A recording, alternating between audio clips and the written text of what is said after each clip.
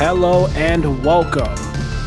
Uh, Hello and welcome back to District E. We are here in the heart of Washington, D.C. for the alley number 20. My name is Buka, My name is King Fuyoshi.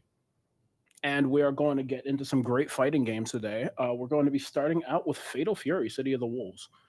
Um, Fairly good game. Although before we get to that bit, I want to talk a little bit about some other stuff that's been happening in the past month or so because there's definitely been a lot of news in the FGC corner. You feel me? Yeah, there's been a lot of changes, a lot of updates, a lot of complaining going on.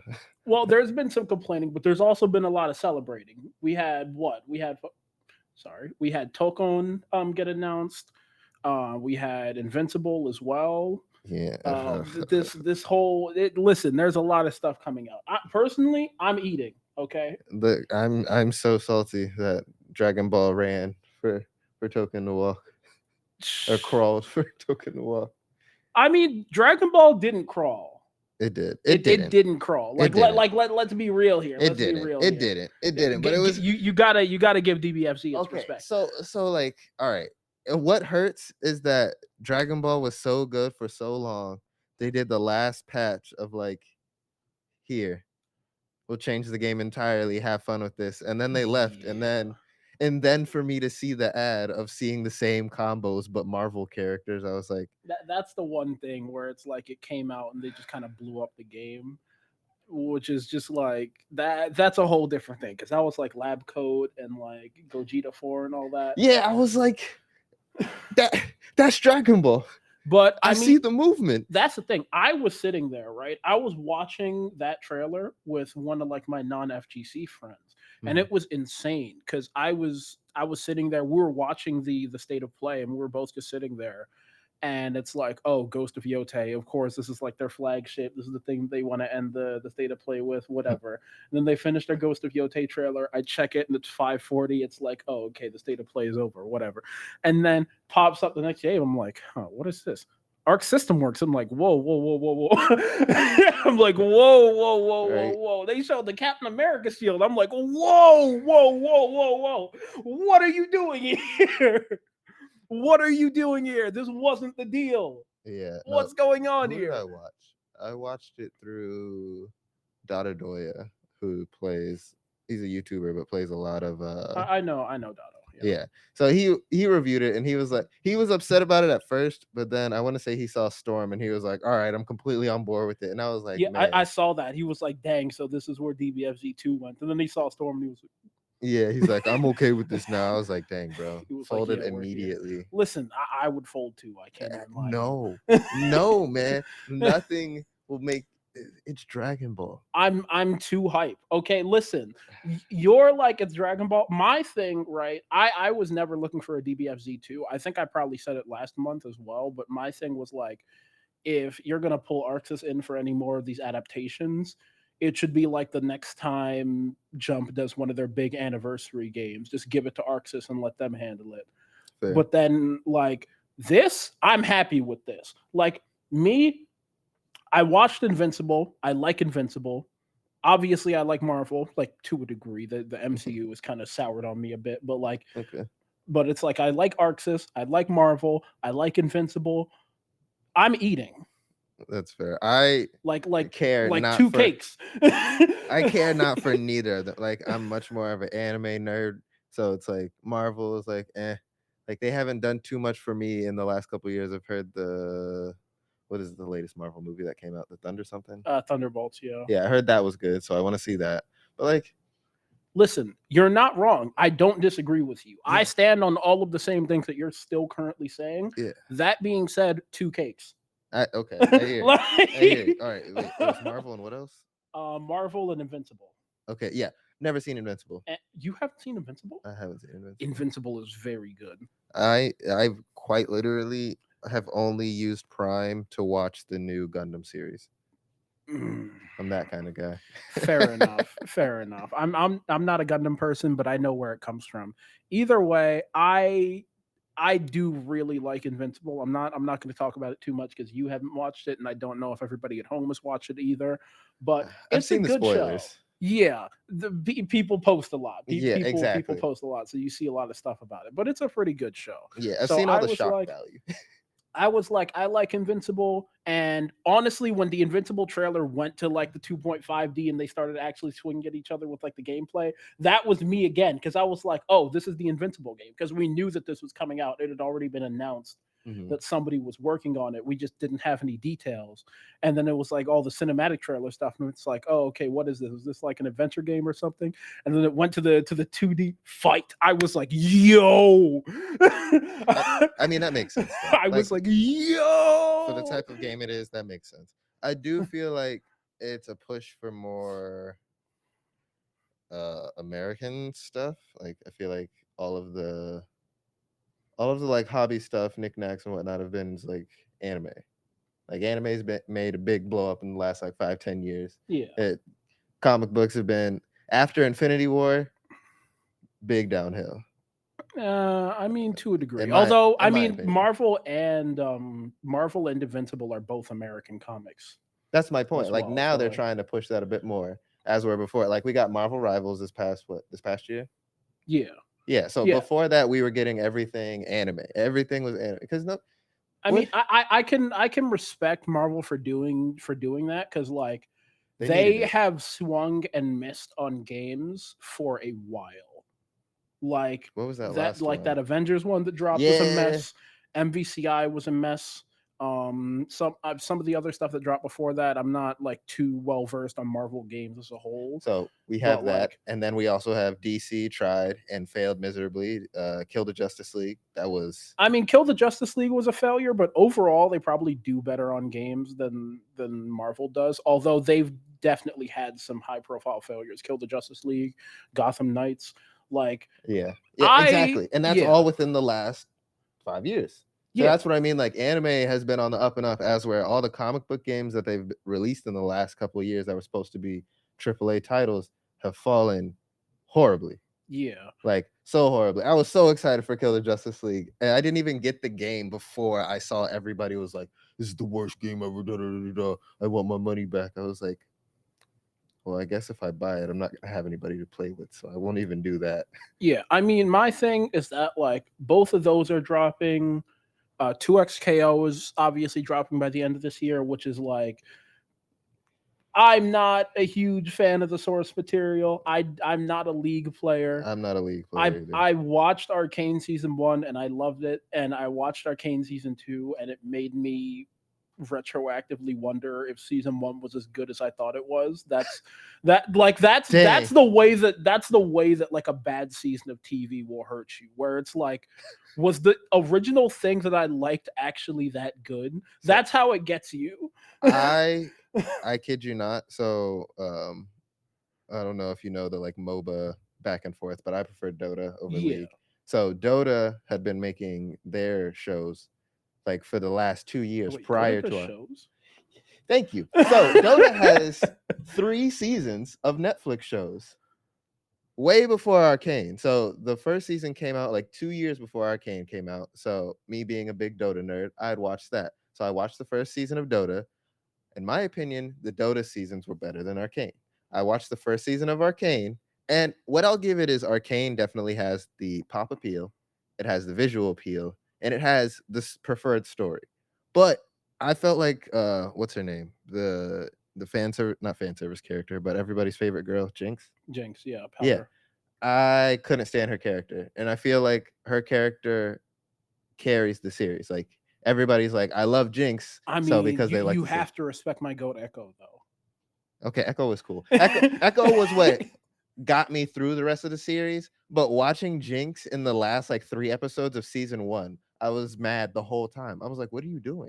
I I'm mean, so she's confused. tweaking. Yeah, I understand. That's the So that's the whole point though. She's literally tweaking. So my thing is, right, I love shows with a good tweak. I need to understand. I need to see the steps leading up to it. I think they laid it out pretty I well. feel like they laid it out okay. I feel like the end game tweak, I was like, I'm real confused by the end of this. Like I have no idea what's going on, homie. Like you were like, this is my hero, this is my idol. I don't want to spoil too much, but at the end, it's like, what did that truly mean to you? Fair enough. Regardless, you finished season 1, you ain't watched season 2? Nope. Listen, just act like season 2 doesn't exist. Word. It's not even that bad, but it's bad in like a way that personally stings me.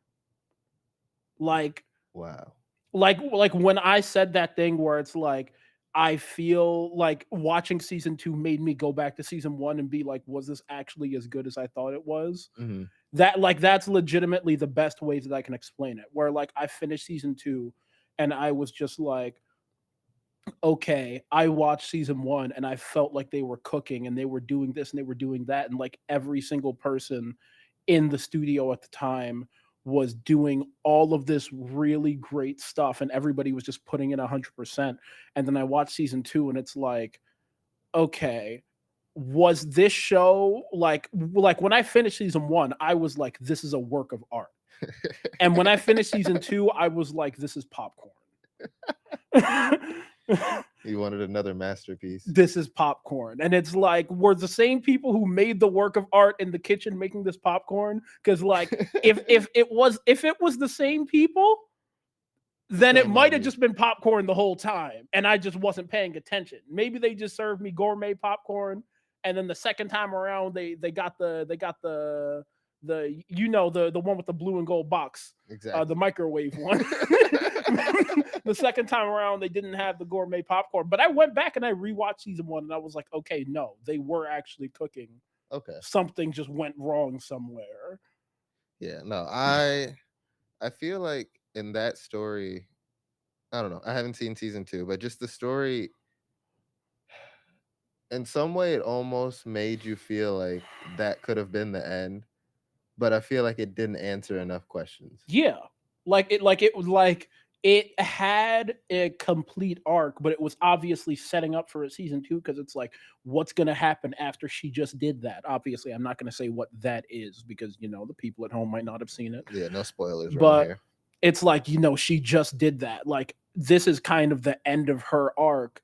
She's kind of accepted it, but like, what's gonna happen now because this action has consequences. Yeah. But then like you get to see, and it's just, oh And season my 2 is none of that. God. Season 2 doesn't even cover it, right? No, it covers it. It just,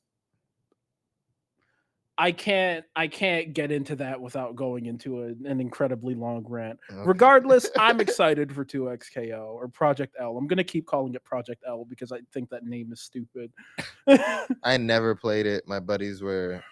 My non-FGC buddies were like, "Oh yeah, this is the fighting game we'll play," as they've said for every fighting game that's I come mean, out. that's also my non-FGC buddies, but like they are 1 league players and 2 like this one is free to play, so it's like I can kind of pull them in the same way that I pulled them into like a bunch of other stuff like the finals, Rocket League, all that kind of stuff. But like, I don't know. I mean, I played the first beta and I really loved it. I was playing Echo Braum and I was just like throwing Time Winder, like full combo into throw Time Winder into like left right mix, and it's just like, yeah, this is. And one thing that I found really interesting about it is just like, we are sitting here and we're converting this fighting, or we're converting this League of Legends character into a fighting game. Like, different medium, different setup, different stage. You're not on 2 dimensions because now you're just back and forth. You're not doing all that stuff,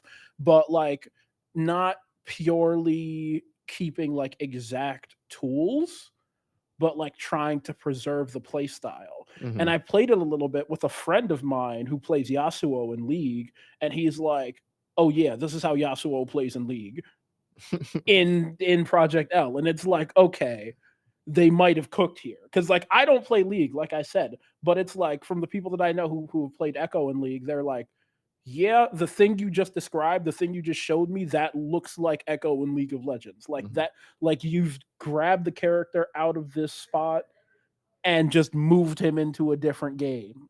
And that's just like, yeah. I think it's definitely an achievement. I respect it. I respect a lot of the stuff that they've done. I didn't get to play the second beta, which is a little bit iffy to me because the second beta is where they made all the changes and everybody was like, Upset. okay, this has problems. And Yeah. I didn't get to play it for myself. So I don't get to form my own opinion on that. I just get to see everybody else being Be like, mad. there are issues here. Yeah. So, like, we'll see. I hope it's good. I hope all these games are good. Because, like, 3 cakes, not 4 cakes. I'm not playing Hunter x Hunter. I'm sorry. I see the hat. I'm not doing it. I don't know if y'all can see it, but this is the boy Kilwa on the hat. So this is actual blasphemy that I'm hearing. I can't do it. Isn't it not even full 60 bones? I can't do it. It's I like can't $40, isn't it? because I tried the demo, right? Okay. And the thing is that it feels really iffy, right? Because one of the main things that I'll do, kind of, I picked this up from like playing Rocket League a lot, is that whenever I open a game, I'll just like kind of open it and go into training mode and just mess around with the movement. Just jump around, dash around, move, just see how it is. Mm-hmm. And the thing is that obviously when you're playing something that's like Marvel 3, even if it's not specifically Marvel 3, you've got like normal dashing and then you've got wave dashing and you've got plink dashing, right? Mm-hmm. So I open it and I'm trying to like normal dash around, and there's obviously like a bunch of recovery on the dash. It feels slow, it feels sluggish, whatever. This is not how I see people moving when they're actually playing the game. Mm-hmm. So then I open, so that I start trying to wave dash, right? And the wave dashing also feels really terrible too, because like most of the actual movement speed on the dash is like backloaded like to the end half of the animation. Mm-hmm. So if you're trying to wave dash and then cancel into crouch, you don't actually get most of the movement and you're basically just moving at the speed of normal dashing. Mm-hmm. Which is like, okay, that feels iffy too. Okay, so you're supposed to plink dash. So I go into the controls to try and set my stuff, and the problem is that this is a 7-button game and I need a dash macro now because I have to plink dash. Because you can't plink. I mean, I guess you can plink dash without a dash macro, Mm-hmm. but you can't plink dash without a dash macro. Like, let's be serious here. Let's be really, really serious here. And it's like, okay, I have to plink dash, but I've got 2 assist buttons and a special move button because I've got no special move inputs, Mm-hmm. and a nen button because that's just on the controller for some Hey, reason. it's needed. And I've got to deal with all this stuff, and my dash button needs to be next to one of my whatchamacallit. My dash button needs to be next to one of my attack buttons because that's how you plink it. But then if I put my dash button next to one of my attack buttons, then either one of my assists or my special move is all the way off on the other side of the controller, all the way on the other What's going on here?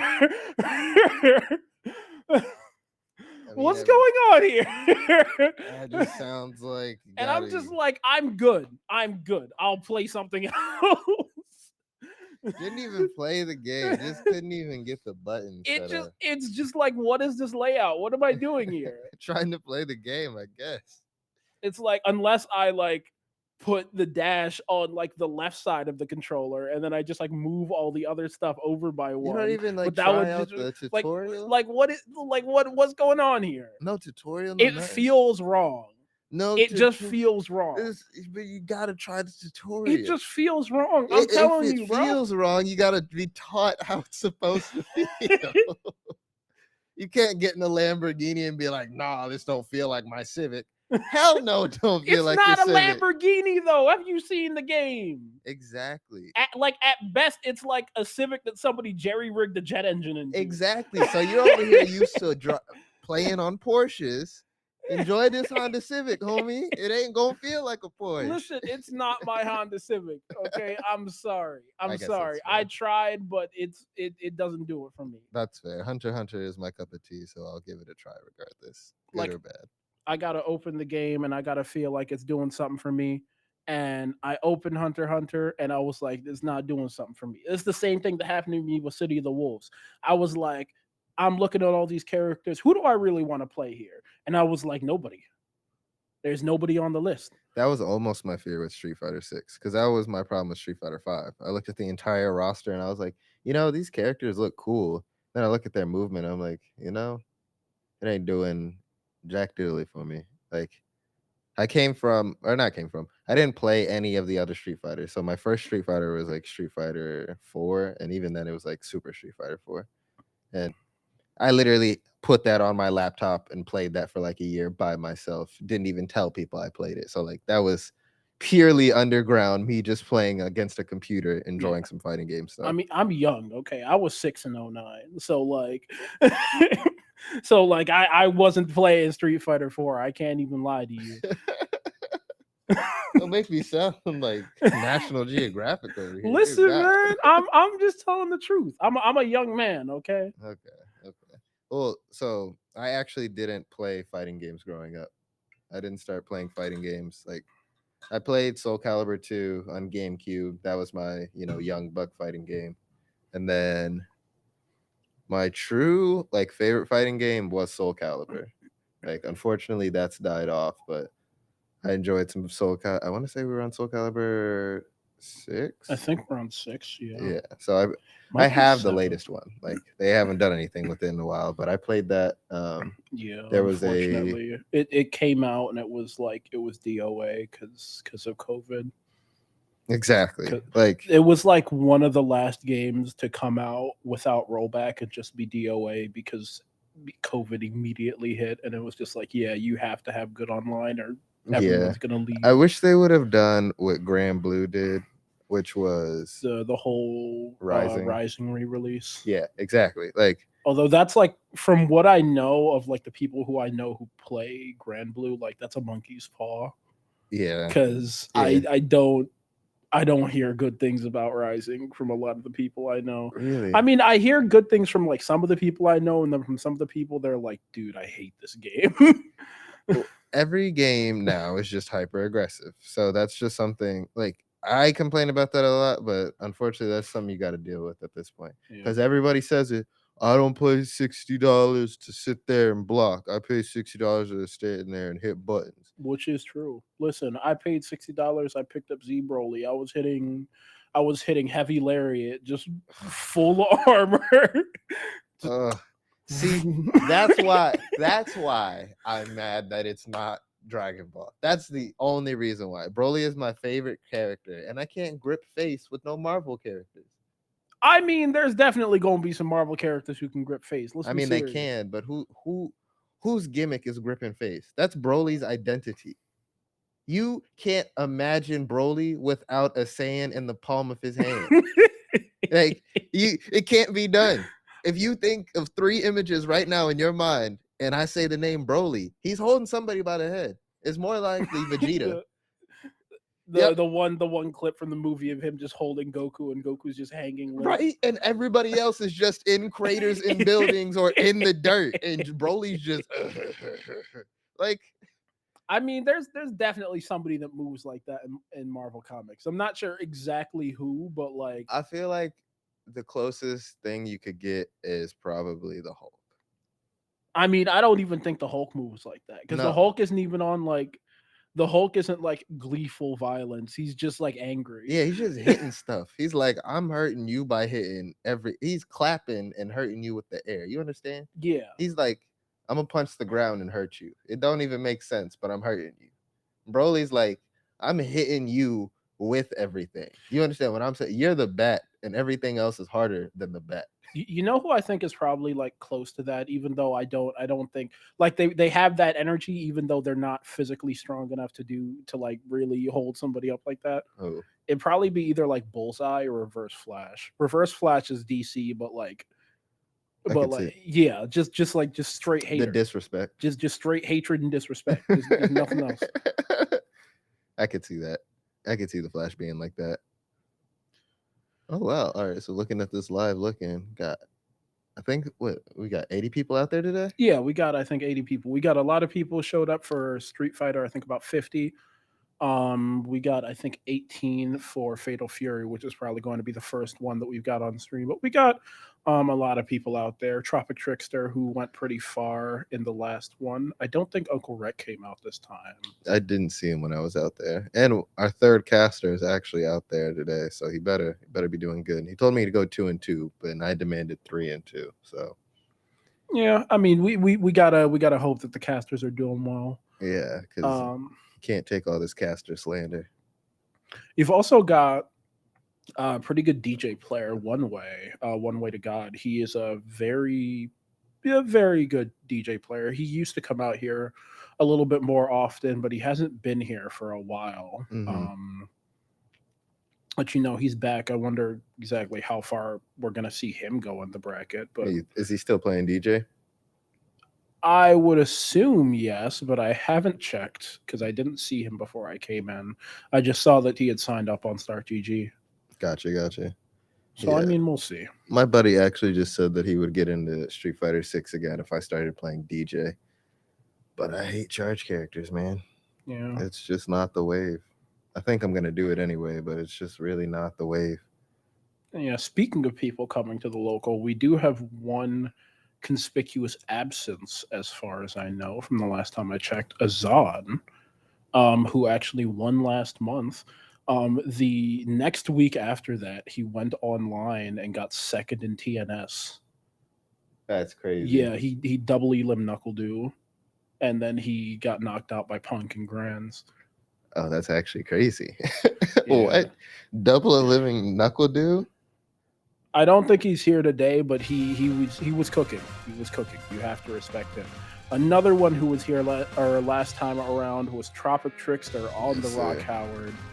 Handled some business with his Manon in Street Fighter and with his Rock Howard in City of the Wolves, which we see here once again against CJS on the Preacher. I can respect the Preacher. I've played a little bit of Preacher during the betas, pre-release. I was about to say she seems like the one of the poster girls that people have been going with. I've just been seeing a lot of who's the dude with the pompadour? Marco? Yeah, Marco. I've been seeing a lot of Marco. I've been seeing a lot of Rock, and who's that other guy that Vicky Viper was playing? Vicky was on. Vicky was on Vox Reaper. Yes, and so that was most of the people that I've seen from Fatal Fury. But moving on from that, we've got Tropic Trickster starting off real strong. Oh wow, nice DP through that side switch. Yeah, good play right there. CJ tried to get the cross up. We see Preacher is actually a pretty interesting character. She's got a Rekka and we see the bionic arm comes out there on Wake Up, tries to get the cross up, and the DP again out of Tropic Trickster. But Preacher is a pretty interesting character. She's got the Rekka forward, which is that EX cancel that we see CJ keep on doing. She also has, I guess you could kind of call it DJ Sway. Oh, really? Which is fairly interesting because of the way that EX moves work in this game. Then you can cancel EX moves into other EX moves. So she whips can. The bionic arm. Oh yeah, whips the bionic arm. I think should have gone for the other super there. Oh, and that confirmed there into the gear, and that is going to be the kill. All right, so Tropic Trickster keeping it quick, taking that first game 2-0. But yeah, has the sway, but one of the important things is how you can cancel the special moves into special moves in this game. So can essentially go for sway into like full convert combos afterwards because of it. That'd be frustrating. I'm sure it's fancy. I'm sure that's why people love this game. For me, that oh my goodness, I'm sure I would get quick.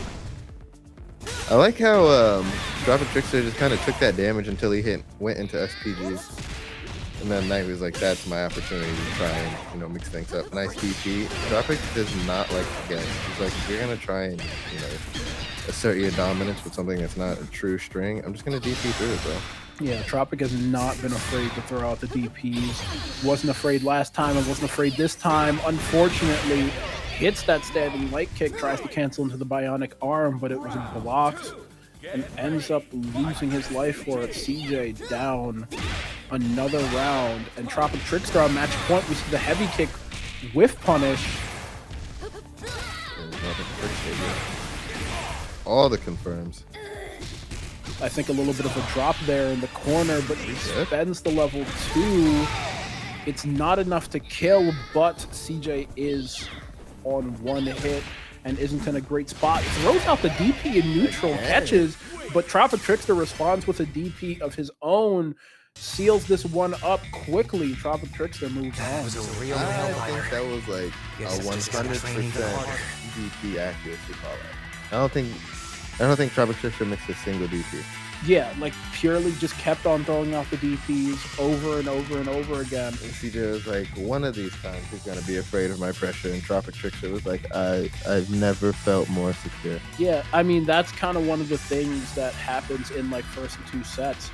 You don't really have the time for a lot of that longer, more difficult conditioning. So you have to just kind of have your game plan and stick to it. And he was just like, listen, I'm not holding anything. I'm No. going to DP every single time. He said And you again, just kind of have to hold that. I did not pay $60 to block. I just showed up to this tournament to hit buttons, and that's exactly what Tropic did. Yeah. Which, I mean, it kind of peaks the risk reward because, like, obviously in a shorter set like this, throwing out DPs a lot means that, like, you never really have to hold knockdowns. But then on top of that, throwing out DPs a lot means that, like, when you do get baited, losing a round hurts that much more. Yeah, that's gonna be some big damage, but I guess you're not even worried about that. I mean, again, 100% like call out. Like, we didn't adjust at all, not once. I mean, that's the thing. When the set is that short, when it's that quick, you don't really have time to adjust. What was that? That was 4 or 5 rounds? Yeah, but even not even that. That was like maybe 2 minutes. Yeah. Like that's what it's one thing to try and adjust. It's also another thing to realize how fast you're trying to adjust. Because sometimes, maybe it just takes you 15 seconds or so to adjust. But how long was that first match? If they kill you in the first 15 seconds, well then you ain't doing nothing. But if you manage to make the match last 60 seconds, then if you can adjust every 15, then you'll be in a better spot than they are. So it really just depends on the person. Yeah. All right, let me check out this bracket. Okay, so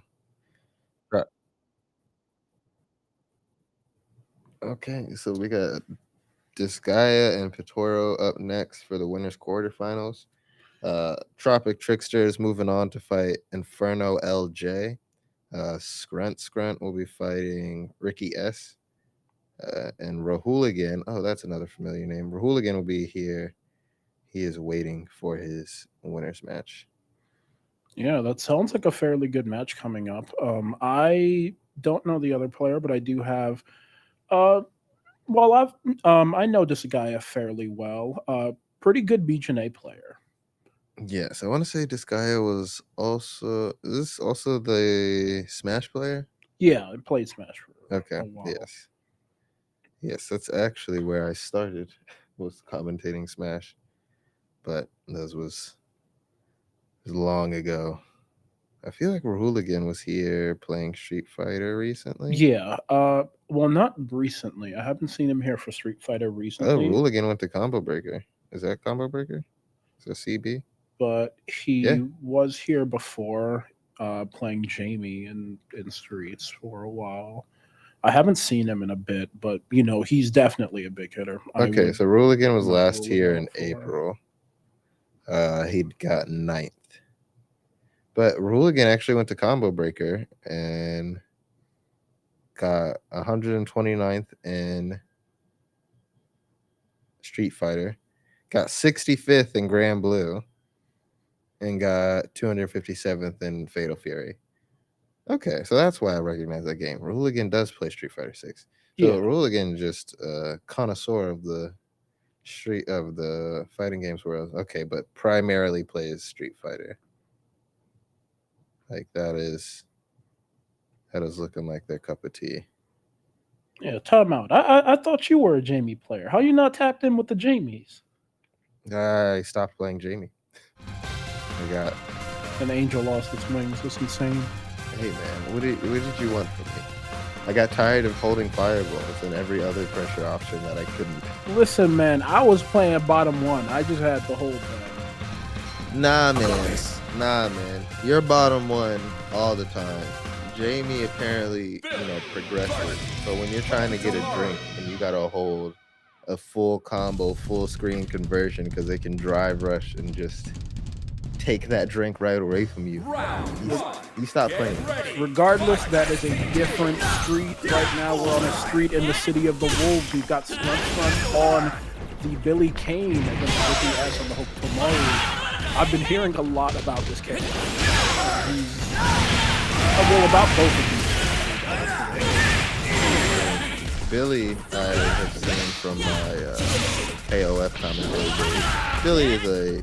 Billy was rare sight in the latest KOF, but it was very nice to see. I do like his recent, what they've done with him in this one. He's not a rare sight here. He's apparently the most played character in top 8 major activists. And Hokuto Maru is like the tournament list. They are both very well represented. Wow. And Ricky representing as well. We see getting that kill and taking that first round. Hey man, who doesn't love a good ninja? Me. I don't like getting mixed. I've had enough of it. Man, I don't like getting mixed either, but you know, ninjas are cool. You like mixing things. Like, that's the difference. I don't. I just like ninjas. In Smash I played Link, so you know we got zoners. Although I don't like zoners. Regardless, we see here Scrunt playing pretty good keep away. Trying to keep Ricky, well, not fully out, not 100% zoning, but just kind of trying to keep Ricky at mid-screen and stop him from approaching. Taking a little knockdown here and there to keep up the pressure. And you see there the rev blow catches Ricky, goes into that level 2 super. Ricky on the 1 pixel, and Scrunt ends up taking the first. Billy's a man now. What?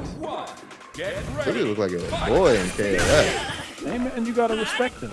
Yeah, I mean, shoot, Billy had a glow up. Look at him, he got that on though. Yeah, that's what I'm saying. Billy had a bandana before. He was like, take off the bandana. And he catches there with another rev blow. Has Ricky in the corner, tries another rev blow. Ricky ends up jumping out, gets that conversion, now has control of the corner, gets the throw, tries to throw the shuriken for Oki, but Scrunt wakes up a little bit later, and I don't think he gets it. Ricky's been having a real hard time. But he does get that. The wild punish tries the crouching light kick meaty, but gets reversal super, and Scrunt is now 1 round away from taking the set. Hockey is supposed to be a mixture of what's his name?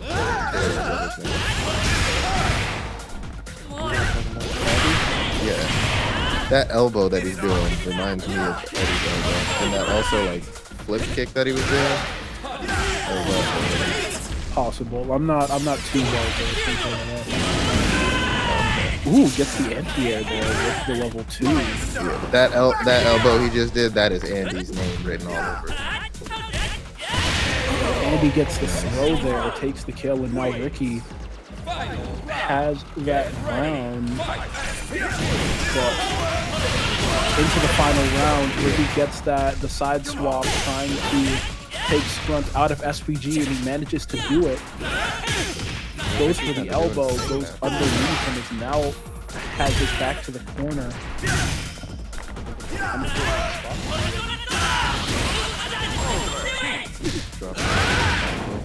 I don't know if he was dropped or just trying to get the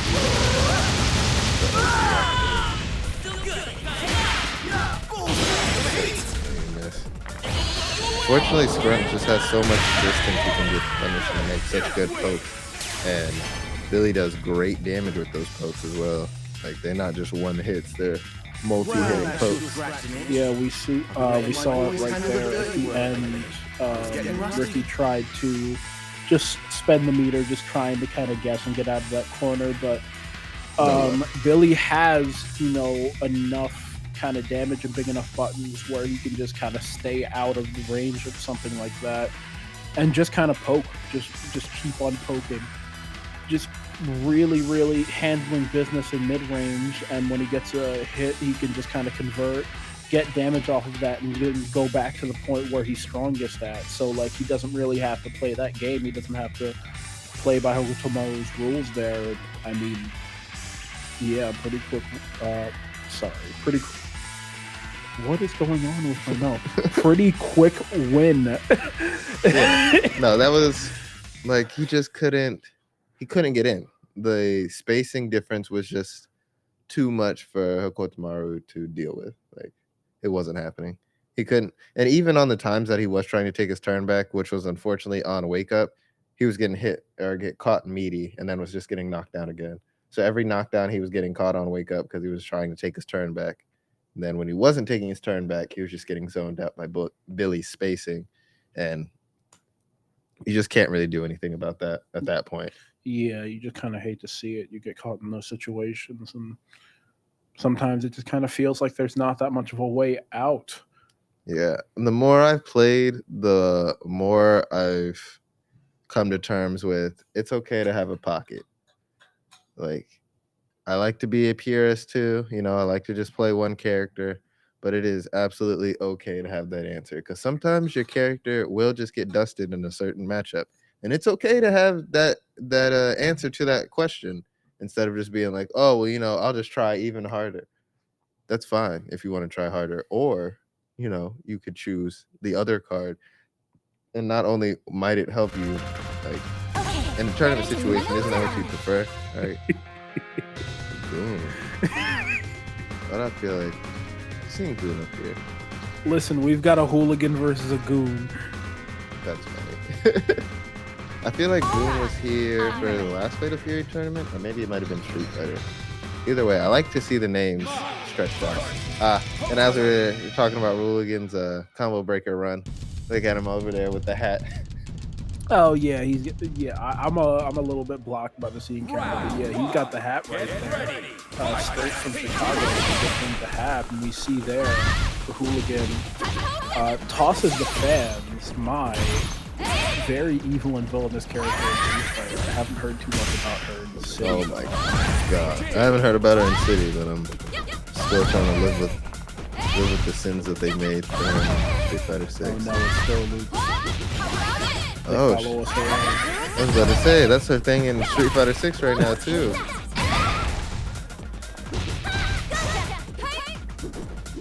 Ooh, and we saw there, Goon tried to get the DP, unfortunately gets crossed up and loses that round. The hooligan puts one on the board. Now we see bad conversion there from the hooligan. Goon ends up getting that conversion, but doesn't get the DP at the end. Full punish here from the hooligan, but Goon, now an SPG,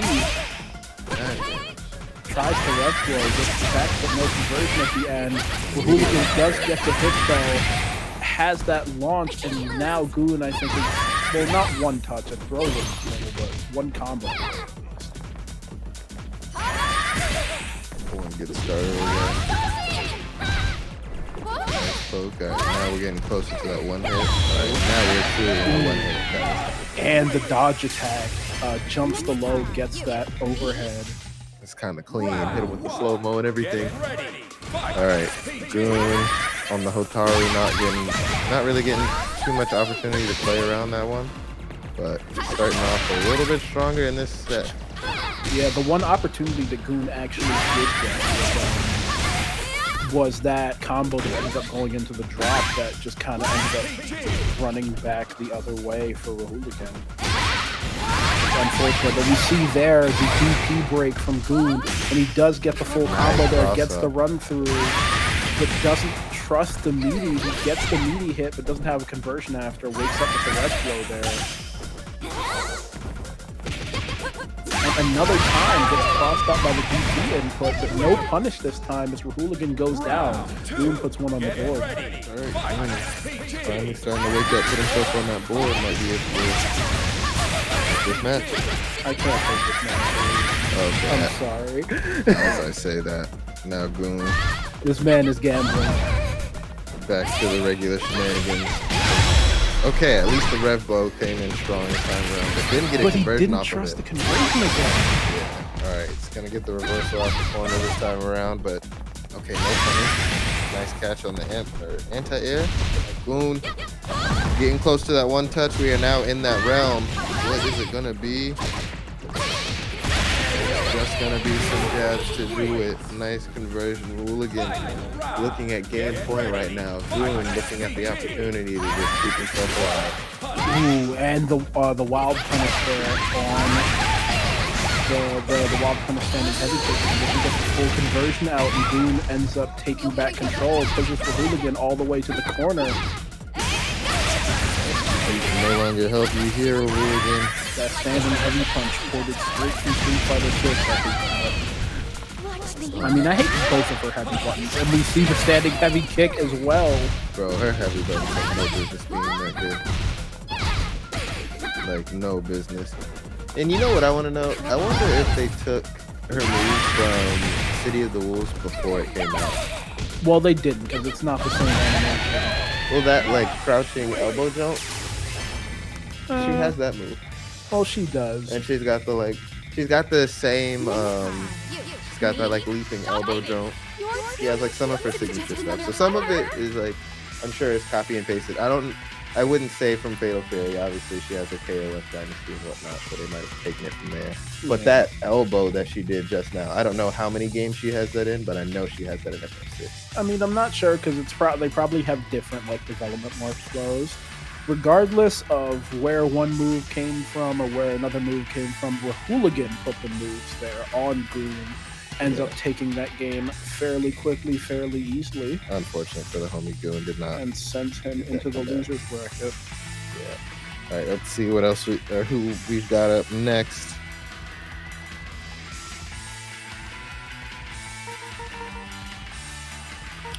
And it looks like next up should be two players who you have seen win on the stream just a few minutes ago. We have Tropic Trickster and Scrunt going up against each other in winner semifinals.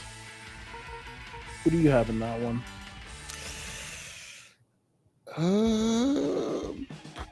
You feeling the boy William Kane?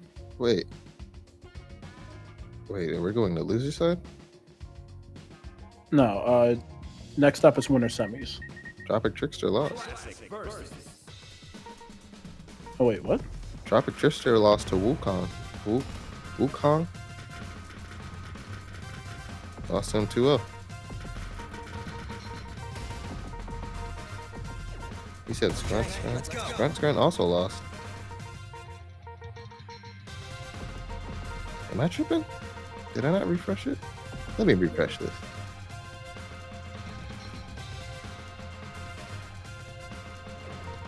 Okay. Now let me see this. Okay, no, Tropic Trickster. English is hard. Tropic Trickster still held that L. Like, that was not a typo. Wait, what? Yeah, Tropic Trickster lost his winners round 3. Is this the right? No, this is the wrong event. This is Street Fighter. Come on, man. Look, man, we got 3 different events going on tonight. That's actually so sad. Tropic Trickster. Okay, well, he got knocked out in his round 3 for Street Fighter. Unfortunate. Manon has not been treated very well. She shouldn't be either. Listen, if I'm in any world where I'm doing Jamie propaganda, I would also have to do Manon propaganda because they both deserve it.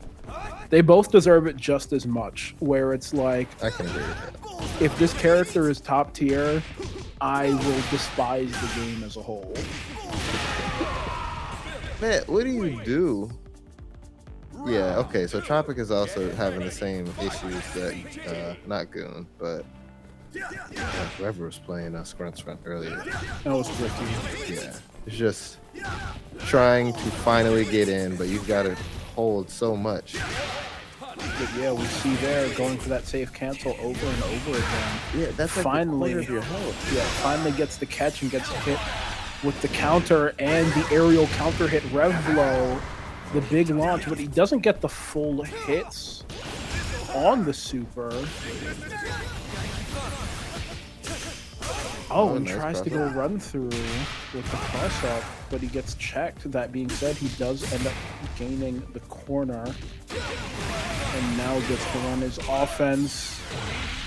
Gets Okay. that conversion, but it doesn't look like the Raging Storm will be enough to kill. One touch away and gets the throw on Wake Up. Okay. Okay. You're kind of cool for that. You're kind of tough.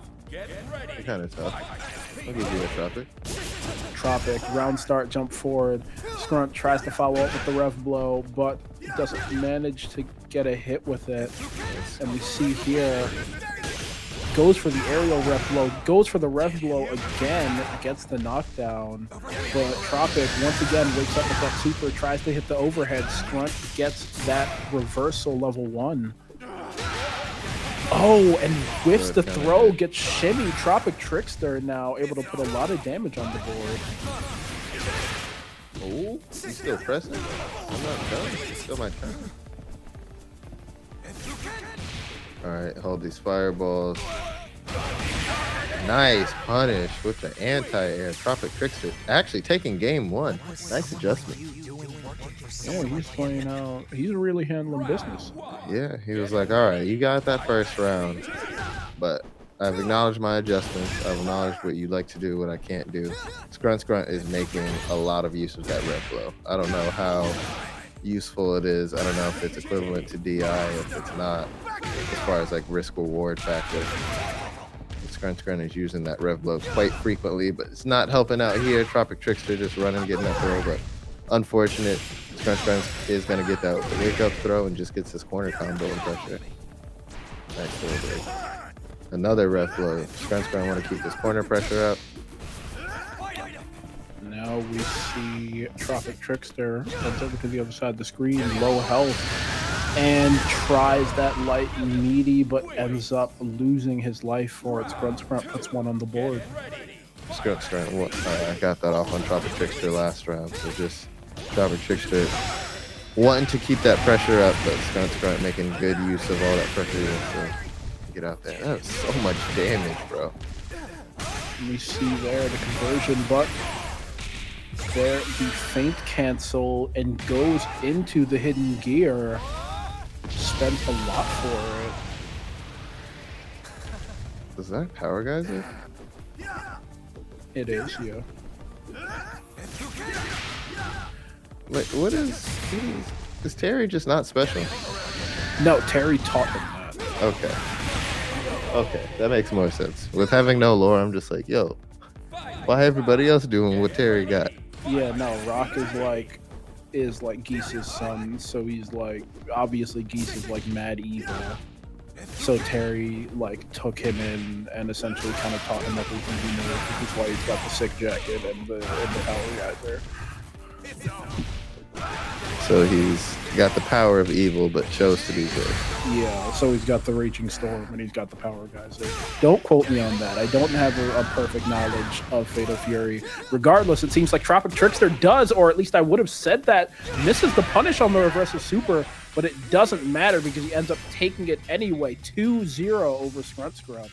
Very nice. I like the adjustments that Tropic Trickster made. I was trying to deal with that difference in range, but once he got the knockdown, Tropic Trickster just kept up the pressure and Billy just wasn't able to get started again. Yeah, he was just kind of handling business. We saw earlier, the Hook of Kamaru just could not get in, just kept on, would get put into mid-range and then just get hit with button, special cancel, back out, and just could not manage to find his way in. When he did find his way in and started pressing buttons, Scrunt would throw out the rev blow. The rev blow would eat some hits, and then it would hit, and it would just get the full crumple.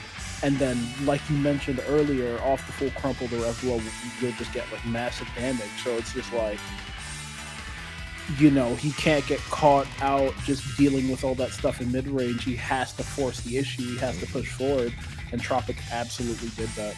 Exactly. We even saw him punish. What is it, the level 1 super? A few times. So just all around good adjustments from Tropic Trickster. But that does not mean that our man is knocked out. Scrunt has just gone down to the loser side, so he's still got one more chance at things. And looking at this winner semis with Trickster moving along, we still have Disgaea versus Rule again for our winner semis. All right, who you got on that one?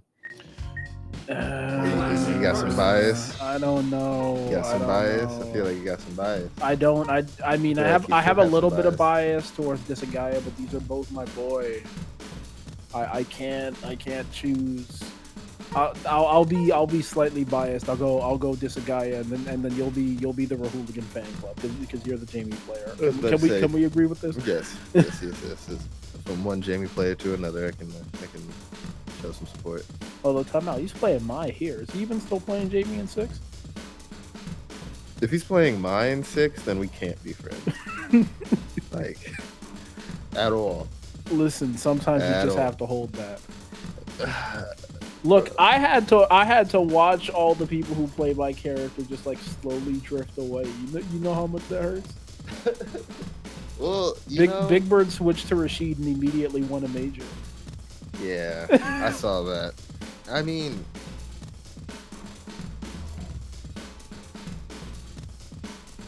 I feel like Maurice is one of those characters that you can have fun with, but at a higher skill level, you have to play someone else. She just doesn't have enough options, and unfortunately, at the higher tier options, you need a lot of options, or else you just get out option selected, and then just gotta watch that whatever level 3 cutscene that they're feeling that day, whether it be a Kuma putting hands and feet on you, or Ryu uppercutting you into oblivion, Ken fire uppercutting you. Like the uppercuts is coming. The uppercuts is coming. Although the uppercuts is also coming from Marissa because she'll hit you with the Bro, that ain't even an uppercut. Those are straight haymakers. She's not even throwing a punch. She's just putting her arm back and then swinging her arm forward as fast as she can. She just gets rid of it. Yeah, bro. She literally shoulder charges you into a Roman Coliseum. Maurice is actually not fighting. She's just moving. She just happens to be. You're literally just in the way. Like literally express. You get pushed all the way to the corner into the juggle level. Right. So with that being said, we are into this game 1 between this guy and Raul again. FGC versus Mai. Oh, okay. Looks like this guy's got this nice corner pressure. Oh, this is gonna be a big punish. No way, right? Oh, it does finish the end of the, or does it with the end of the combo? And we see the hooligan go with the overheat, the rev blow out from to get out of the corner, and ends up taking that round. And on the board. Oh, and the dive kick gets that punish, but does not manage to do too much with it after the fact. Yeah, unfortunately, my buddy Hooligan, his anti-airs are not getting coming out as well against Fusion. Fusion A's getting a lot of conversions like that dive kick. Yeah, I mean, Fusion actually has a fairly good set of air options, so you can't really just see someone jump and then immediately throw out the DP because if you get hit, that's crazy. She just killed him with the buns. I mean, that's one of her things. That's one of her things. You gotta respect her. She's been here since like 2001. She's been throwing that thing since 2001. It's crazy. She's been doing that. That's 24 years of throwing it in a circle, bro. That's absolutely insane. You know how much it's gotta hurt? You've been throwing for 24 years and you still hit you. It's gotta feel like straight steel. Straight beams and girders, bro. I mean, hit kill. It's gotta feel like something. Okay, we got another win, unfortunately, on that. I mean, she out here fighting like boxers. It's like the same damage against him, but it does against everybody else, so yeah. I mean, that's definitely training. She's been doing it. She's an assassin. Assassin with the name is crazy. I mean, that's the lore, though. That jump is crazy. Like that. It just looks so goofy, but at the same time so cool. I can't. Regardless, though. Oh, you get more off that? That's insane. Put her down. Has the full conversion. It does nothing on the back. Nothing wrong, but doesn't manage to hit the cross up, and now the hooligan back in this corner. This guy is going to be able to spend the level 2, and it should kill. It does. Disagaya ends up taking the winner's semis 2-0. Pretty good gameplay. That was crazy. That was a lot less of a back and forth than I anticipated. Just a little. This guy really just kind of steamrolled. Yeah, he really just pulled up and he handled his business. And now I think it's going to be, well, when we get to it, I think it's going to be Disagaya and Tropic Trickster in winners finals. That seems like it'll be a pretty good game. 1,000%.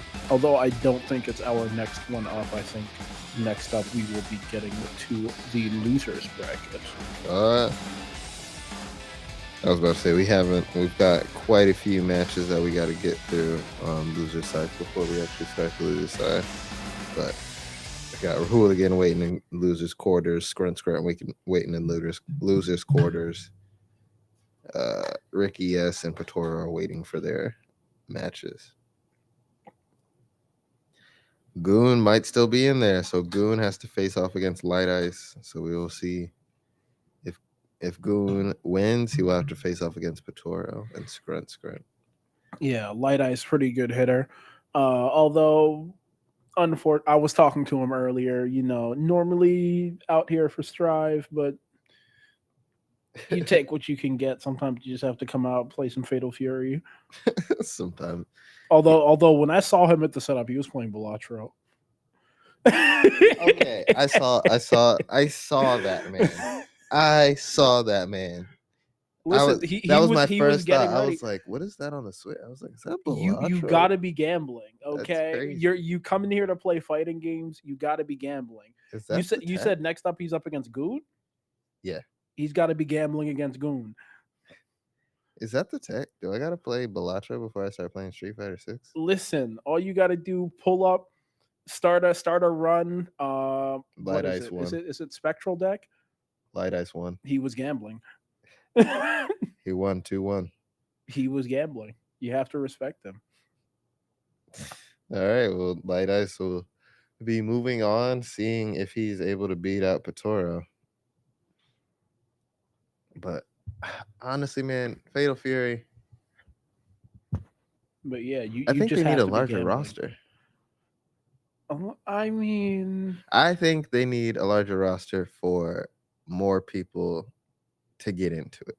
I feel like if you're a KOF head or a City of the Wolves head, like you're like, this is great. But I feel like Ronaldo was their attempt at bringing other people in.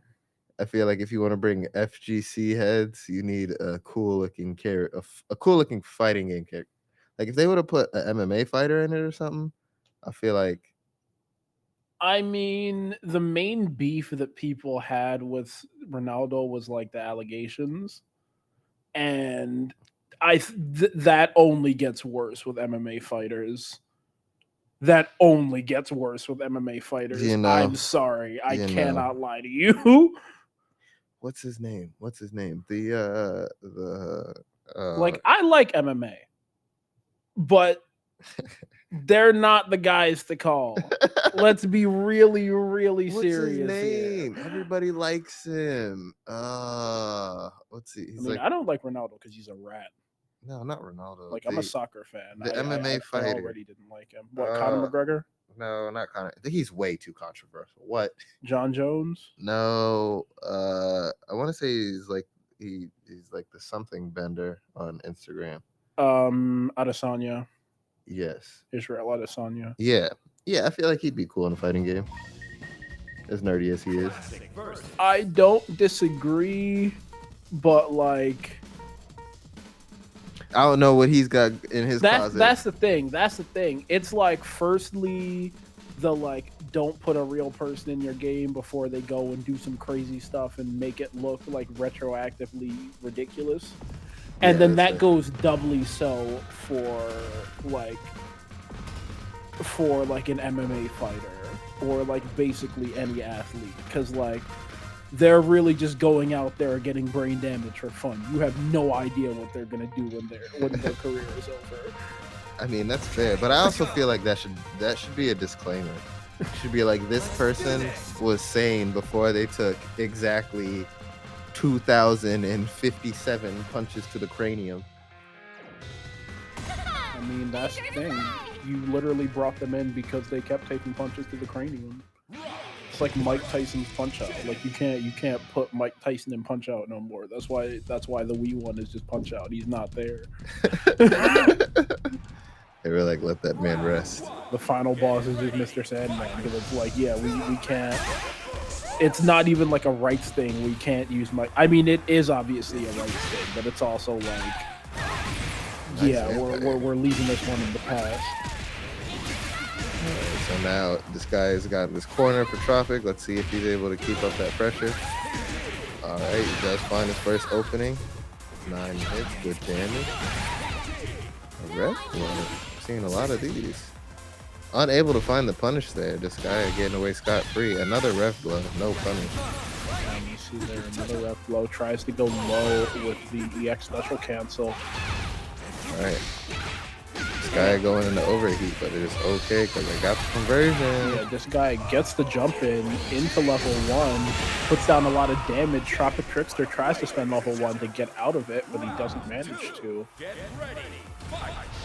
This guy, if I had to use a word to describe him, he's calculated. Yeah. Like, it is tough to play against him because you've got to be on everything. If you forget one simple thing, or if you don't know the spacing for one of his push-offs or something, you're gonna get abused for it. Yeah, like very solid, very methodical, very kind of functional play, which I find interesting on like such a whimsical character.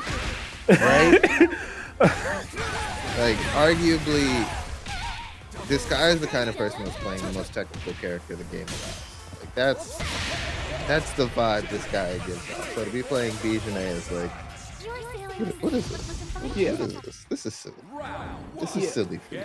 Like, I always kind of find it funny. I guess it happens more in Smash when somebody's playing like a character who is like very kind of funny or goofy or like any kind of stuff like that. And then they're just like moving absolutely ridiculous. Like how Luigi has like TODs off of grab down throw in Smash, and it's just like, oh, he's using the vacuum cleaner and he's trying to catch you, and then he catches you once, and it's just like, oh yeah, that character's dead. He's got the conversion. Regardless, he's not dead, just a guy up, but he does end up getting caught. Yeah, that was like, commentators curse and a half. Listen, the super didn't kill. This guy has the rights to fight you. That the super didn't kill. That's not commentators curse. Throws out the dive kick again, but his spacing was slightly wrong. Ends up eating a big punish now into SPG though. Disagaya. Oh, and I think tries to. Throws out the parry there on a miss input. Gets punished, sent into the corner now. Not in a great spot at about 40% health. Disagaya trying to make something happen and gets that feint cancel there in the corner. Now, yeah, Tropic jumps out of the corner, gets the combo, but doesn't do the full conversion, but it doesn't matter. Throws that fireball and ends up putting a game on the board. All right, one apiece. This guy and Tropic Trickster really duking it out on this one. Yeah, we're seeing a drop or two from both sides, and we see there. Oh my goodness, that's the first time we've seen that play. Yeah, we see there the cross up low grab. I think tries to convert afterwards, but does not manage to. She going to convert. Tropic throws out the rev blow. Disagaya responds, tries to. Nice catch. Yeah, and gets the cross up right there. Puts in a lot of damage, but not enough. And is now an overheat. Yeah. Ooh, that punished, but it didn't punish enough. We got the punish, but we didn't convert off the punish. Nice trip. Should have been slightly more punishing. Oh, and we see Disagaya is actually incredibly close to getting guard crushed. Not willing to take anything. Tropic Trickster tries to throw, gets jumped, and Disagaya gets that punish. All right, this guy now's got the steering wheel a little bit. We're up around, so we've got just a bit more space to play with. But as I say, that Tropic Trickster is going to start off this round with all the damage. Yeah, another straight jump in from Tropic Trickster pushes Disagaya to the corner, but Disagaya fights his way out. The back throw incident. Tropic Trickster throws out that DP again. Has he been baited once tonight? I think maybe once, but I'm not. My memory isn't serving me perfectly. Regardless, we see here the full conversion and goes into the hidden gear. This isn't going to kill, but it is going to be one touch.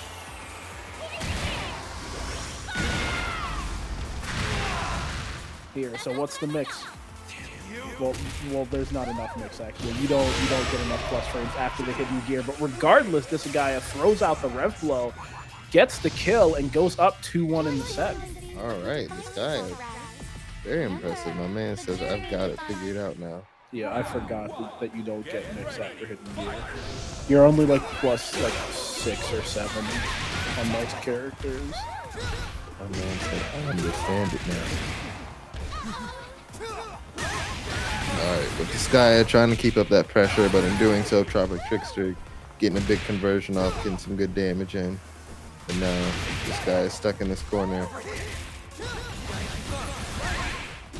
Oh, and we see there, it gets the EX cancel, goes low, but nothing afterwards. Manages to get that standing heavy kick with punish, and This takes guy it is laughing.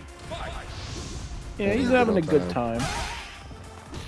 Nice anti-air. Oh, unfortunate. You are going to pay for that fireball. Yeah, you gotta have fun with it, and this guy is having a lot of fun with it. The dive kick into the corner doesn't put Tropic into SPG though. Oh, And nice. ooh, the low command grab runs. Or actually, is that command, or is that just a whip? It looks very grabby, but I'm actually not sure. It looking very grabby is quite a statement. Listen, am I wrong though?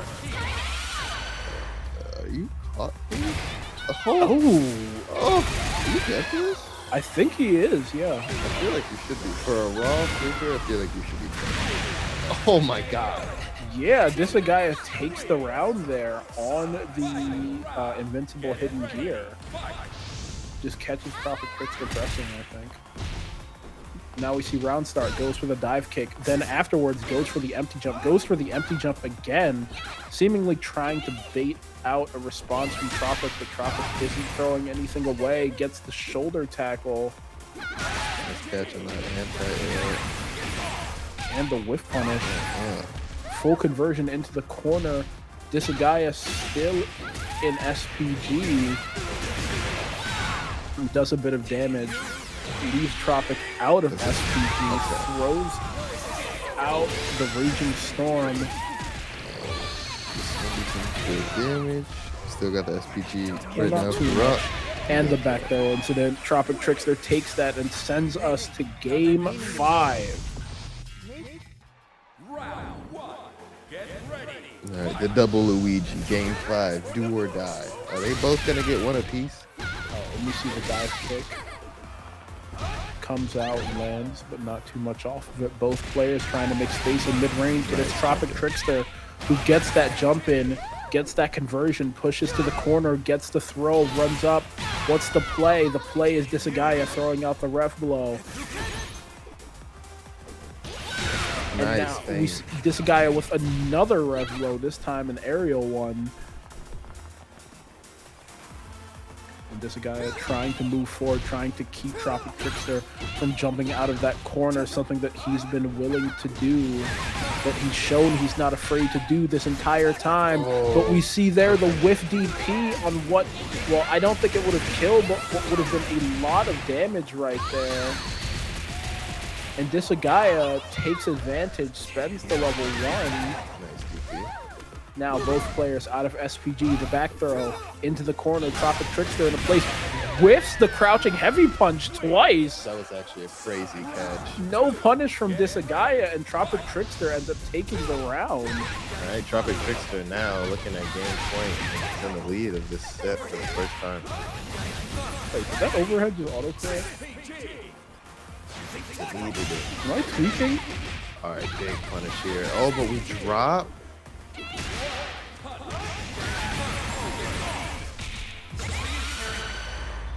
Regardless, we see the hidden gear come out here from Tropic. Yeah.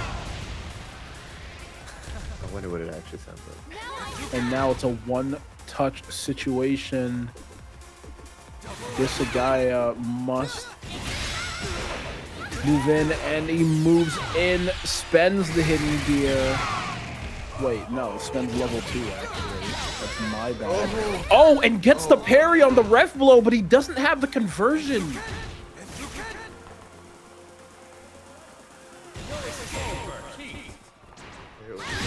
Nice DP. We just got a little bit left. Oh. Can you chip here? You can chip, but it doesn't matter because Tropic Trickster ends up putting away Disagaya. 3-2 will be waiting in winner's side of grand final. That was tough. It's actually kind of crazy because I was talking to Disagaya a few weeks ago on Discord, and he was talking specifically about that situation, about combo optimizations off of the parry with aerial rev blow. Like, he was literally talking to me about how he was labbing that specific situation, and we saw him get the aerial parry off the rev blow and drop my boy. Come on. Hey man, it's you practice it, but then you still gotta practice the recognition while in tournament. Still, it happens. That's the thing. It hurts me a little bit because you want to see something like that come good, and it's just like when you recognize the situation and it's like, oh wait, this is literally the thing that you've been practicing, and then it's like, oh no. It's unfortunate. I mean, obviously it's kind of like a difficult situation to recognize, so like it's understandable to drop in that spot, but it's just like, I mean, he's recognized what he has to fix and worked on it. Unfortunately, it didn't come to fruition today, but maybe next time. You just hate to see it. You do hate to see it. Feels bad. Regardless, Tropic Trickster does not hate to see it. Tropic Trickster probably loves to see it. I can't even lie to you. Probably Birdman hands when he sees. Great. My ref blow went unpunished. Ref blow is an interesting mechanic. It's like more aggressive DI from what it looks like. Yeah. Which is great. Aerial DI would make me sell the game. Obviously not really, but that would be a decision that I hope Capcom never makes. I would definitely fight somebody. I mean, yeah, you should fight it, but fight the development team. Just jump into 2 hits of armor, wall splats on block. Although I'm reasonably sure that Ref Blow doesn't have like the whole on block situation that DI does. But still, it's just that would be crazy. It's a very, very funny tool. And then it beats DP because DP only hits once or twice, so it just armors through DP unless you EX DP. Although there's actually a funny thing, and no, it's not actually. I'm pretty sure it also loses to EX DP now, because there was a funny thing that I ended up doing. No, it's supposed to. No, yeah, it loses to EX DP. Mm-hmm. But I'm saying that's the only thing you could do. Regular DP would still lose to DI. No, EXDP also loses. Why? It's hard coded now. That's true. I mean, if you can EXDP, then you can DI back for actual damage. So, like, leave it to me. like it's not a ridiculous thing. It's not ridiculous. It's not ridiculous to say that. But the mirror match. Yeah.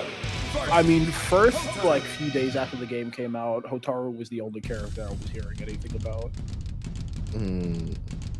People were just going back and forth like, this character's stupid, this character sucks, why is this character so good? Not this character sucks, like this, you know what I mean. It sucks playing against this character. Yeah.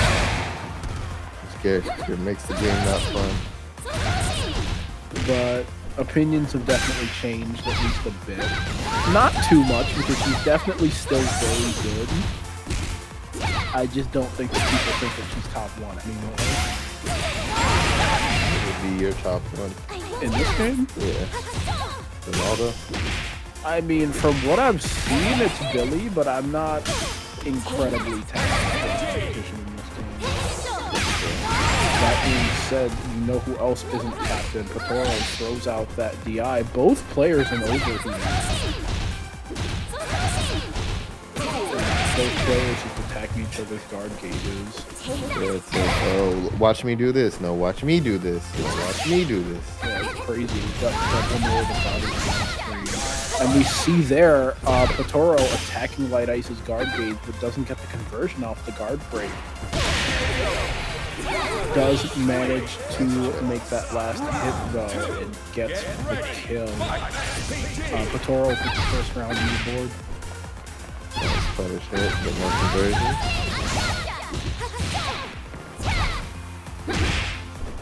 Toro is just finishing the full conversion no matter what.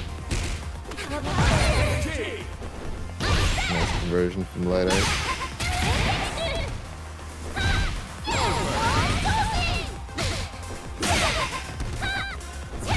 Now we see here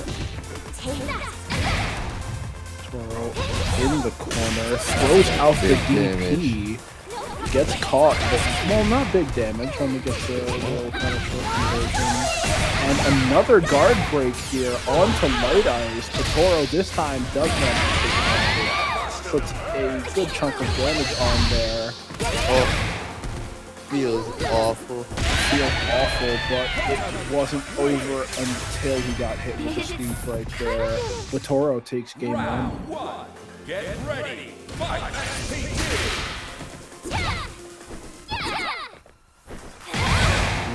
Got some nice adjustments coming out from Light Ice, but unfortunately Patoro is just taking the lead in this match. Really is just kind of getting that many more hits on block. And you see the difference just in between the block streams. You see the DP out there from Light Ice. But Patoro gets the conversion, throws the meaty fireball. Light Ice wakes up into it, gets thrown into the corner. And now Patoro, Nice sweep. trying to make something happen, pushes forward, throws out that rough blow once again on block, throws the fireball. Oh, gets the counter hit gets on the ankle. And now I think goes for the command grab, Light Ice, but he doesn't manage to get anything off of it. Nice grab.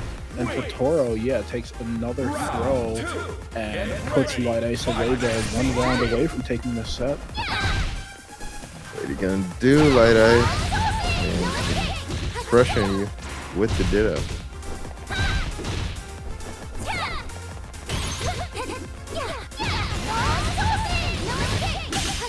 See there, fireball at the end. Her record Doesn't is manage to just get so too much insane. out of it, and you see Light Ice is burnt out, sorry, overheated, and so is Patoro. But Patoro is attacking that guard gauge. Light Ice, though, the back throw incident gets Patoro back to that corner. Patoro, though, gets that neutral jump, manages to escape just a little bit, and both players are now out of overheat. But it's still a problem. Patoro has him stuck in that corner, gets that jump button into dive kick, pushes him back in, but Light Ice once again with the back throw tries to retake control of that corner position, doesn't have the conversion afterwards, and gets caught low. Patoro will be taking this. Unfortunately, Light Ice, he needs his chip back. Give him chip or he retires. Kind of freaky out when they look like me. He wasn't gambling hard enough. He wasn't gambling hard enough. He wasn't taking it seriously. But with that being said, that will knock out Light Ice. Excuse me. That will knock out Light Ice from the tournament, or at least from the Fatal Fury side of things. Toro will be moving on to play Scrunt Scrunt. And Jekyll will be moving on to play Hooligan. So one of those is coming up. I know it. I feel it in my bones. Both sound like pretty good matches. You know, I'm ready for some Street Fighter matches. I'm also ready for Street Fighter, but you know, obviously we're out here. We're running the Fatal Fury. You gotta cool it. You gotta cool it. Nah, everybody just has their own fighting game, and it just like Mortal Kombat, not for me. It's not for me either, but like people hate it a little bit too much. I have an angry fan base. I mean, instead of Street Fighter, everybody, a lot of people have angry fan bases right now. I mean, not even like a fan base. Like a lot of people in the general FGC really hate Mortal Kombat in a way that I think is like, I don't know, kind of performative.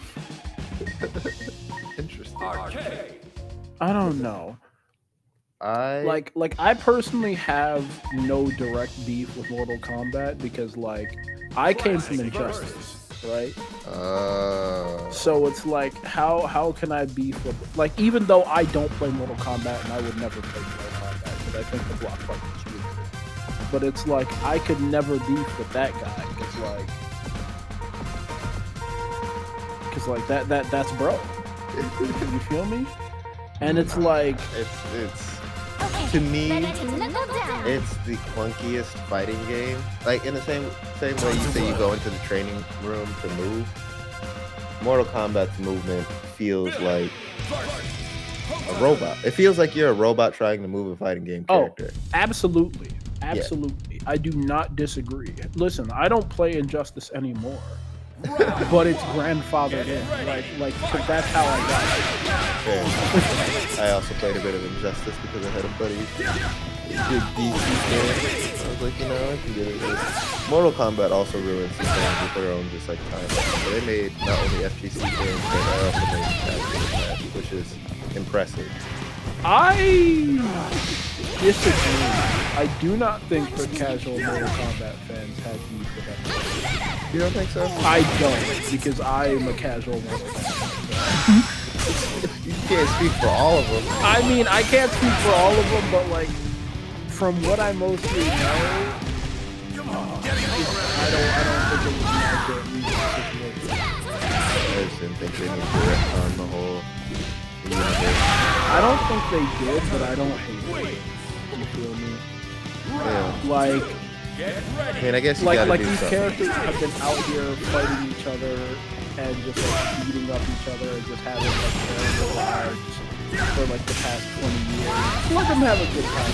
Because that's literally MK1. It's just like literally God is their friend, like their close friend from a past life, and he's just like, yeah, I'm just gonna make sure that all of my homies don't have to do all the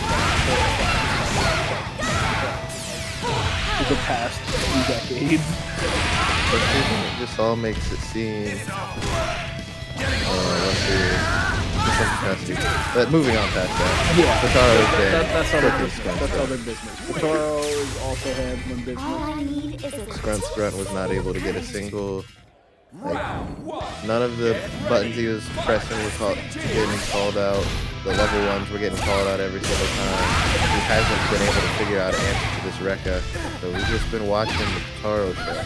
Yeah, Grunt is not making anything happen. And we see there, he does manage to get the forward throw. On the OT throws out that button and gets caught by the jump in once again. Let's get on here. Are we able to get out of the corner? We are. Now are we able to do all that work that we need done? Alright. Nice conversion. Good grab. You know, it's something that I've been noticing. Kataro Nice. throwing out like a lot and has not been. Get ready. Fight.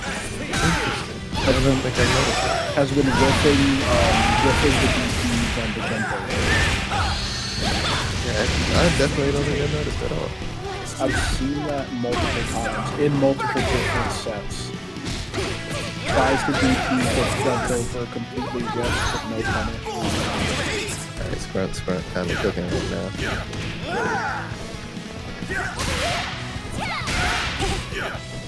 We see goes for the low, the duck attack. Toro, though, still in the low health situation, and that one little tap is going to be enough to do away with him. Scrunt ends up taking that round, but Kotoro still on match point. And nice block on the rev blow. Yeah, you see the block on the rev blow, but unfortunately blocks the throw, so ends up taking a bit of damage off of that. Another rev blow on his front spin. Runs up, tries to make something happen. I think goes for the throw afterwards. Gets hit by the super, but gets put in the SPG, and another super there from Scrunt. But, sorry, Kotoro is not close enough to punish there.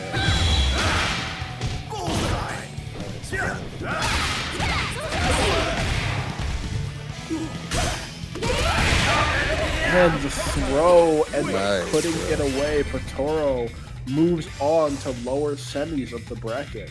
Scrunt's front. You know, Toro kind of being a terror right now. Kind of being a menace. Gotta show them you care about them. Handling business. I mean, as far as we've seen, he's just kind of come out and he's had work to do. And I mean, he's definitely done it. Yeah.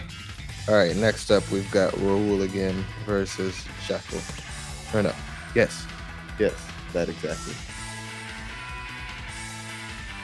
Let's look at this bracket. Let me see how many heads we had trying to play Fatal Fury. I think it was 18 or 19. Yes, 18.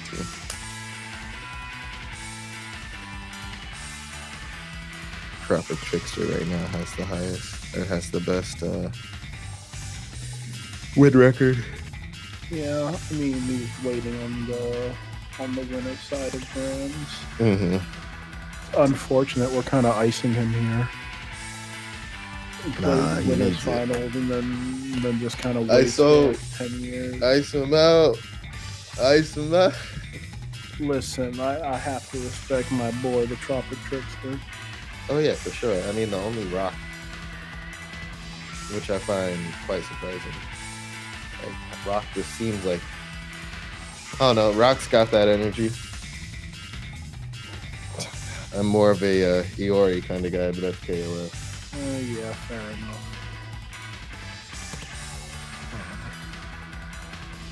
Oh man. All right.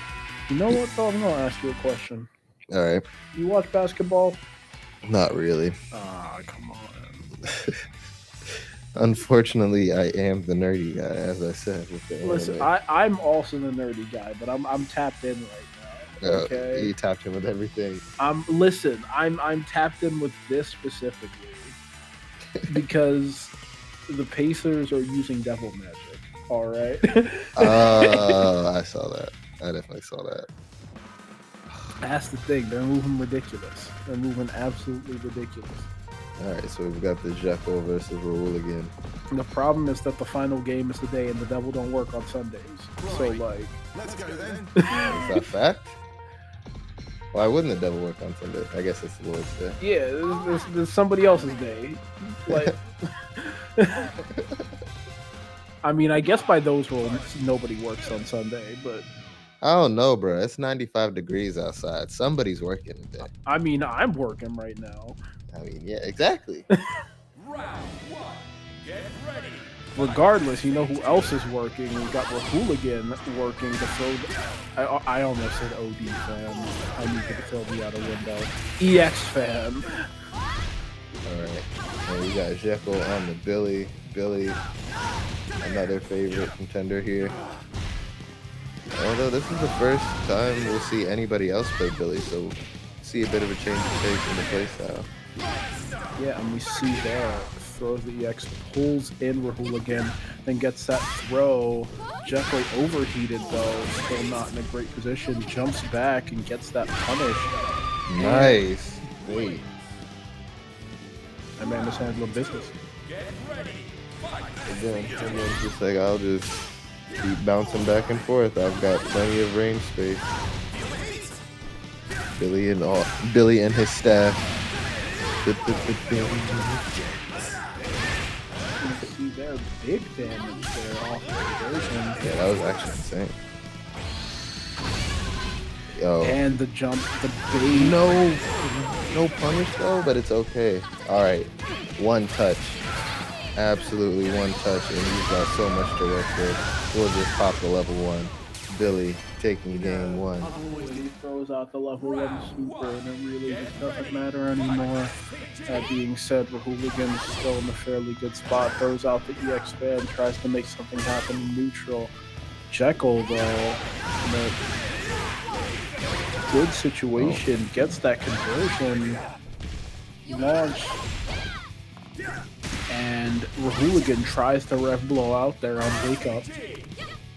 Does manage to push his way out the corner. Nice gets grab. that throw, but gets thrown on the next Wake Up for his troubles. And it seems like Jekyll has just taken control of the other corner once again.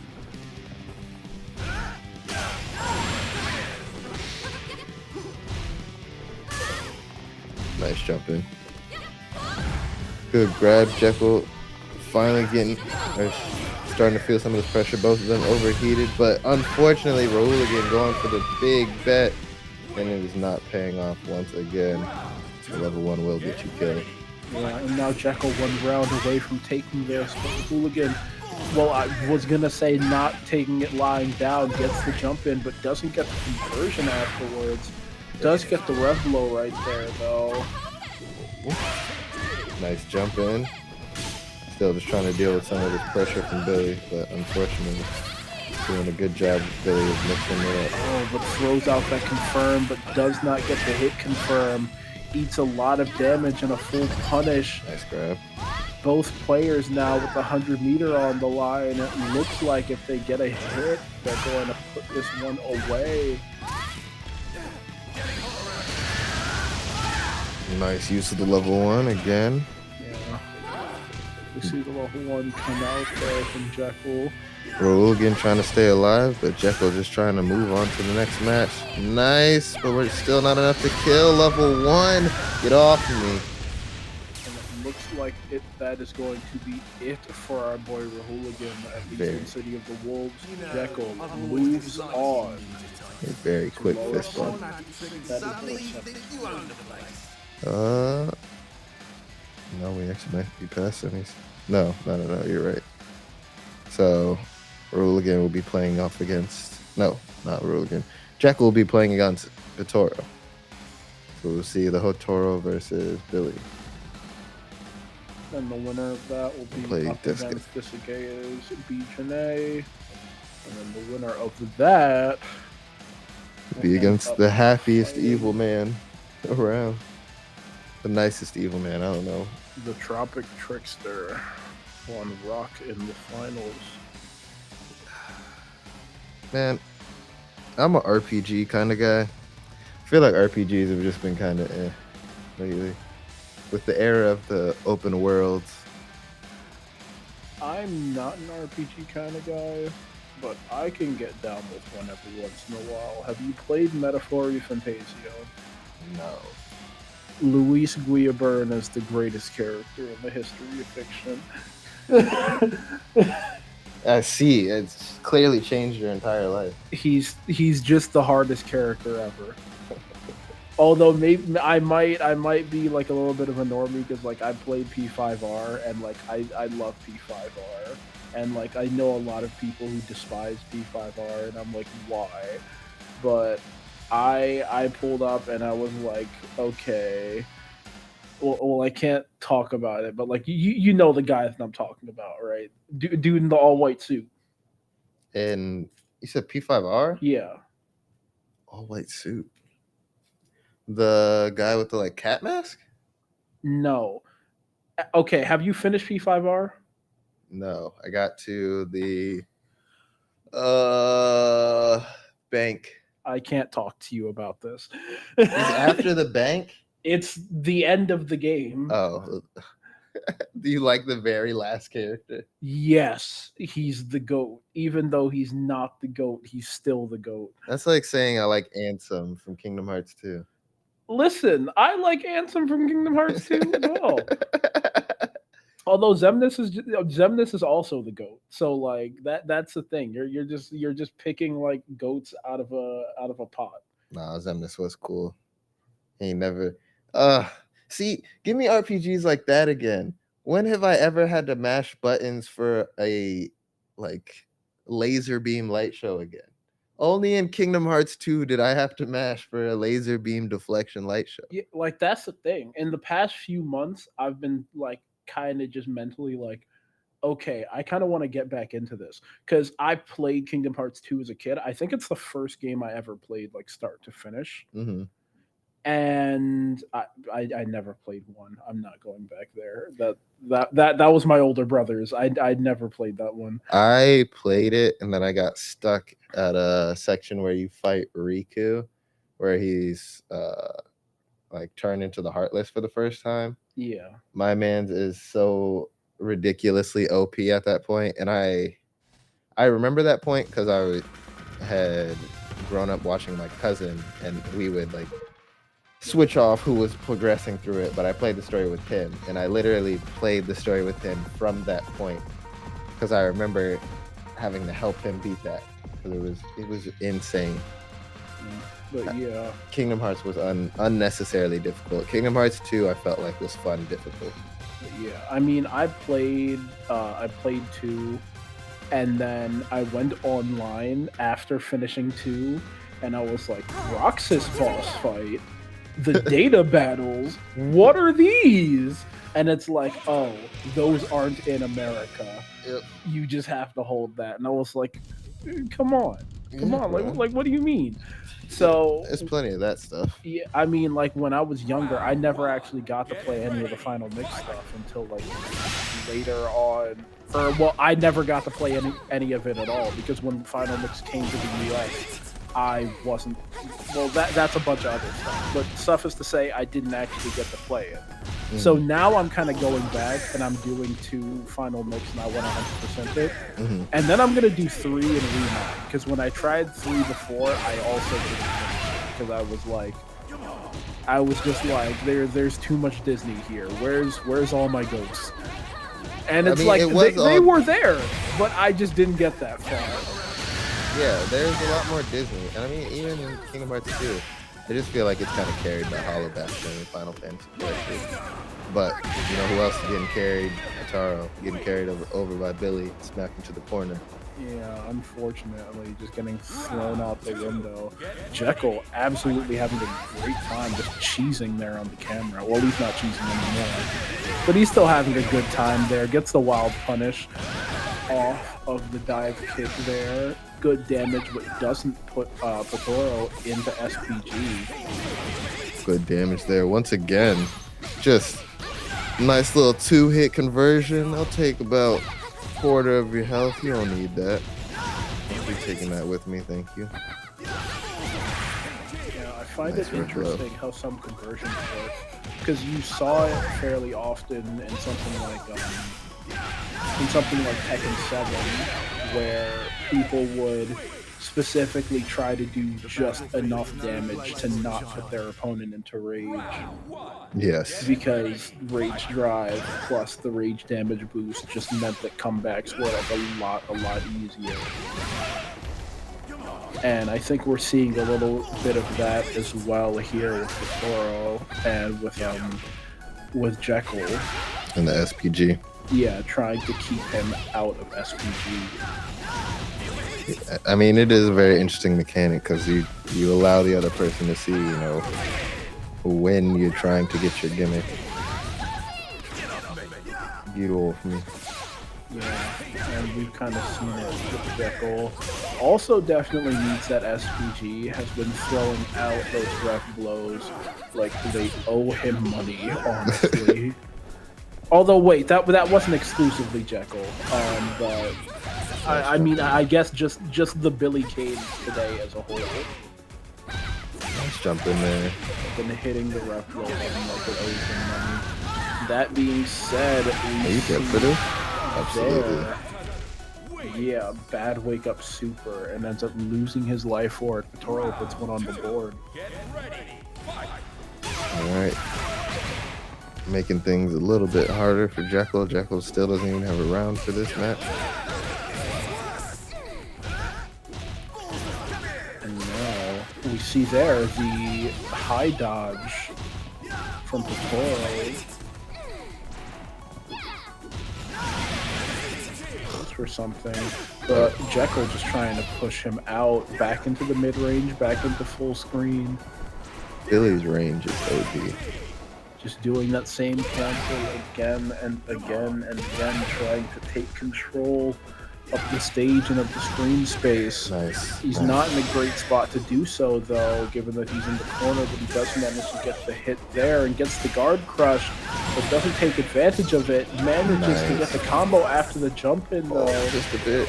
And gets that sweep to kill. The empty hop into a sweep is kind of nasty, not gonna lie. That's some maneuverability. Oh, and the jump in there. So much damage. Put her down, bro. Oh my god, that was over half the health bar. That was... Tora, I'm sorry. You didn't deserve that. That being said, Vittorio's trying to make something happen. His own, we see there. Very nice. DP back into the corner. DP to keep momentum. We also see that fairly often, something like Stride, where people reverse to keep momentum. But the momentum was not enough for Vittorio. Jekyll puts it away quickly and easily, and now has to face the man, the myth, the legend, Disagaya. All right, ladies and gentlemen, we are in the final stretch. This is just sit down or get knocked off. So they're either going to sit down and stay on the sticks, or they're just going to hold their placement. First, second, or third. Just pure winner go home. Yep. Jekyll right now is... Jekyll has started his run of the gauntlet. So what? He's been through 2 matches right now and has remained in his seat. So we will see if this guy will dethrone Jekyll from his gauntlet run. The gauntlet's always the hardest. Yeah, the gauntlet is... I mean, you mostly see the gauntlet when, like, the lower bracket gets kind of far behind, but it's just like, yeah, this guy just has to fight, like, 10 people in a row, and he just has to hold that. But it's like, if he really gets the momentum and he's really just, like, locked in... Then it's in his favor. Yeah. But if you got any type of fatigue, tire, anything like that, it's like, oh no. Oh no. You're feeling restful and tired, the gauntlet will finish you. Yeah, for free. Gauntlet eat you like a snack pack. All right, and now since we're getting closer to the end of City of Rules, I'm gonna take a peek at this bracket for Street Fighter 6. See just where we are. Looks like we're in winter semis on Street Fighter side. Cool. All right, what is this? Is loser semis? This is losers finals. Yes, it is. All right, so this guy versus Jekyll, Billy versus Bijanet, who is going to be moving on to fight the Rock Howard. Yeah, we see there, Disagaya starts with the fireball, goes into the dive kick, doesn't manage to make too much happen. Jekyll trying to get that cancel to pull in, but decides against it. Disagaya once again goes for the dive kick. Can I just say how much I despise this stage? You know, is there too much in the background going on for you? There's too much in the background going on. To me, I'm almost like there's so little in the background going on. The birds throw it off. It's not even that like there's so much or there's so little, but it's like I'm playing the game in the foreground in 30 FPS, and then like, I'm playing the game in the foreground in 60 FPS, and then like John Americana weird like desert just going on in the background at like 30 FPS. It just throws me off. I don't like it. Like the weird retextured river where like the texture is obviously repeating. At 30 frames per second when like the rest of the game is at 60, and it's just like no. We have some odd grievances nowadays. It just looks weird and it's distracting, and those are two things that I don't want the background of my fighting game stage to do. Wow, that connected is actually insane. Machismo is oozing from this guy right now. Jekyll is like, I'm in the gauntlet for a reason, but this guy is not trying to hear none of that. Yeah, this guy does not care why you have this gauntlet. That man is here to get rid of you. But will he be able to? It doesn't look like he'll be able to, at least not this round. Jekyll puts one on the board. All right, who's going to take game one? Game one is massive momentum. And now we see right here, last round of the first game. Oh, big jump in, but doesn't actually get the full conversion off of it. Yeah, no conversion right there. Once again gets the hit, no conversion, and gets the launch there as well, no conversion. Very difficult spot to be in. Gets Again, the jump drop. in, but no, he's not getting the timing on the feint cancels, but he does get it there. Gets that damage, goes into the DP to end it.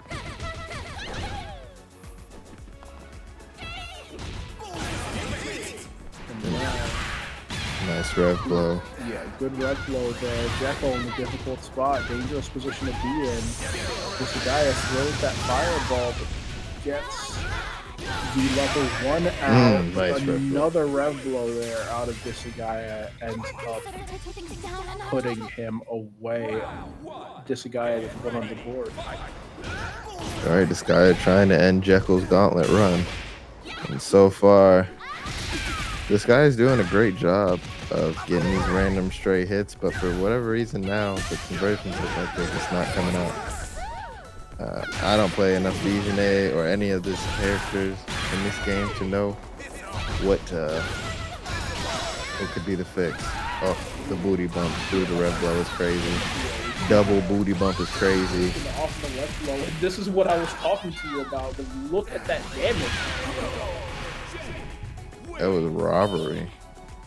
And Jekyll just like, okay, all right, that was true. I mean, shake it off. Billy tonight have been throwing off the rev blow that was free, so like, I mean, I personally don't think it's robbery. The way that I throw it out, the way that Billy throws out the rev blow, it looks like it's free, bro. Like, how are you supposed to punish that? All you got is fists. Billy got that thing on him. He got that thing on him, and he got that stuff on. So like, what do you want? You just can't deal with the Billy. I mean, regardless of whether it's fists or not, I mean, you should be sure that it's like Oh my goodness. punishable. This guy absolutely bullying Jekyll. I don't think Jekyll got to play these last two games at all. This guy is like, hold on. I'm trying to get my McDonald's after this match. He said no food in the venue, so I gotta finish this matchup. I mean, wait. We got some food. We got the district fights. Oh yeah, no outside food in the venue. Fair enough on that one. Regardless, Jekyll looks like he's not trying to go down without a fight, but he's also not willing to spend level 1 to get that kill right there, which might come back to bite him. That was a ballsy. I'm only doing that if I know I'm up. Not like this. Not like this. This guy, stop. This guy, it's on stream. But this man has a family. Tries to jump out, this man has a family at home. And the conversion. Oh no. And it goes for the super, but loses. Turn off the TV, Taylor. Turn off the TV. Jekyll's on his way home. Jekyll not in a great spot. This guy is seemingly in his element right here. This guy has hit the flow state, if you will. Depends on what your for its anime preferences, but either way, my man is locked in. I'm personally a zone enjoyer. The zone enjoyer, fair enough. I do not like Blue Lock. What? I despise Blue Lock. What? I absolutely despise Blue Lock. But we can get into that later. You are like the only person in society that says it. I'm not the only person in society that says that. Regardless, there's a person in society who's trying to handle business, and that's this guy who tries to seal up that game, but gets hit with the back throw from Jekyll. Doesn't matter though, gets that counter hit and ends up putting it away 3-0. This Agaya is on a tear. Just feels disheartening. Trying to put in so much work just to. Oh, I got this straight punish counter hit. Oh, cool. Obviously, Street Fighter 6 coming through on that one, but I got this straight punish. Let me get this. Let me just move on to the next match real quick. Yeah, it just has to. That's the thing. You'll just get caught by something and it's just like, am I dead? And it's like, yeah, you are. Why does it look like Bijoune's posse hasn't aged, but Bijoune has kept up with the times? I mean, that's her gang though. That's what's wrong. Hey, the gang deserves to get better models. That's all I'm saying. Fair enough. Maybe it just wasn't in the budget. The budget had to go to Salvatore Ganacci and popping out at what you call it, at WrestleMania. Okay, maybe, because I'm like, even the dog, like, what is that? What kind of dog is that? Almost, but not quite sneaky. Yeah. They're like, it's just, they look like a cool gang. I just want some more details here. Regardless, I will stand on what I said. I despise Blue Lock. I really, really hate it. Like, what? It was because of season 2? No, I've hated it since it was a manga. I hate it the whole way. Wow, that's a hot take. It was manga of the year. How did you hate it then? Listen, I don't have to be a fan of what's popular. You don't. I'm a soccer fan, okay? Okay. Everything in that manga is drivel. Okay, not everything in that. Yeah, okay. But a significant amount of the stuff in that manga is drivel. I can't even lie to you. Right. It makes me very angry because it's funny. It's funny, right? Because like this is the point that I go to.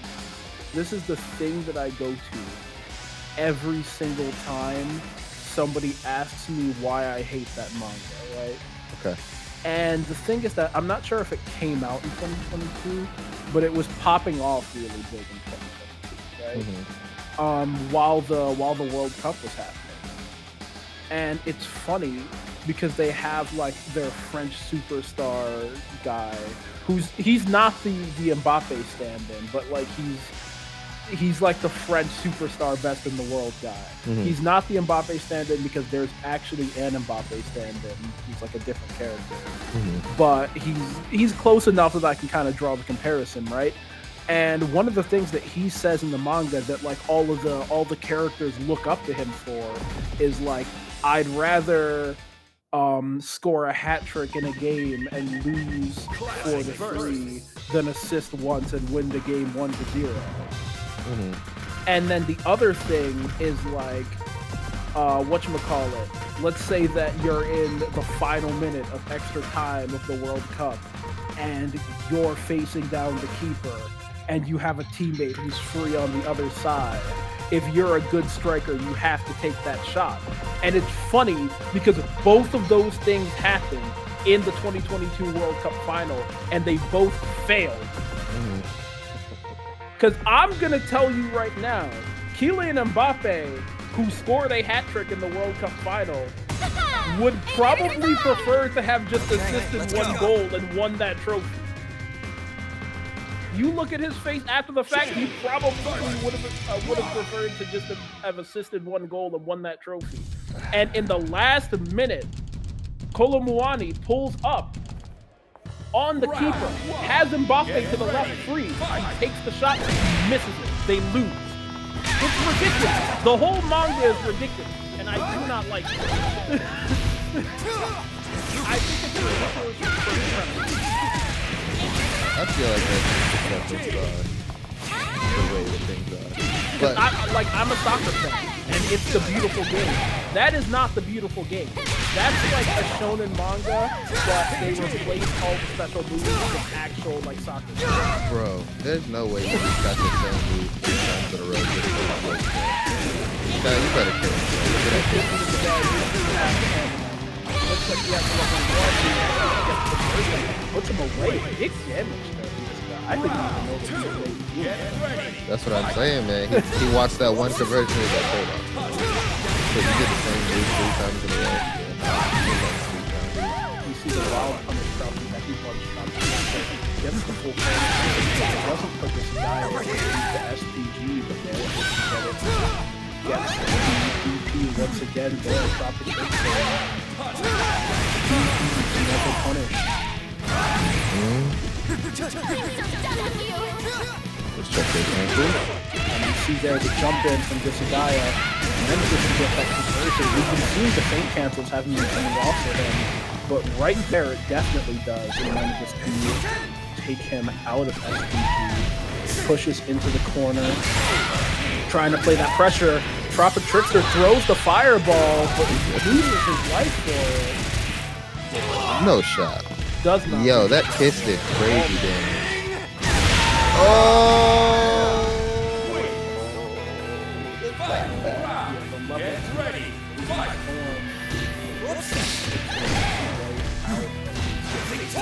Those players that massive see there, yeah, the bait on the DP finally, but once again he messes up the feint.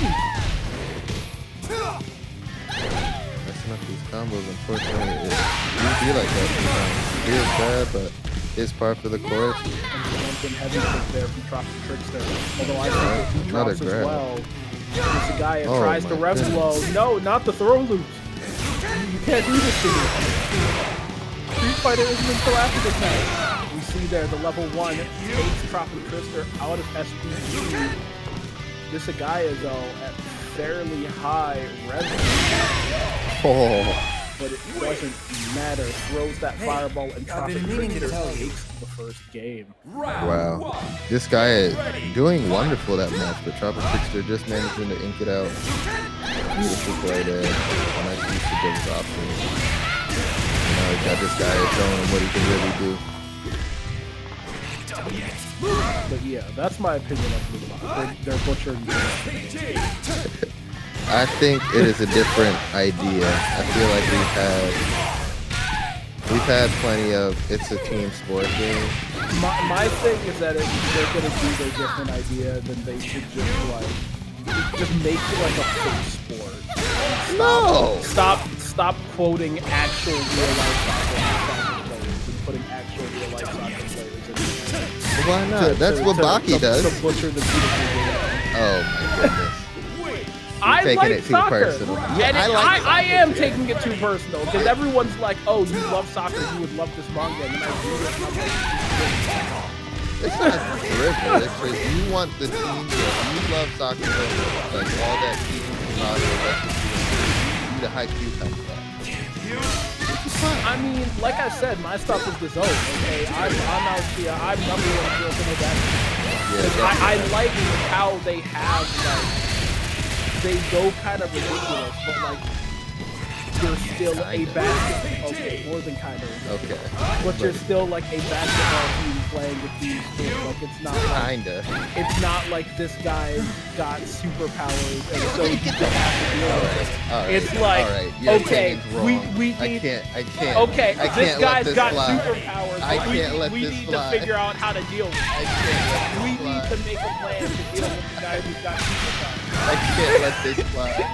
I can't believe you're saying they don't have superpowers. No, I literally just said, yeah, this guy has superpowers. Okay. But we need to figure out a plan to deal with it. Not just like Yeah, Blue Lock, they just got, they got throw regular skills. your guy at it and see what happens. I do like that they got the variety, but speaking of variety, Visionay's throwing out the variety combos in this corner over here. Yeah, he's no going down. You see the into the throw. Nice punish there. Just one more interaction. Looks like it might do it.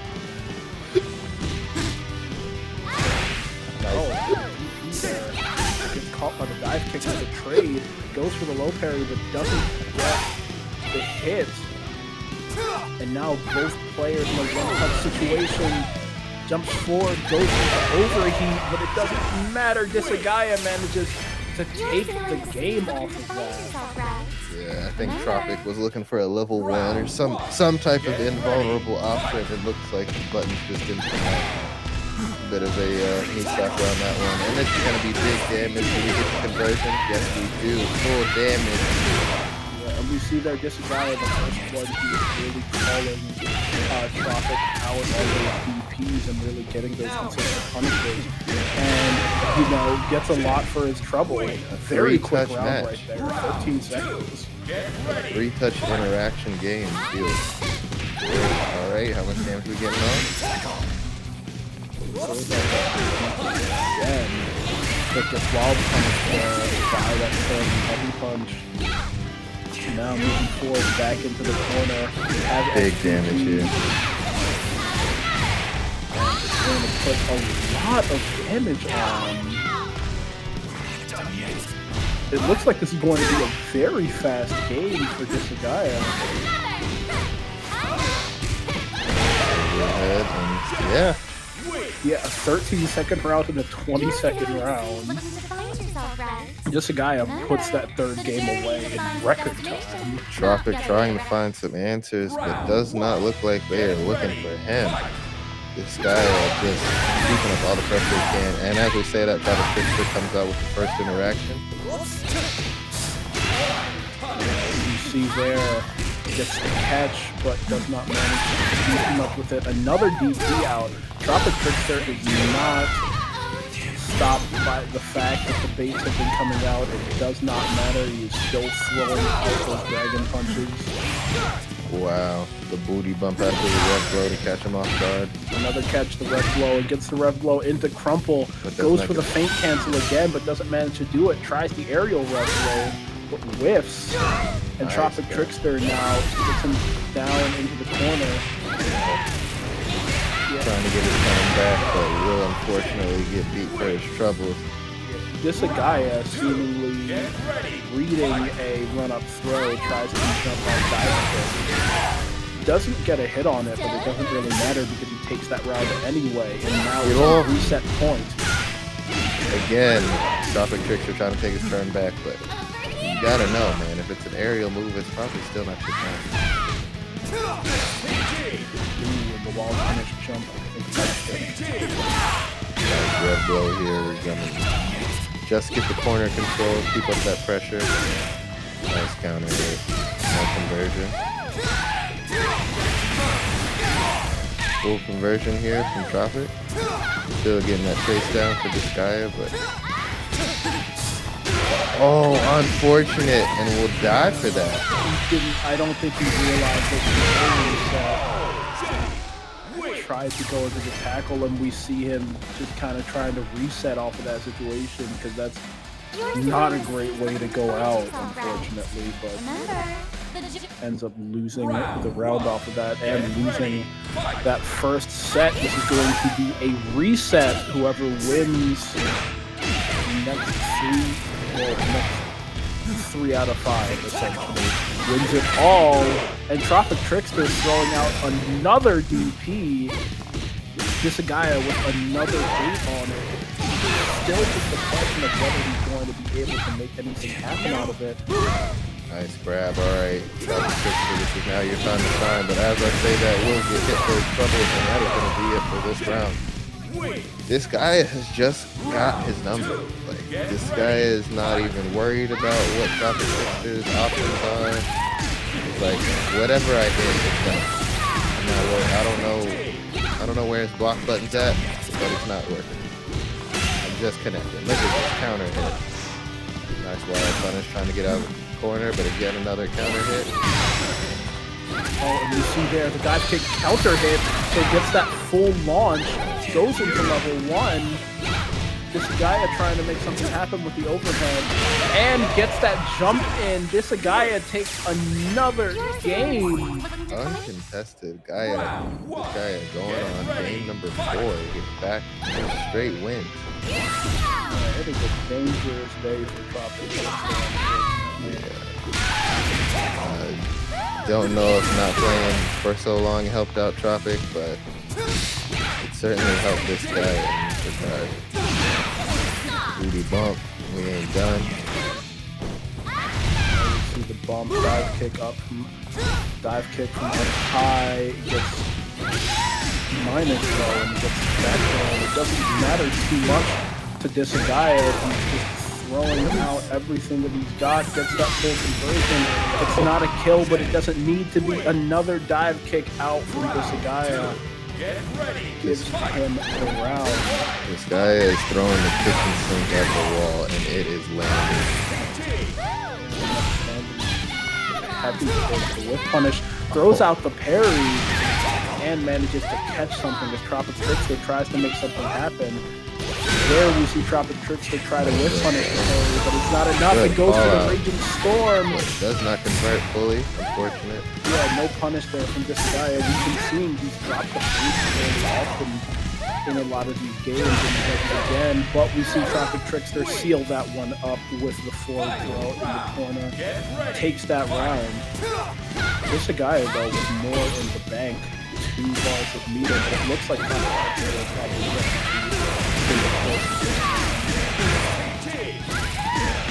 Oh my gosh, the combo just never ends. Ooh. Nice cross up there, wild punish. We're just gonna keep doing stuff because it's still my turn. No shot. No, he only spent 1. Although I don't think he would have been on 2. Yeah. But it would have been close. There's absolutely no way. Regardless, that is going to be the end of him as Disagaya puts away another game and goes up to match point on this set. This guy had 5 games consecutively over Tropic Trickster. This guy is absolutely in his own right now. And there we see the jump in. Another full conversion all the way to the corner. No drops and manages to keep him out of SPG as well. So he won't have access to Rev Blow. Gets baited, but once again, the feint cancel doesn't come out. We do see the feint cancel come out the second time. And Tropic Trickster doesn't even get the chance to use that SPG at all. He just takes all of the damage off of it and is now at Pixel. Fights his way out of the corner, but it's still not a great spot. Unfortunate. Yeah. Really difficult place to be in as Disagaya is on match point. One more round and seal it. And Disagaya looks ready to get that one more round. We see once again, gets that hit right before going into SPG. And this time turns him into SPG. Will he spend the meter? He does spend the meter, and that takes him out of SPG. He no longer has access to Rev Blow or Hidden Gear. Disagaya throwing out that parry, just trying to catch something in the corner, but he doesn't manage to get anything for it. We see the jump back EX dive kick. He goes for the feint cancel, but it gets an air reset. Trying to bait, I think, the throw tech. And he doesn't need it, goes straight into super, and Disagaya takes 6 games in a row to beat your alley champion. Ridiculous run. Fighting really works up an appetite. Educating Tropic Trickster. To indulge in that Man, thoroughly I don't know what I was doing. Yeah, he's giving bro, he's giving bro the knowledge. You said, brother, do you want the method?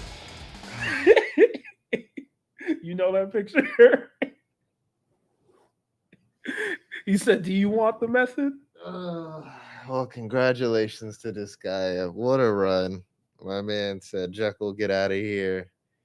And then Twister showed up and he knocked him down. Yeah, really great, really solid gameplay. I mean, I know him fairly well. Well, not that well. I know him to a degree, but I've been talking to him about this game and about this character. And I mean, he's played a lot of stuff. Like you said before, he played Smash for a while. I know that he played Grand Blue for a bit, and he also played a lot of Uni. And he's really a fan of this game. He really likes this game, and he's definitely been grinding it. And it's good to see him kind of come out here and be rewarded for the amount of time and energy that he's put into it. Mm-hmm. And then, and I mean, like, what a set! Like, he's just been playing incredibly solid this entire time, and he just comes out, takes 6 games in a row. Sorry, I was looking at the Street Fighter bracket and Listen, winners. I can respect you for looking at the Street Fighter bracket, because we are going to get into the Street Fighter bracket right after a short break. We'll see you then.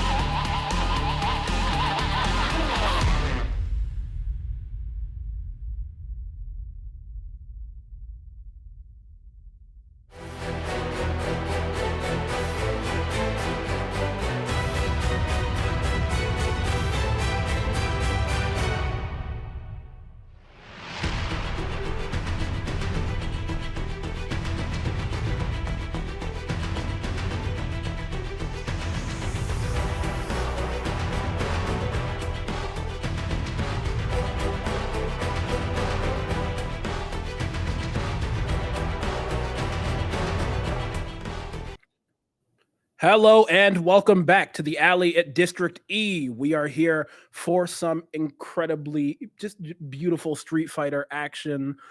We are going to have top 8 of Street Fighter at the alley number 20. My name is Buka and I am here with my co-caster. Hello, Buka. My name is Gavin, and it was a pleasure watching you guys cast Fatal Fury earlier. That was a pretty awesome tournament, and there's some familiar names who you're going to see again in our Street Fighter bracket. We can talk more about that later, but looked like a good time. Congrats to Disgaea for getting first on that one. Yeah, congrats to him. Like I mentioned earlier, he spent a lot of time. I know that he's been grinding a lot on the game, so it's really great to see him come out here and just kind of handle business. Yeah, I mean, this guy, a close homie of mine, he's been really trying to make a statement like Fatal Fury is going to be my game this year. It's the game I'm putting the most work in. He's out there posting BJNA Tech, and he's made a statement win today. I would say like this is my game. This is the one I'm working at, and came here and proved it here at the alley. A special alley, by the way. I don't know if you caught the announcement. We were talking to James, our basically our executive producer, and he's the guy who's running the whole shebang, and it's the 20th alley. Yeah, so kind of a bit of a, I don't know, good milestone, cool milestone. It's a good one to win. You know, we've been here for a while. It's not the 2-year anniversary, but we're reasonable. Yeah, I mean, you've been a part of many organizing. You've been organizing many events, many tournaments. I mean, there are a lot of tournaments out there that don't get to 20. So yeah, they're kind of proud of us, right? Here we got your first match on stream. We're covering, I think actually looking at the bracket, it might be a little more than top 8. But we have Ricky S and Demi. It's like, okay, we are in losers 8s. Okay. So we'll be playing into our losers quarters matches as we get your winners semis to find their opponents. But Jury, JP, we're back into season 1 Street Fighter for a little bit, I think. Yeah, and right now we've got Ricky S, who also made it fairly far in Fatal Fury earlier. That was not on purpose. Regardless, coming now with the Jury in Street Fighter against Demi, JP. We got, well, I mean, we've had a few fairly strong JPs here, most notably Uncle Rex, with Demi now coming in and making something happen. And definitely making something happen from full screen, puts up that portal, gets the teleport in, throws out the DI, and the low forward store from Ricky gets him caught. Yeah, you're mentioning, you know, we have some recurring names we've seen in alleys and other DMV fighting game events. Uncle Red comes to mind, and it's just kind of cool. We're seeing some old names come back up, trying the game out again with season 3 starting up. Always cool to see kind of the early season character diversity.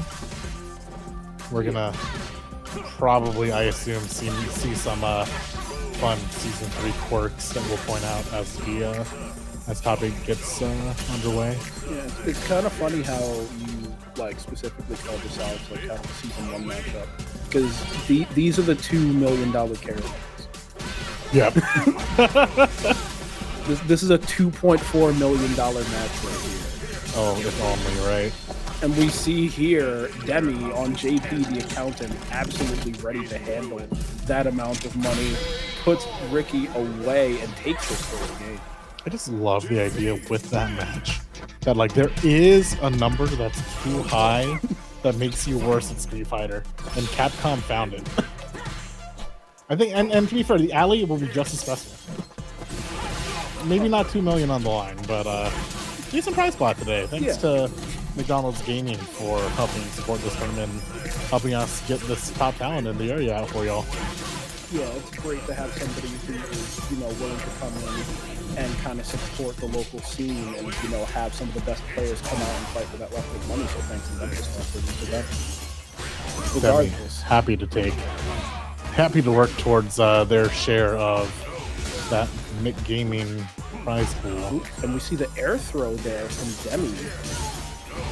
It's always like such a mind game when you're playing against JP the first time they do an air throw against you, because like it really spooks your approach going forward in the whole set. Yeah, it leaves you like a little bit afraid to jump in. in a lot of the other situations. And we see that a little bit here, but it's not enough. Ricky with the low 4 drive rush, but doesn't get the full conversion. About to burn out, so he needs to make some play happen right here. Yeah, it does find it. And that was an incredibly important round for Ricky S today. Didn't have to spend any resources for it either, so Ricky entering game 2, round 2, in a decent position. Seems to have, like, I mean, one big thing about playing against JP, it's like, you know, you're learning a Mario level. Oh, well, that thought. Yeah, we see there the cancel, and we go straight into the French Way engine, gets that first hit to drain a little bit of the drive meter, and drains even more of the drive meter, gets it down to Pixel, but doesn't push the issue. And now one more block, he's gonna be a burnout. Goes a little bit further, takes the hit to avoid burnout, but it's not enough. I mean, burnout as well. Still though, JP does a lot more abuse of burnout, especially with the level 2 on deck. Is he put himself in the corner? Okay. No, okay, he keeps the corner. Doesn't spend the level 2, but sets the portal, goes for the jump in, and sets the EX portal, just dashes up, throws, and takes that round. Big shame for Ricky because he spent 2 bars that round as well, but I feel like, you know, you need to give yourself as many rounds as possible when you're fighting against JP, in the sense that, like, you have to learn exactly what this JP's pattern is, right? Like, what is he overusing? Is he going for too many command grabs? Is he playing patiently, right? And Ricky seems to have kind of found the groove, but I mean, taking it back slowly but surely. Yeah, it's kind of weird because I've heard people say that he's like an NRS killer, and he has a lot of options. Oh, should be. Yep. And it looks like that is going to be game 2 going to Ricky. But like you mentioned, you kind of have to figure out the individual player's options. Not options, the individual player's rhythm, right. Because JP has a lot of options, and a lot of his options have, you know, counterplay, but he has so many things on deck, especially with something like Portal on screen, that you just kind of have to understand how this specific JP plays, or you're just kind of going to get run over. You feel me? And that's why I always joke with some zoners. This makes more sense with the Nars, but I always joke that you're playing against a Mario level. You just have to learn the level over time. So I think Ricky's kind of figured out some of the level. Is Kakaroo just like Kaizo? It's like I started making a joke when I started playing against Batista and Under Night. Oh, which is the worst Kaizo Mario level of all time. Or Rachel and Blaze Blue. evil George. Oh man, George is so much worse than a Koopa. He's got like 4 jacks. I don't know. Ricky having a much easier Mario level to conquer as he's near the flagpole to take the set. Ooh, good low medium. See there, catches the drive rush, but the OG amnesia. Oh no, just like losing all these small exchanges, even when. Oh, okay. I want to clarify. The characters were. Apologies for this, but the score bug was mixed up. Demi is actually on jury, Ricky on JP. So Demi is here on set point, although Ricky doing his best to turn it around. The command grab will help. Has corner, has drive gauge advantage. But that is okay. Throw number 2. Let's guess 3. Low poke. The jab right there. Ricky ends up taking that round. Fairly good play from him, and we see there, throws out the EX spike, doesn't manage to catch, goes for the command grab. Demi gets the jump, but no punish afterwards. And now sent back to full screen. Ricky gets to set up that portal and just kind of, it's crazy because he just snaps and he sets the portal in the neutral that you knew and love is gone.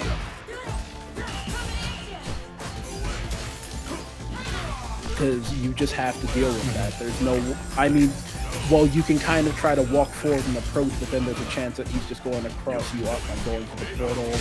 He can pop it if you try to, you know, throw a fireball or throw any kind of projectile. Super scary for Demi.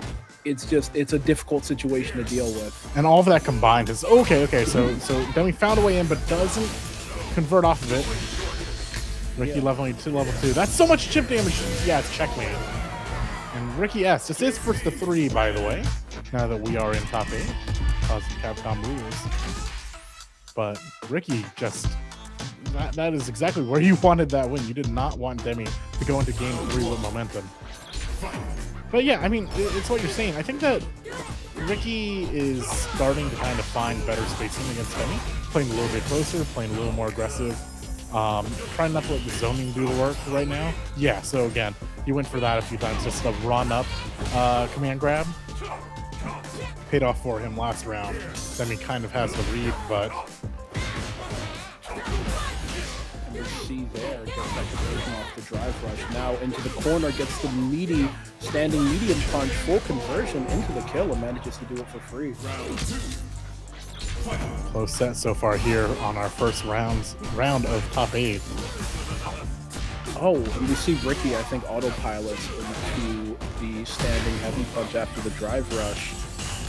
No punish on it, but still has Demi now at full screen, setting portals, faking clones. This is exactly where JP wants to be. Gets baited there. Tries to do the jump in perfect parry and gets caught with the low forward. He's going to spend level 3. He's going to burn out Ricky, but Ricky is still going to have super on deck and normal amnesia, so not a checkmate situation. Manages to jab out, spends CA. Not going to come out of the CA too far ahead, so drive gauge isn't going to be nearly where he wants it to be, but does get the distance, right? And does get burnout, so that's super important. Oh, okay, no, yeah. No drive gauge punch, but you know, just went 2 interactions, that's fine too.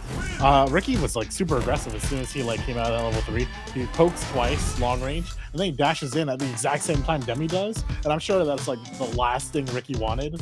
Like Ricky was hoping for maybe a jump in or something easier to punish than dash in attack. Yeah. I mean, I think that's kind of something that people... Yeah, so he's been going for that every round now, and half the time it's working out. Yeah, that's the thing. Oh, again! Another one. We're grappling.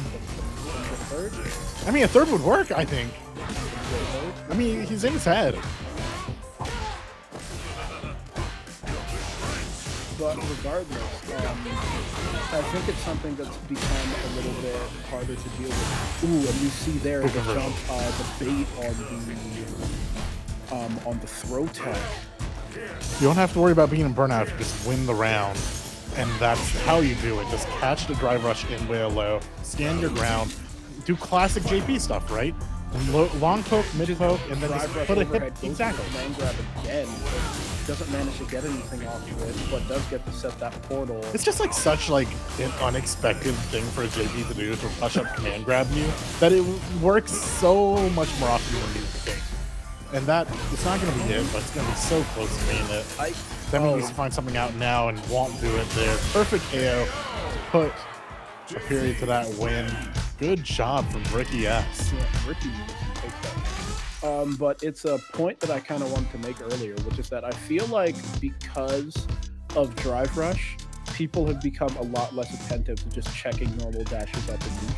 Yeah, I agree with that. That's part of what happened earlier, where Ricky got Demi into burnout, and then Demi literally just dashed up and hit a button, and there was just no check on at the same time that Ricky does. Yeah, I mean that's definitely the case. But even with Drive Rush, there's so much value. Especially, I mean, you're playing JP. I don't play JP. I assume you don't play JP. I do not play JP. Like, I could never go. It's such a big thing in like the zoner matchup in Street Fighter, where you just let your opponent run into your lows. And characters like JP just have such a good low medium with such long reach that you just wait for them to make the mistake. Yeah. You wait for them to get drive meter, and you're like, oh, okay, he just hit go. He's starting his engines. He's going to charge at me, and he's going to run into my king. Yeah, right? I mean, I get that. You got like JP. You get it also with Guile, where he'll just like check with low, with crouching medium kick into like flash kick. Yep. Because it links on punish counter. New game, but same idea every time. It's just it's classic Street Fighter. You're just doing the same thing every single time. You're trying to kind of play a stable game, and your opponent is essentially just trying to like flip the table and just throw chairs around and like whatever happens, right? So, And we saw there that Ricky was able to kind Yeah. of keep everything stable. super close round though. That To a was degree. that was super competitive. Game 5, right off the bat.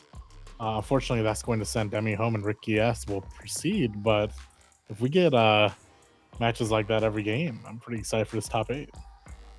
Absolutely. Although I'd personally like to see less JP. That's fair. I've- What do you I've want to had see enough. more of? So we're in season 3. We have some new characters who are kind of right. I played against 2 Lukes and I played in bracket earlier. I played against 2 Lukes and a Manon and a Zangief. Well, we're not worried about the Zangief, but actually, here we go. So perfect. I played both of these players. These are the 2 players that knocked me out of bracket. Okay. Unfortunate. You So- just have the whole thing. That's true.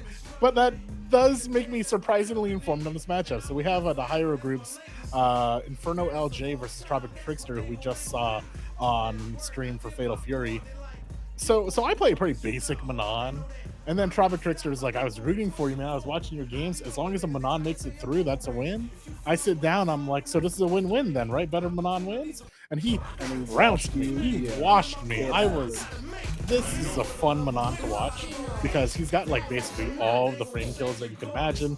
He's really does. I don't do much heavy command grab with Manon, and Tropic Trickster has inspired me to learn some of like Manon's faster grabs. Yeah. Inferno LJ is playing Luke, of which I played 2 in this bracket. Inferno was the one that beat me. Very hair trigger on the DP anti-air.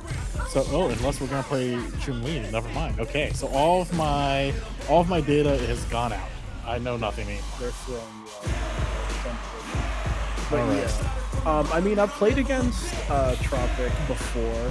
He's definitely one to kind of throw out the command grabs. Like, he's the one to kind of go for the command grab resets to try and catch you sleeping. He won't just kind of let you get away with, like, trying to just kind of sit down back and play defensively. Oh, good jump in. But that also means that the risk reward on, trying to jump out of pressure can be somewhat higher, or, trying to jump out of defensive. And we see that buff come out there, the heavy punch Target combo. the heavy punch target combo into the full conversion. Although I don't think that she made out very well in this patch. Yeah, so Manon's biggest loss, again, I get to talk about this for once, is that she lost she lost frame data on her medium punch. And the place that makes the most difference is when your opponent's burnout, because it used to be You can just endless loop blocks. the medium punch Yeah. over and over and over. So they got rid of that. But they added more, obviously utility to heavy target punch, and that's a big deal. So it's I don't know if I call it a good trade, because at the end of the day, this is a big game about your drive meter. But it makes for some fun action. It's fun to watch, and it gets you a medal. Most importantly, medal off of heavy punch is, it used to be we can only do it off of medium buttons, but being able to get a medal for just a little bit of drive gauge. See there. Okay, so Inferno LJ, I mentioned, like, if you go into the ground and you go into the air, he's so fast with the DP anti-air. We saw an example of that, but Especially on this character, you got Tensho kicks on down. Although Tensho definitely isn't as reliable as the Rising Lion currently. so Manon still has like a lot of the original problems of the character, nerfs or buffs, depending on whatever you want to say. And one thing you're gonna see kind of show off here is that hold that thought. The super hit confirmed to level 3. Manon needs, like, she gets a lot out of using her meter early and not saving till level 3, but that means that in this final game situation, you either have medals and you win, just like Tropic Trickster does, or you enter round 3 without many medals and no meter, and everything's awful. But Tropic Trickster figures it out for game 1 convincingly. I mean, to be fair, if you've got no medals and no meter, I don't think You're not making round 3 anyway. That's fair. That's fair. Well, it's the idea that you used all your meter to win round 2, right? But fair. Regardless, we see there once again the drive rush straight to command grab. Now on 3 medals. Even if he loses this round, he still probably not going to feel too hard done by. Ooh, And good he doesn't kick. lose this round. It's so Probably long. puts it away. Okay, I take back everything mean I said about Manon last game because Tropic Trickster cares about none of it. Yeah, Tropic Trickster, I've fought him a good bit. He handles it. I respect that man. Regardless, caught with the low floor, holding parry, so gets punish counter and thrown back into the corner. But the punish counter on the target combo once again. Tropic Trickster making the most of that buff. And you get so much out of it. Oh, good parry. Negates the chip damage. Doesn't matter anyways. Punish into an easy round 2. But Tropic Trickster, 4 medals. Yeah, still a dangerous situation against the Manons. 4 medals. 1 conversion will put them at 5. 5 and a lot of damage. There's the conversion. Yep. And now you have to guess for your life. Or you could just hit crouching medium kick drive rush. You can also do that. Entirely fair thing. Inferno LJ can just like win every interaction going forward, and it's not like you can't block with the medals. You can't pull them out to take a punch. And now I think that's 1 command grab. I think it's definitely a confirm whether it's a rock command grab or not. No, I think rock command grab will kill. I don't think a confirmed round kill. But regardless, it does not matter. Wait! Nope, we're still in. Put yourself in burnout mid combo. Couldn't finish it. Yeah, drop there from Inferno. This might be catastrophic. Okay, we drive rush once, so we won't see it again, I don't think. Yeah, burnout's done. Oh, good counter. That's just it. Yep. Wow, heads up play from Tropic Trickster to watch for the drive counter.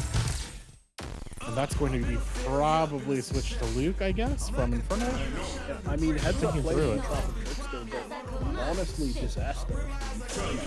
Yeah, I mean, drop of the level 3 there. I don't know what Tropic Trickster was like. I guess he was just looking for like any reversal button, super DP or otherwise, and really just won out. Got the best result. Just saw drive counter come out, had an eternity to respond, and Tropic Trickster up 2. And that's gonna be an early match. Yeah, we see the 10 show failing again. Obviously, they haven't done enough with that buttons. Or sorry, with that specials hitbox.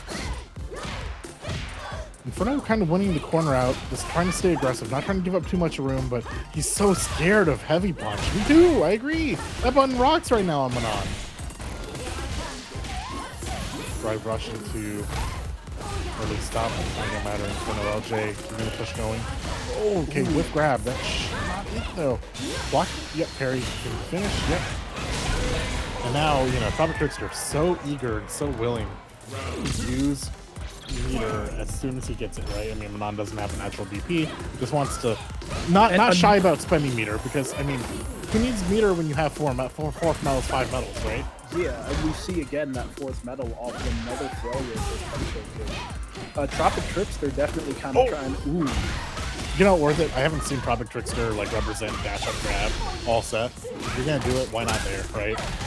Yeah, but I think Inferno's like, I've been grabbed one time too many. I'm not dealing with it. That will work. That's right, super. Okay. Yeah, that is level 2. Level 1 for a would second. lose the projectile, but level 2 would not. You see there, a good pick out. Oh no. But it is not. But that is enough. We see the crouching medium kick come out, and Inferno LJ takes his first game. Tropic Trickster swaps to Terry. Well, now I'm just really sad. Now I don't know anything about either character. Listen, I know a little bit about Terrence. Or rather, I don't know the players and their characters. I don't have the lived experience anymore, but I mean, fair enough. I was just on the mic watching Tropic Trickster play Rock. So so just call this like Fatal Fury, we'll be all good. Yeah, if the Rock gameplay was anything to go by, Tropic will DP like 2/3 of every wave up. Hey, and Chun-Li is just like Peach and A, right? Close enough. A little bit. Definitely not close enough, but like. Speaking of close, that was not it.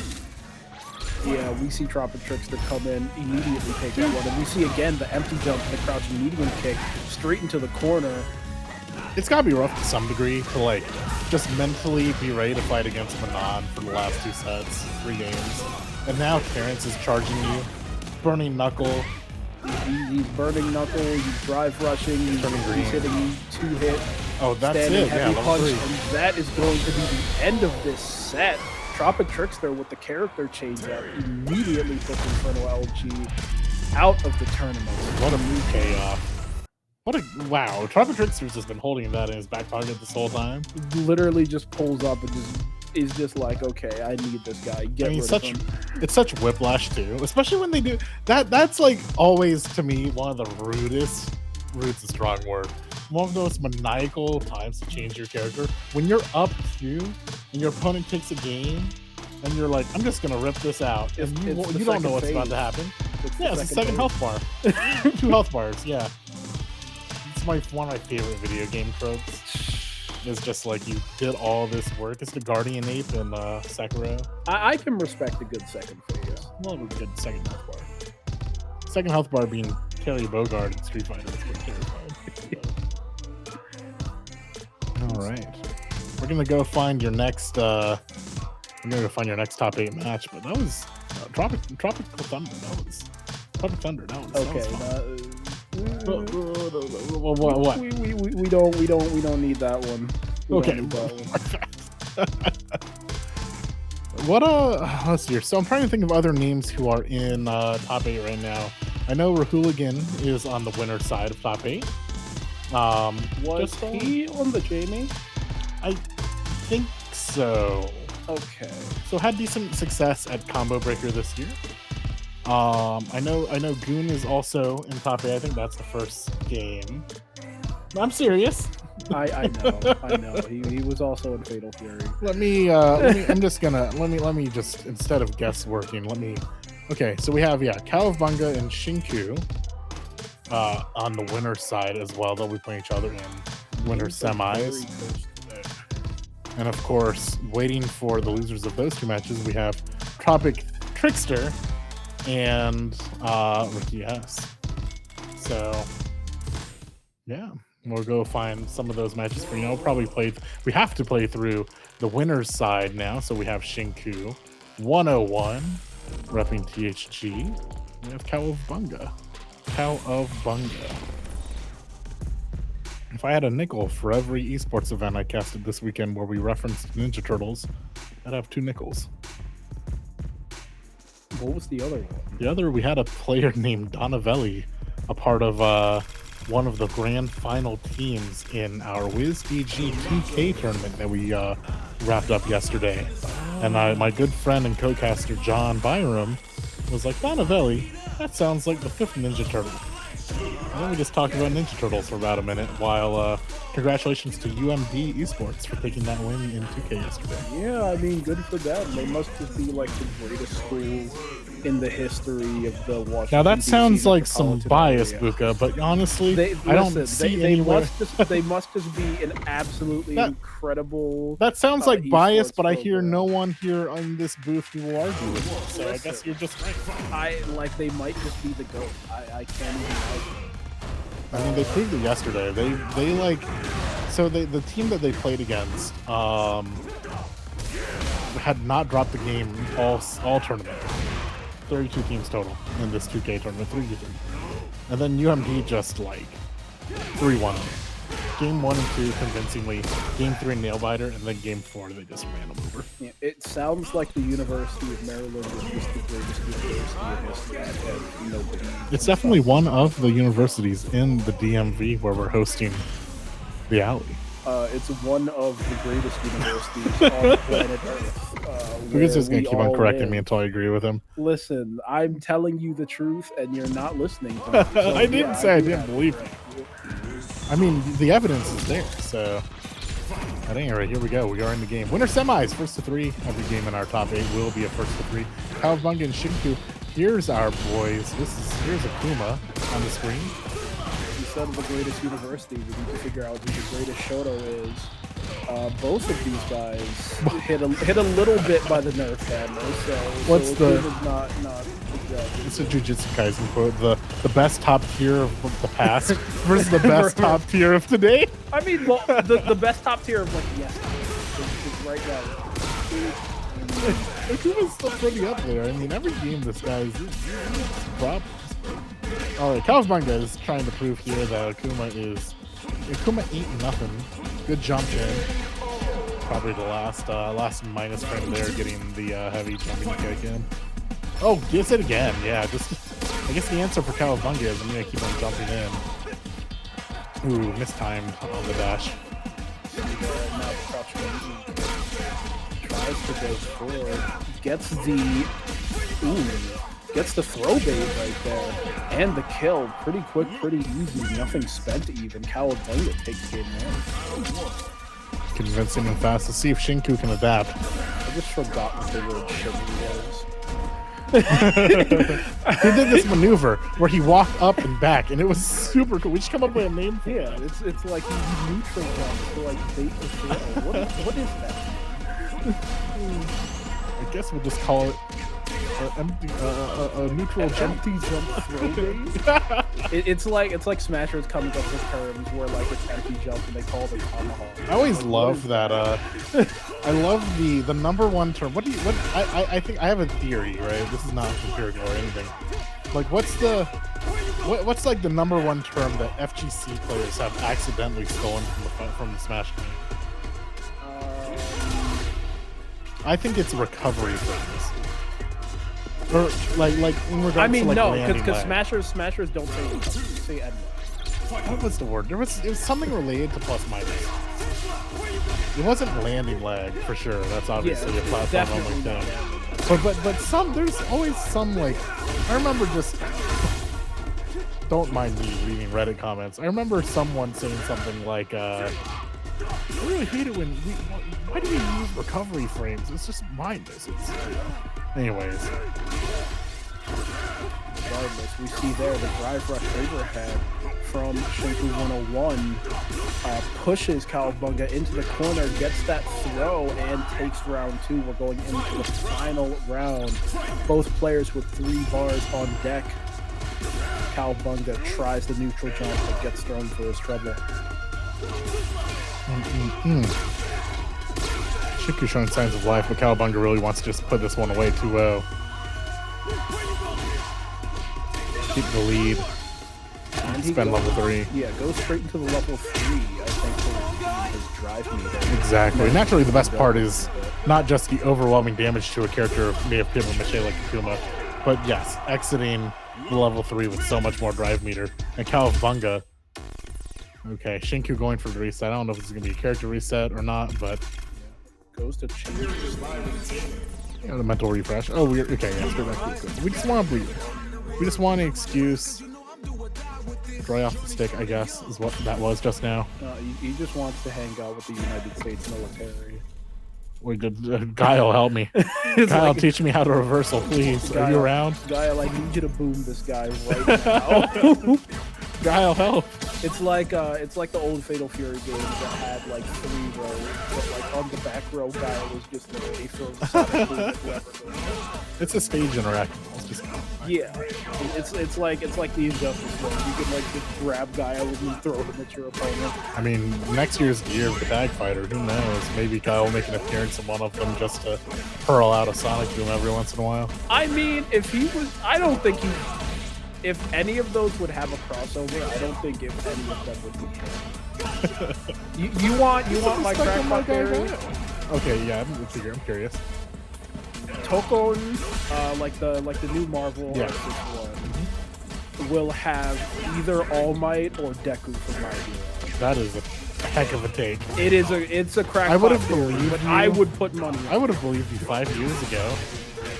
And it was like we were at peak My Hero. I mean, My Hero is still running. I mean, the manga isn't at the end. Well, yes, but you know, there's peaks to these things. But yeah, that's my crackpot theory. Pokemon will have deck Shinku needs or All Might. All Might. Well, I mean, Shinku needs All Might to come save him. Like, right? Yeah. To survive this. Unfortunately, Shinku 101 is getting beaten up, beating the United States. Shinku only needs a one hero. state, and it's Tennessee. Oh, no. It's not even New York. Well, it's Memphis. Oh, okay, yeah. Okay, this helps. Okay, Shinku Gets the wake up super, and now Luke Cowabunga in a bad spot. Meter-wise. Yeah, I was gonna say like Drive. I was gonna say that Drive Meter was like more in Shinku's. That's not gonna help. Yeah, it doesn't even scale. That's bad. Yeah, that's gonna be it. Cowabunga, 3 O's. Shinku fighting hard on that last set, getting the level 3 out, but it's not too little, too late. As Cowabunga proceeds on to be one of your winners finalists. Yeah, moving into winners finals 3-0. Fairly dominant player. Yes, absolutely. I mean, yeah, I think he only dropped 1 round that whole set, maybe, if even. It's all kind of a blur. We were talking about My Hero Academia. I mean, that was only in like the last round or two. Well, I mean, okay. So if it's in development now, right, and you had an anime guest character, right, it would have to be an anime that was really peaking popular in the last 2 years to be a crossover character in Arxis Fighter for Marvel. Okay. I'm just telling you. My part of the crackpot theory is essentially this, which is that one, Horikoshi and Marvel already have a relationship because like Horikoshi has done collabs with Marvel and he's done like variant covers and stuff for Marvel comics. And on top of that, it's a superhero story. Like it's a superhero. Okay. The theory is starting to come together. I was just going to bluntly say Jujutsu Kaisen was really popular during the dev cycle from Marvel Tokon. So that would be where the crossover comes in. I mean, we have proof, okay? We have proof of this being a thing. Okay. Because why is Lucy a guest character in Guilty Gear? Because during the peak of Guilty Gear's development, Cyberpunk was the anime. 2021, 2022. That's what I'm saying. I'm just saying that, oh, wait, hey, we got cool people on the stream. We have a hooligan and goon here. We got a hooligan and a goon. Let's see what's even the term here? Gotta have a slugfest. It's gonna be a slugfest. Both players. Okay, yeah, you're right. He's Jamie. Hooligan's been on the Jamie. I was a little bit scared because he was playing Mai and Fatal Fury. I was like, oh god, did he switch to Mai? Fatal Fury is such a fun bracket to run on the side because it really attracts one half of a bracket who enjoy and play Fatal Fury, and the other half of the bracket who's never played the game before, but thinks they can like eke out a win.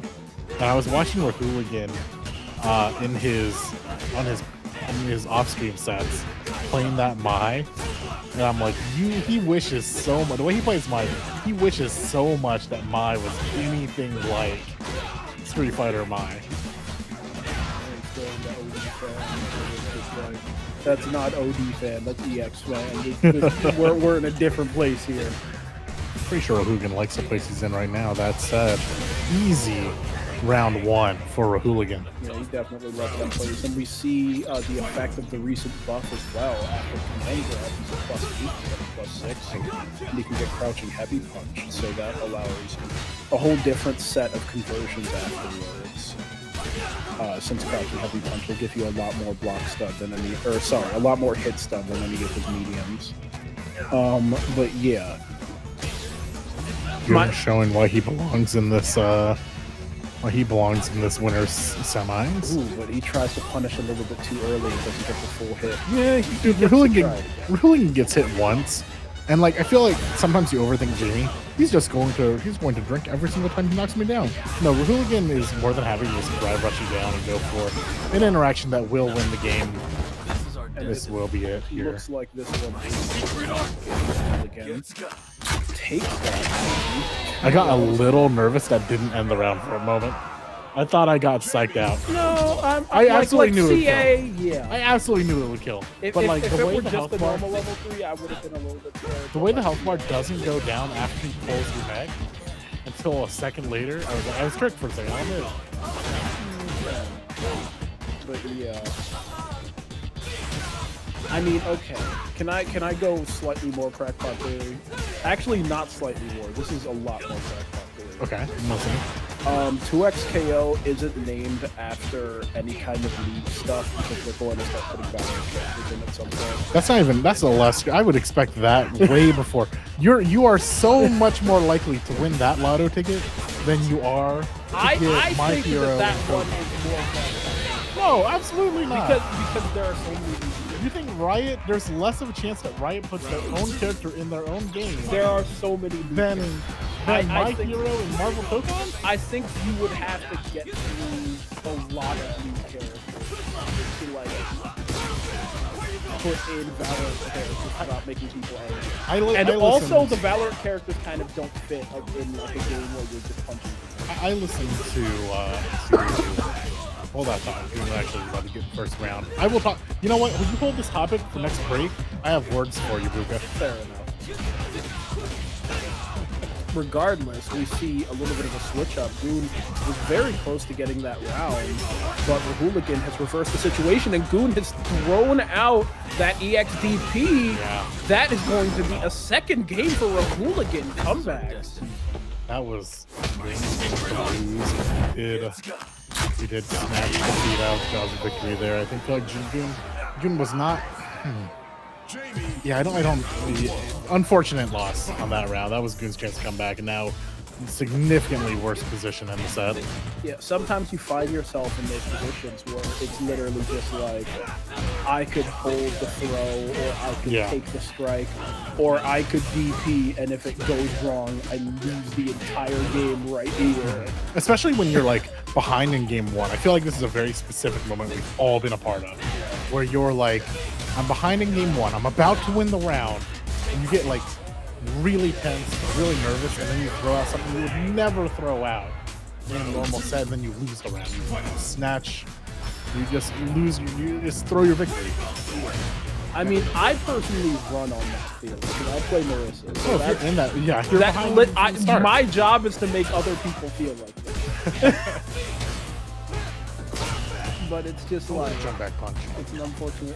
I wonder, was he trying to do the jump medium punch on the EX dive kick there? And he just didn't get it? I think that kick was just to like get back on the ground, not get anti-aired, but regardless, Rahooligan puts Goon in the corner, keeps him in the corner. And he does get the dive kick there, although it didn't manage to hit.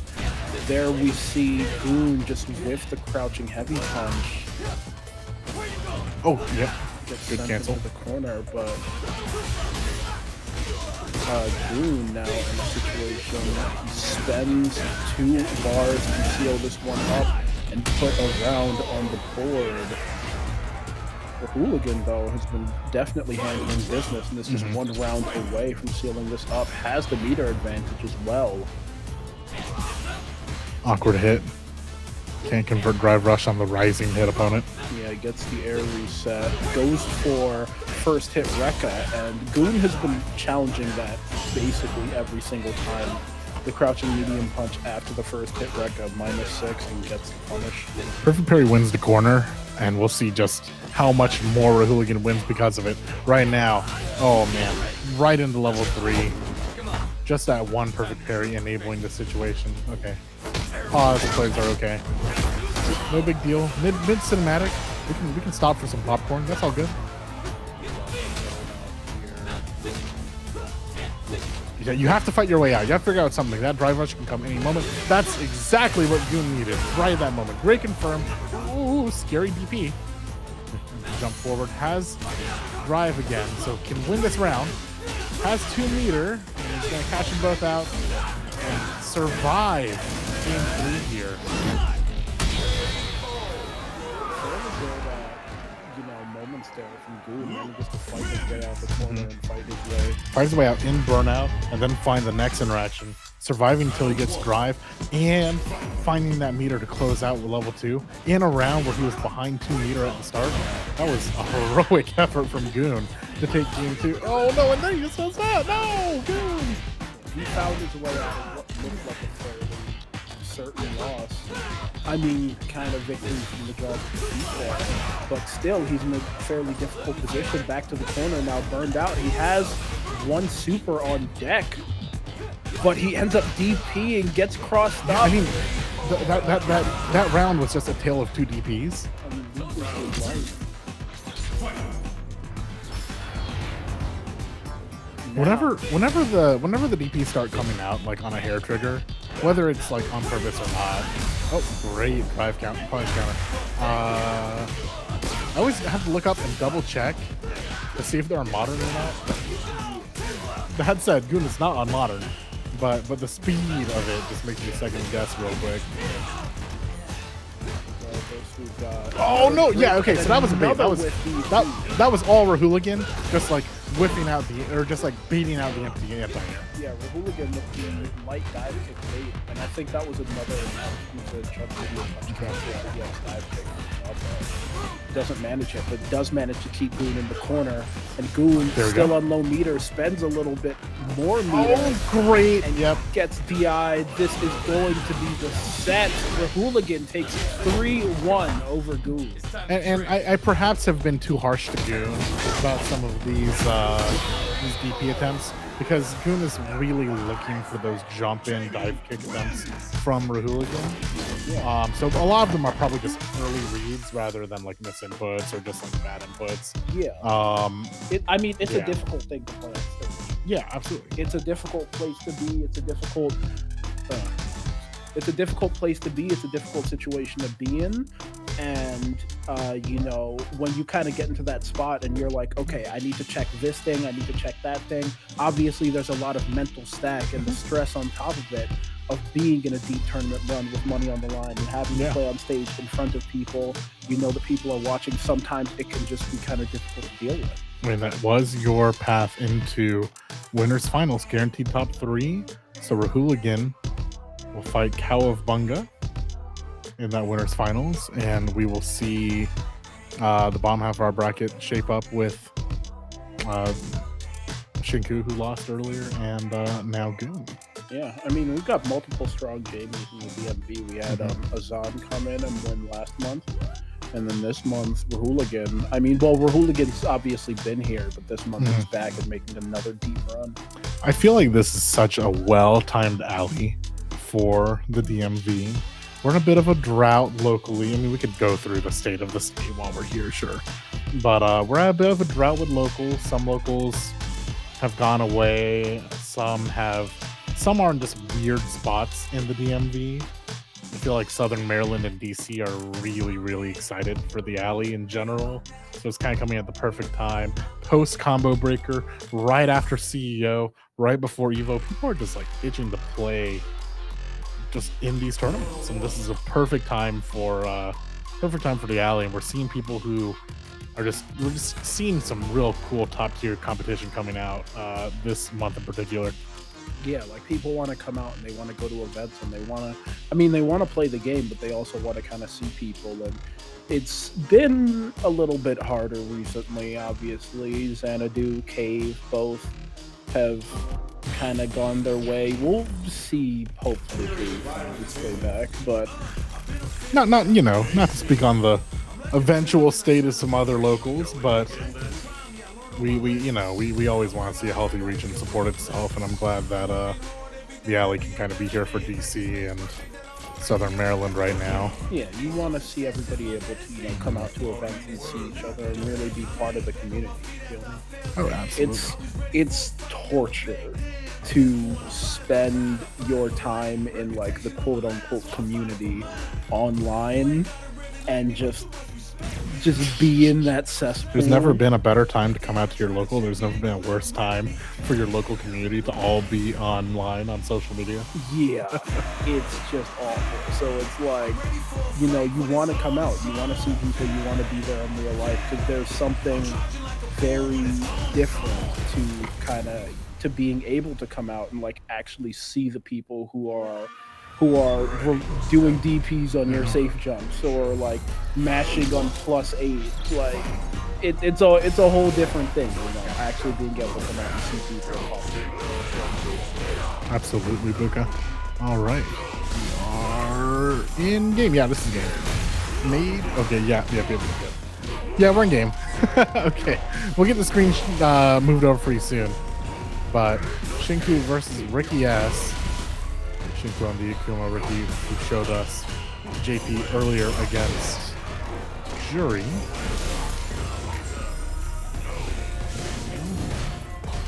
First round losers quarters. First to 3 all the way through. Get there, the fourth row. Sets the portal, walks up, but Broken. You don't see that very often. And oh no, that's so hard to deal with. Shinku is just throwing out the Yeah. guys like they owe him money. It's insane. And Ricky broke the first one, and there was definitely a path to victory, but I think level 2 kind of muddled it up a little bit. Like, which hit's going to break the armor, which isn't, which is going to make you drop out of the combo. Like, drive him back like changes all of that because he goes through, you know, however many hits. But what is happening, Shinku? Listen, man. You mentioned the path to victory. This guy's got 2 buttons on his controller, and they're the path to victory. One of them is L1, okay, and the second one is medium kick. That's all this guy needs. All right. Oh man. Welcome to Street Fighter in 2025, y'all. Oh, finds his way in. What a cool demon flip. Yeah, the demon flip, the dive kick gets the punish counter, and now kind of has control of That just like, I do. Shinku, are you really out there in training mode with a computer JP throwing out that set of fireballs to know that that demon flip at that angle at that hit is what gets you in? That was just like that was such a perfect flip. I mean, well, when you're at full screen, you can just kind of throw at see what happens. So I don't think it's too ridiculous. But I think you like what I saw for sure. Yeah. Gosher, I think, tries to get the teleport to Mango. Doesn't get anything out of it. But doesn't get punished that bad either. Yeah, now in Burnout, and Ricky spends the level 2, but Shinku just walks backwards out of it. It's good damage, at least. At least you're potentially one interaction away from winning the round. Spends level 2 here. Get the wall split and conversion afterwards. Great jump in. Yep. Into the crouching right kick, and now one touch, one throw, one anything will put him away, and the throw is what does it. Shinku 101 up 2-0 over Ricky S. Showing us what Akuma 101 looks like. And Ricky... Well, I think Akuma 101 is more powerful, focused, honestly. Yeah, okay, yeah, this is closer to a 301 performance. Yeah. You're right. Ricky having, I'm just recalling Ricky in the earlier match against Demi's Jury, right? What's the big difference between that Jury and this Akuma? I mean, a lot more focused aggression, perhaps. Oh, but no conversions there. We saw there once again, and another time, the spike punished by the demon flip dive. 3 times in a row he's done this. Although the third one wasn't a punish, it was a counter hit. Your theory and just throw it out and see what happens is going really well for Shinku. I mean, I don't even think it's just throwing it out and seeing what happens, because he's done it on Spike specifically every single time. I think he's actually just kind of either responding or predicting. And if that's a prediction, then Ricky's got to vary up the timing a little bit. He's getting hit in the ankles a little bit. Regardless, he's not going to be able to vary up the timing anymore. Ricky S has been taken out. Shinku 101 moves forward 3-0. It's the first spot in loser semis. Our next match will find his opponent, but Shinku, I mean, that was wow. Very dominant.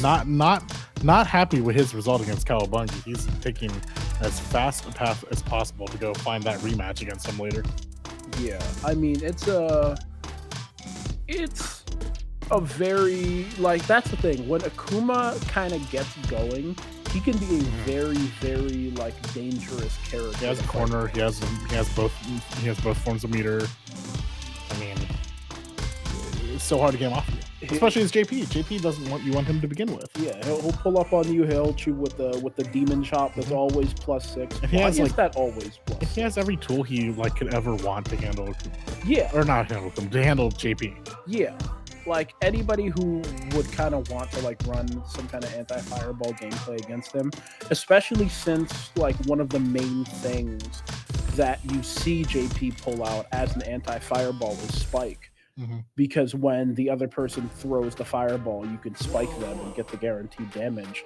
Shoutouts to our whole TO team for getting us these matches out fast. Too many names to name. I think J-Rock is the one who's mainly running Street Fighter 6, so specific shout out to him. Just getting these matches, getting us as much action as fast as possible here at the alley. Oh yeah, absolutely. Much love. Thank you so much, guys. I've been at a lot of events where just running stuff and getting stuff going, especially with a stream in mind, just takes a very long time. And I've run events where like that kind of stuff can be kind of difficult to deal with. No, that makes and breaks. Did you know that in a poll, 90% of people said that speed was the most important factor at their in their restaurant dining experience? It's not even the food; it's the speed and service. I mean, makes sense. You know, we're here to respect your time in the venue, and you know, speed matters. I think it's great that we're just getting these matches back to back to back. I mean, I think that's less of like a specific thing and more that everybody's used to fast food. Could be. Takeout is like 75% of dining experience right now. Speaking of taking people out. Yeah, we've got Goon taking out Tropic Trickster just a little bit. Not entirely taken out. Tropic Trickster trying to jump forward with that light kick, but he doesn't manage to get too much off of it. Does get that metal though, and now has a little bit more control. Goes for that overhead, but eats that crouching medium puncher's trouble, and it looks like... Has to spend that round. Do you think that was worth it? I mean, the round's a round. I mean, he was burned, so it's like I feel like if he wasn't burned, then like he could have taken it. But like, yeah, spend the level. It's just one of those shower arguments you have with yourself. Oh, spend that meter, or did I win?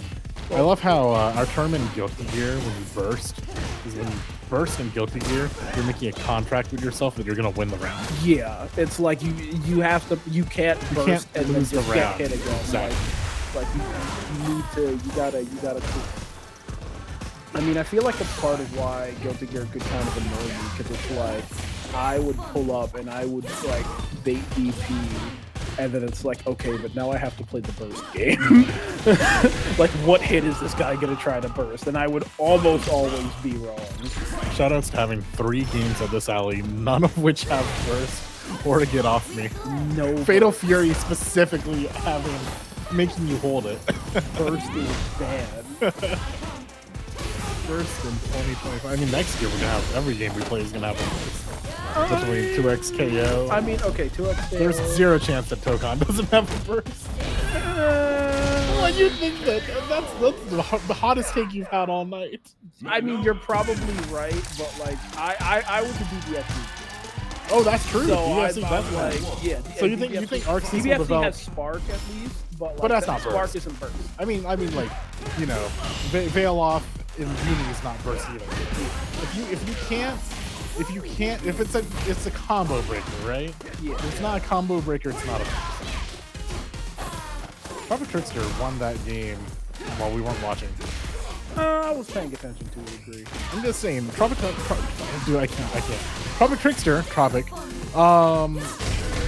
like, so he switched to Terry on game 4 last time we saw him. It's phase 2. We have not earned the second health bar, is what you're saying. Yeah, Doom has not gotten into phase 2 yet. You have to chill. You might not have enough bonfires lit to make that many more attempts. That's what, Dark Souls? I'm not a Dark Souls. Dark Souls is just not, I wouldn't say notorious for 2 health bar bosses, but the bosses that have 2 health bars in Dark Souls and Souls-like games are always the ones that you absolutely wish that they weren't the ones that had 2 health bars. Oh, wait a minute, but we've got Goon phase 2. Oh snap. Goon swapping to a Now unfortunately, I'm sure we've all played a game where this is the case. Sometimes the second health bar is not as strong as the first health bar. Sometimes you're more scared of phase 1 than phase 2. I have actually had that happen recently in a game that I really like. But I'm actually not mad because it means that I can one turn the second health bar. Ooh. So I'm like, it was Metaphor. Oh, I love Metaphor. We gotta talk about it later. Metaphor. Oh my gosh. Have you finished Metaphor? I have finished Metaphor, and I would love for King Louis to be a guest character in a fighting game. Listen, I need Atlas to come to me, okay? I've got all the ideas. Alright. Can you imagine a Blaze Blue cross tag battle style game with Persona, Metaphor, Shin Megami? Do we have a 4? I've got the. We're gonna have this conversation. Okay. Right now, Goon Goon is having a very different conversation, and he's having it with his fist. So this has worked out. Yeah, this has worked out for Goon. This character swap. Well, it's only been one round. Well, one round against Banan is a big deal, right? Because you've shut down the metal game, most important. Good with punish. Yeah, so it's outstanding medium punch immediately punished. It's a lot of that now. Tropic Trickster doesn't trust command grab. Yeah, I mean, it's just like back to bite him. I'm sure it's not that he doesn't. Partially that he doesn't trust it, sure, but he also doesn't really get much gain out of it. 2 medals on round 2. Tropic Trickster, second health bar. But if he would have trusted the command grab there, then he would have gotten like the medal and the burnout afterwards. Right. No, that's true. It's like, I mean, I understand, but like, sometimes you gotta make the bet. So I love Tropic Trickster's Manon, but his Terry is here for business. Manon's here for fun. Terry's here to do work. Terry is here putting in the salaryman damage. We see there goes for the demon flip low follow-up. Tropic Trickster trying to throw that Terry low fireball underneath the Akuma fireball because demon flip forward. Now both characters under 25% in CA range. Fireball into drive rush. Yeah, the charge fireball into the EX, and he just gets caught, unfortunately. I'll remind you that this is the exact same situation Tropic Trickster was in his earlier set, where he switches on game 4. So Goon has to adapt. Wait, that wall split? Yes, it does. Is that new? I don't think so, but I'm also fighting nothing but arenas and Mai's unladdered, not Terry. Fair. Good jump in for Tropic Trickster on set point. What I was gonna say was Goon is like, all the pressure's on Goon because now he has to adapt to this set point Terry on the character that he switched to as well. Yeah, but we had a 4 With standing heavy kick on the demon flip straight into the level 1. Are you okay? You are not okay, and you're definitely not okay if you're whiff and throw in Akuma's face. Oh no! Drive Rush 1, shimmy, Drive Rush 2. Well, he is okay, but I think he should have spent level 2 there. I mean, same game plan. Oh, great fireball in. Okay, not quite enough, but at least they're out of the corner. Cross up confirms. You have CA. This should be a payout. That should be the round, and Goon may have just stolen and survived here in game 4 and takes it to game 5. You've got to feel awful if you're Trickster. What a had the level 2, decided not to spend it. Lost his life. Sarah, what are you playing back there? Get off the cabinet, man. Yeah, he's playing Fatal Fury. This is important. This is important work. Come on, get back in the arena. Well, which Fatal Fury? It's like Fatal Fury King of Fighters. I mean, it's probably Fatal Fury given that he was put in as like a Fatal Fury big thing, and he's wearing the Fatal Fury hat. That's true. Well, he's always wearing a Fatal Fury hat. That's his whole I thought that sometimes the design on the hat itself was different. In Fatal Fury itself, he doesn't wear that. Right. Okay, do you mean like new Fatal Fury? Or I mean like Fatal original Goro. He's not playing Fatal Fury. Yeah, because original Garo, he's wearing the jacket. I know that, but like the other Fatal Fury game. In the other Fatal Fury games, there's no Fatal Fury. He's King Fighters. There were definitely old Fatal Fury games that weren't Garo. You're right. Fatal Fury, not Garo. Yeah. Yeah. No, you're right. You know, I lost in Mystery in like the SNES NES version of Combo Breaker. Oh, I need to go. I got this shirt from Combo Breaker like 2 years ago. I have that shirt too, actually. I have the tan version. That said, okay. So, anyways, Tropic Trickster. We're getting a little bit too off topic. We just really love Terry, and so does Tropic Trickster. Getting closer to taking the set. Yep, players say that's over. Couldn't put his controller down. It doesn't even matter. Very dead. Tropic Trickster knocks out Boone and moves on to the lower semifinals. Trickster just He throws the hat. Yeah, so what a cool win pose. I have to respect it. It's so cool. It was already a cool pose when he was doing in other games just in 2D without the explosion. But now Terry's he got to Street Fighter 6 and he's like, I gotta make this win pose cooler. What if I just power guys to the ground first and then did it? It's funny because it's like there's so much weird environment stuff in SF6. Like how Marissa will hit you with a level 3 and literally transport you to the Coliseum. Domain expansion. She's got the domain expansion. Zangief will hit you with the and then literally his fans are there. It's pretty great. Why are loyal fans in the room? You know who does that best? Which game does that best? Tekken. Tekken does do it pretty good. I was gonna say Injustice. Injustice, where Injustice Superman flies you through the stratosphere. Punches the you. Flash takes you through time. Yes. Stuff like that.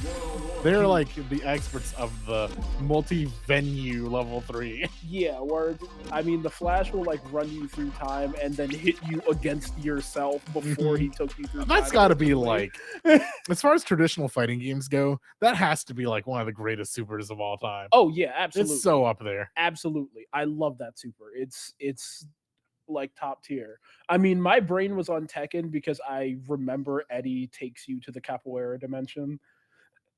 Oh yeah. And it's literally just an empty white space with a bunch of people doing capoeira in the background. And he just beats you up in the capoeira dimension. Oh man, I'm trying to think of other really good Tekken supers. And then Lydia takes you to Poland. Yes.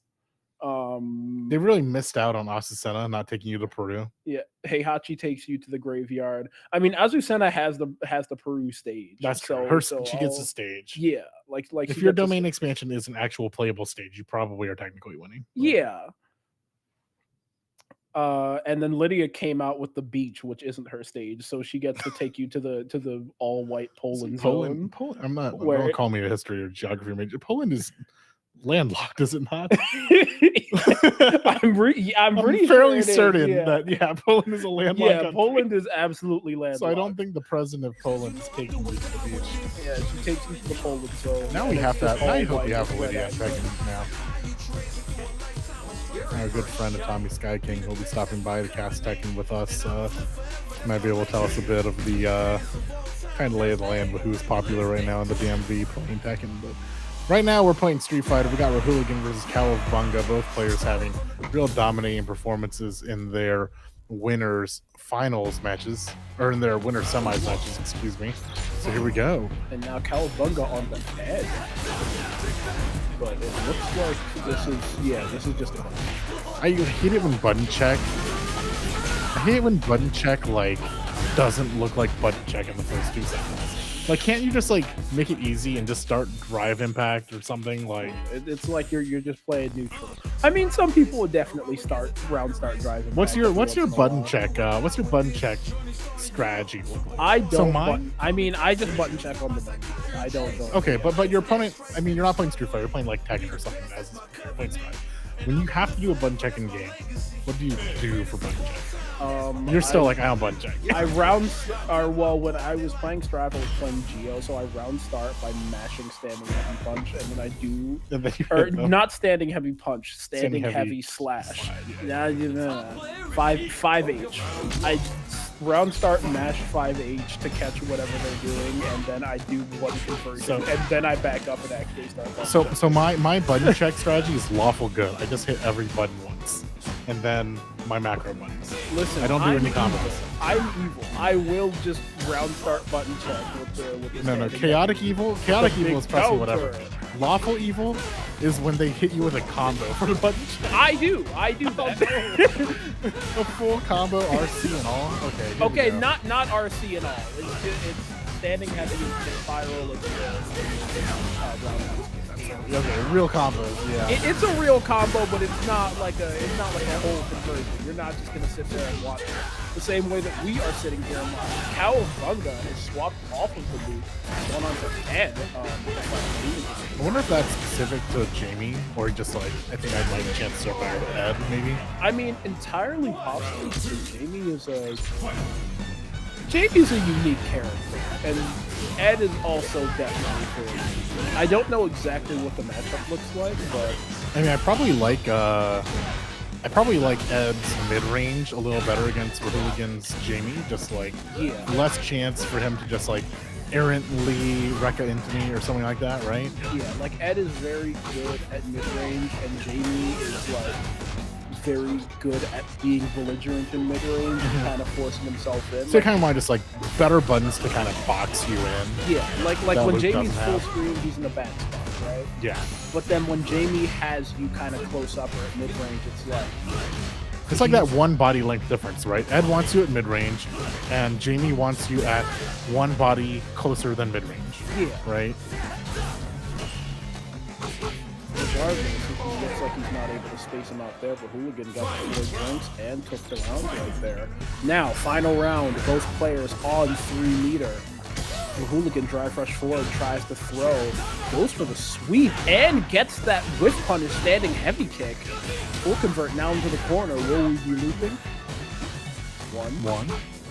Let's go for... No loops. Okay, no this loops. one. He's drinking. Oh, but he gets the jump in on the Psycho Flicker. Yep. And spends it. It's not going to be burnout, and it's not going to be kill, but he is going to be in a bad position. I mean, that's a lot of drive gauge to drive. Yeah, it's a lot of gauge to drive impact in with. Yeah, it is going to be burnout. I was paying more attention to the Hooligan having advantage after the super and 5 bars of driving to work with. I just figured that Cowabunga's drive gauge didn't even matter because he had to hold the next mix. Okay, so that's a perfect example of that exchange we just saw of Cowabunga with Ed just like boxing Hooligan's offense out. Very, very, very micro kind of exchange there, but it's led to all of this. Just step forward, don't move the cross up, get you. Ooh, but Hooligan, good spacing on the attacks, does take advantage of that. Whoa! Chance that whiff punch, but instead just restarts pressure. Gets another drink on the floor throw. Dude, the drink try to loop? No, he goes for another drink.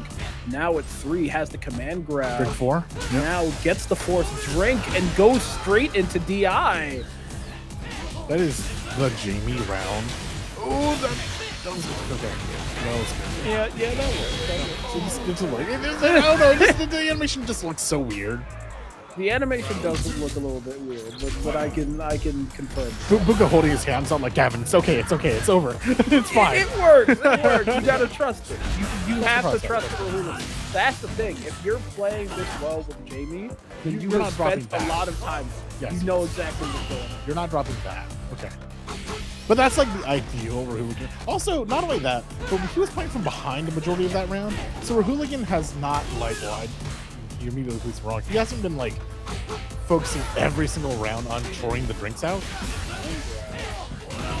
Looks like that is going to be the route. He doesn't even have to spend for it. 2-0. Hooligan just basically plays the 2 ideal Jamie rounds back to back. Like that's right there. Like he's peaked. The character has peaked. He's had the 2 best Jamie rounds of all time. Oh, and we see once again the Psycho Flicker. Reset. He resets again, bro. Why not? Gets the drink and another drink. Now at level 2, and it looks like he's going to get another drink off of this one. Gets the command grab. Yeah, just win the round. I was gonna say, I feel like Rahooligan, not every single round goes out of his way to chore out the drinks. Yeah. But the last 3 rounds he has been. It's just the idea that if you're behind by that much, you might as well win every interaction and drink and use the install to make the comeback, right? I mean, it's an interesting spot to be in. He's just breakdancing. He's breakdancing in the middle of the Such a stage. long hitbox, dude. But he's not breakdancing hard enough. We see there the standing heavy kick punish character gets the couple. Doesn't get the full conversion, but Calvunga is in the corner anyway. And he spends his own meter to burn himself out, which lets Rahooligan start doing business. It's gonna be set right here. It looks like so. Rahooligan. Players aren't reacting like it's gonna be over, but I'm pretty sure it's gonna be over. Like the set. It's definitely the set. As Rahooligan puts Calvunga away 3-0. Dominant win. Takes our first spot here in Grand Finals for Street Fighter 6 at the Alley. Yeah, here in Grand Finals on the winner's side. He might be there a while. I think we still have lower. We have semis. We have we're done with quarters. We have semis, finals, and grands. Okay, it's not a while then. I thought that lowest was a little bit behind. We're gonna tank straight to this. Again, shout outs to our TOs for giving us a real clean and fast running top 8. Listen, they're handling business like professionals. I have to respect it. Oh, absolutely. Having been there yourself. Yeah. Like I know what it means to not handle business like a professional because I've handled business in a very foolish and unprofessional manner before. And now I've also handled business in a professional manner. We have to learn somewhere, right? You have to learn somewhere. Let me be clear.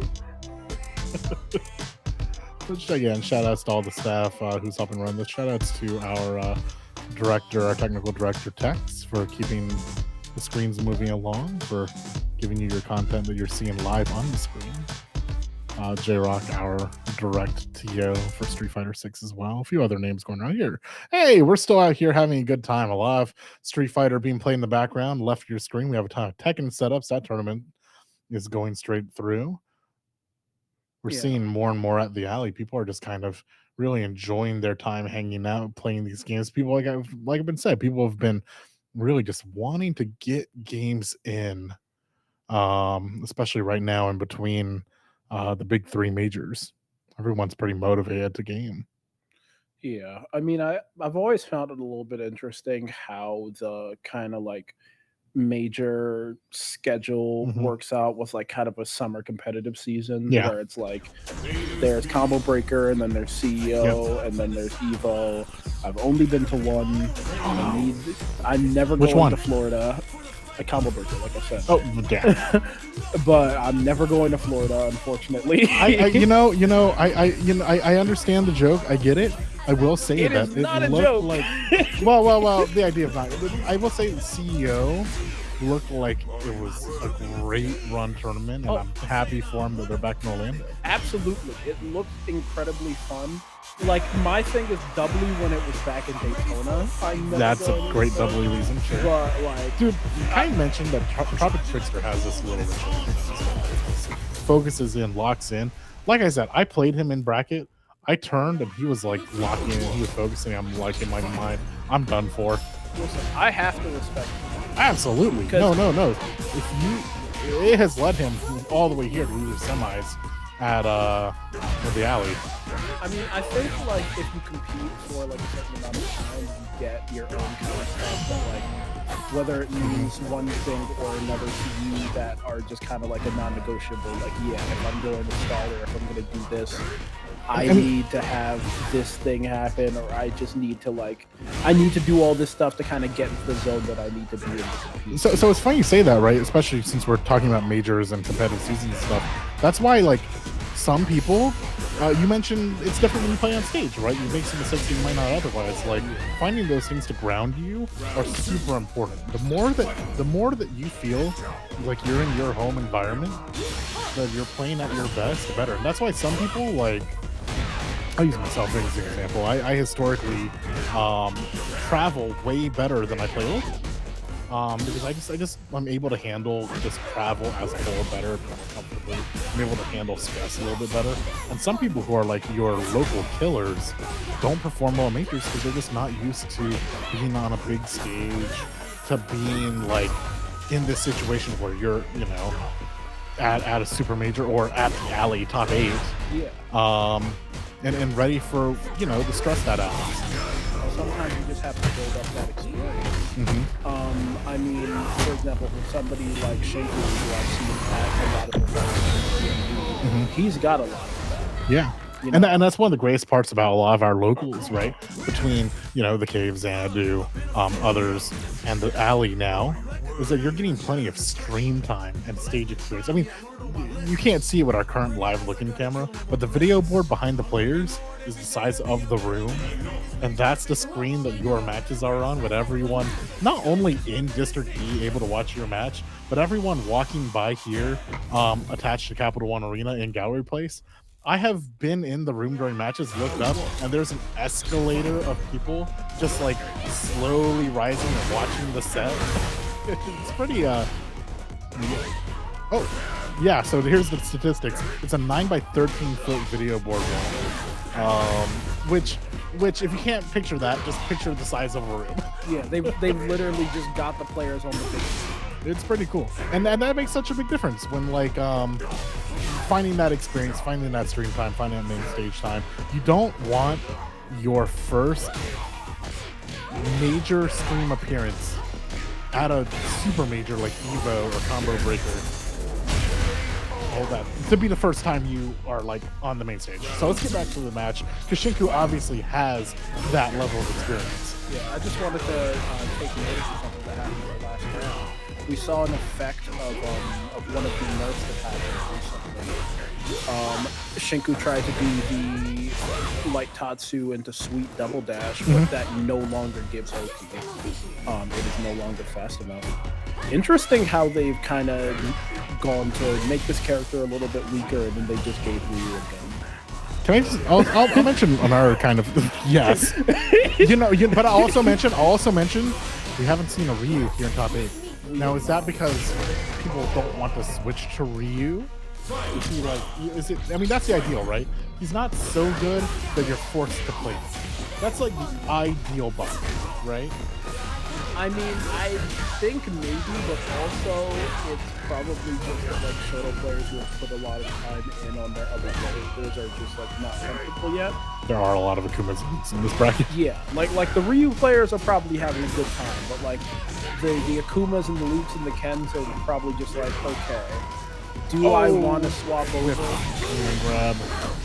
Unfortunate. I mean, when you throw out a lot of command grabs, sometimes they just don't hit. That's the thing. Tropic doesn't throw out too many, and that's why I think he like tossed out.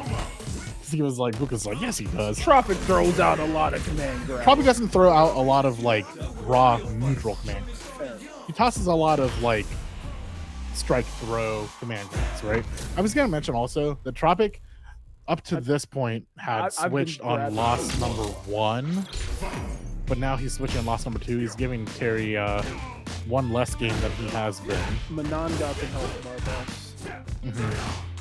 Ooh, I bet you wish you were kind of playing Manon. That was a free middle. That's it. That's a lot of damage. Never mind. Okay, Terry is Terry doesn't need to throw. He just needs a tornado to hit you a few more times. The last time these two... Oh, what a great read! The last time these two played... What's the last time these two characters were in the same game together? CBS 2? I can't think of one between them. Yeah, I think this CBS 2. Because after, like, mid-2000s, SOK was in a big mess. So I'm reasonably sure that it's kind of one of those odd moments where as many crossovers as both of these characters have been in, that took this long for them to run to each other again. The closest I could think of is Smash. Yeah, that's reading Tekken, yeah. I mean, you know, Tekken has Akuma and Geese. Okay, this has worked out for Tropic Trickster. Yeah, Tekken also works, but like it doesn't actually. All of their friends have been hanging out without them, but here we go. We're back. They're slugging it out. Kuma and Terry, game 4 here in loser semis. The winner of this match is going to have to go face Cowabunga in losers finals. That would be a run back for Shinku.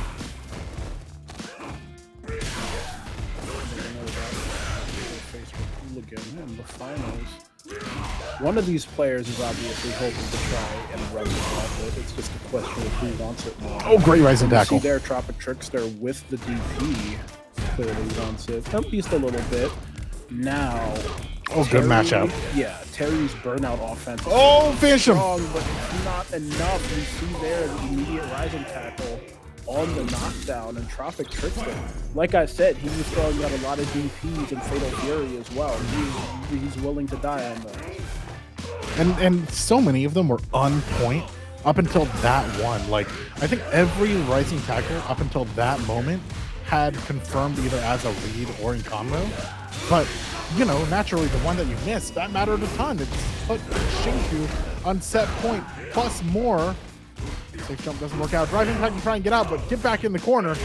Shinku wants this to end right now. Oh, it's so scared you can't fireball trade. Oh, and he does the burn knuckle, but he just... Yeah, definitely. I don't know if the jump was a read to burning knuckle, but best timing ever. Yes, he just wanted to do a plus burning knuckle to get in, and it just happened to be the exact same time Shinku does a jump in, and Shinku's just like, I will take that, and proceeds on to losers finals. Great effort from Tropic Thunder. Again, congratulations to him for great result here in Street Fighter in second place in field. Tropic Trickster. Yep. Somebody, it's ridiculous. Somebody finally figured out his pattern. I hear our producer clapping in the background. Just Gavin just can't get it. Yeah, the boss has been defeated. They finally got past the second phase. All right. So that's going to line up our top 3 now. Yes. Yep. So now it is going to be... I believe top 3 is in the money in this tournament. I think it's top 4. Top 4? It's a little different between the side bracket and the main bracket. I'll take time to confirm while you set the stage for our losers finals here. But yeah, right here it is going to be Tropic Trickster up against... Wow, my brain doesn't work. What is going on? It is top 3. And I will just kind of lay out the prizes for you guys, for those of you watching. First place for Street Fighter and Tekken, between these two lovely chairs, whoever gets third is going to walk away with $80. Second place, $120, and first place, $250. Not bad for a free tournament on a Sunday here in District D in the middle of DC. Yeah, definitely a great way to spend your time if you've got, the skill to come out and back Absolutely. it up. And even if you don't have the skill to come out. I mean, That's obviously, yeah, you can still come out. Because you're coming out to play games, so you can be one of these guys. Yeah. Fatal Fury, by the way, side bracket, the designated side bracket of the day. 75 for first, 25 for second, and a McDonald's prize pack gift card, t-shirt, hat, and cup for third place. So thank you again, McDonald's Gaming, for supporting us here at District E and the Alley. But now, moving forward into losers finals, we have the hero groups Shinku 101 against Cow of Bunga. We're going to see the Shoto matchup. Cow has moved back to the Luke. Shinku 101 on the Akuma. Can I just mention how jealous I am of THG for a very specific reason? They went to the local barbecue battle, and we're posting about it on Twitter. Barbecue battle. Yeah, the DC has a barbecue battle every year, or I don't know if it's every year, but they had one recently. I saw ads for it for like months, and learned it was last weekend. It is annual, yeah. Thank you to production. It is annual, and they were posting on their social. Hey, we had the hair group went out to the barbecue battle and had a great time, and I was like, not only am I jealous that you all went to the barbecue battle together, but You went as a bunch of homies. It's super cool. Good for them. You know, there are so many things that I just have no idea about. It's ridiculous. I didn't know barbecue could battle.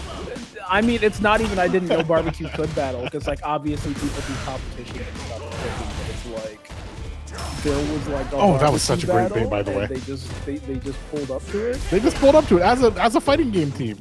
They just had to get together and win out. And I don't know if Shinku was there. He should let me know what his favorite barbecue place is if he did. But I know my favorite barbecue in the area. But we can get that story out of me later. Yeah, maybe they have to sponsor us first before I give them props. yeah, no free advertising. Pay me money. Shinku round 1. Now I'm trying to remember. Did Shinku play Akuma again? Yeah. Okay. So Cowabunga. This was the matchup they had in winners side, right? Was the Akuma interlude? Yes, I think Cowabunga only started. Correct. Okay. Oh, shaking his head, yeah. And there we see, the punish counter throw. Cowabunga now in a fairly difficult position drive meter-wise and getting chipped away. Shinku also not in a great spot, but has a little bit of the onus, has that spacing, gets to throw out Demon Flip, and gets to go straight into that super.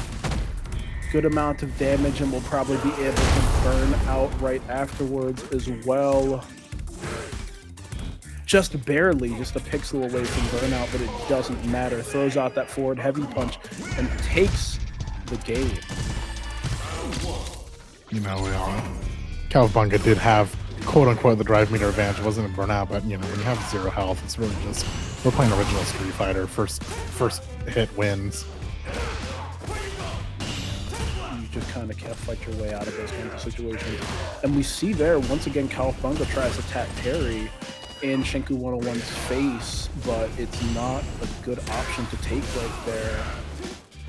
And Cowabunga is just kind of getting pieced up in the corner. Exactly. There. Gets the back throw. It's just like one straight hit at a time. A sweep here, a confirm there. Nothing really bombastic, just Shinku just winning all these little footsies for us. An overhead there, yeah. A throw here. Shinku's just winning normal Street Fighter things.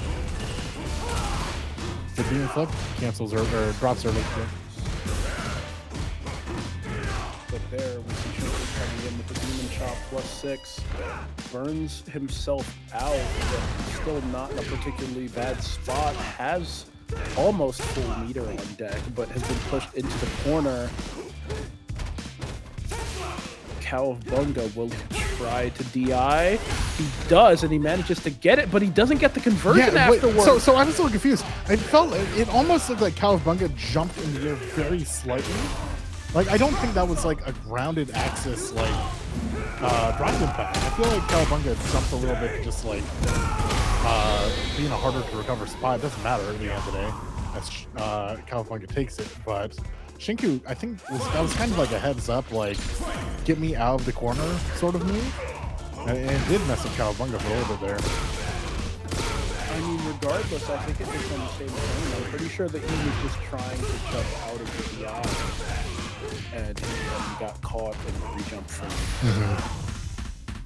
Or right after pre-jump frames, actually, the same difference. Regardless, Cowabunga manages to pull it back after that round and manages to take game 2 of this set.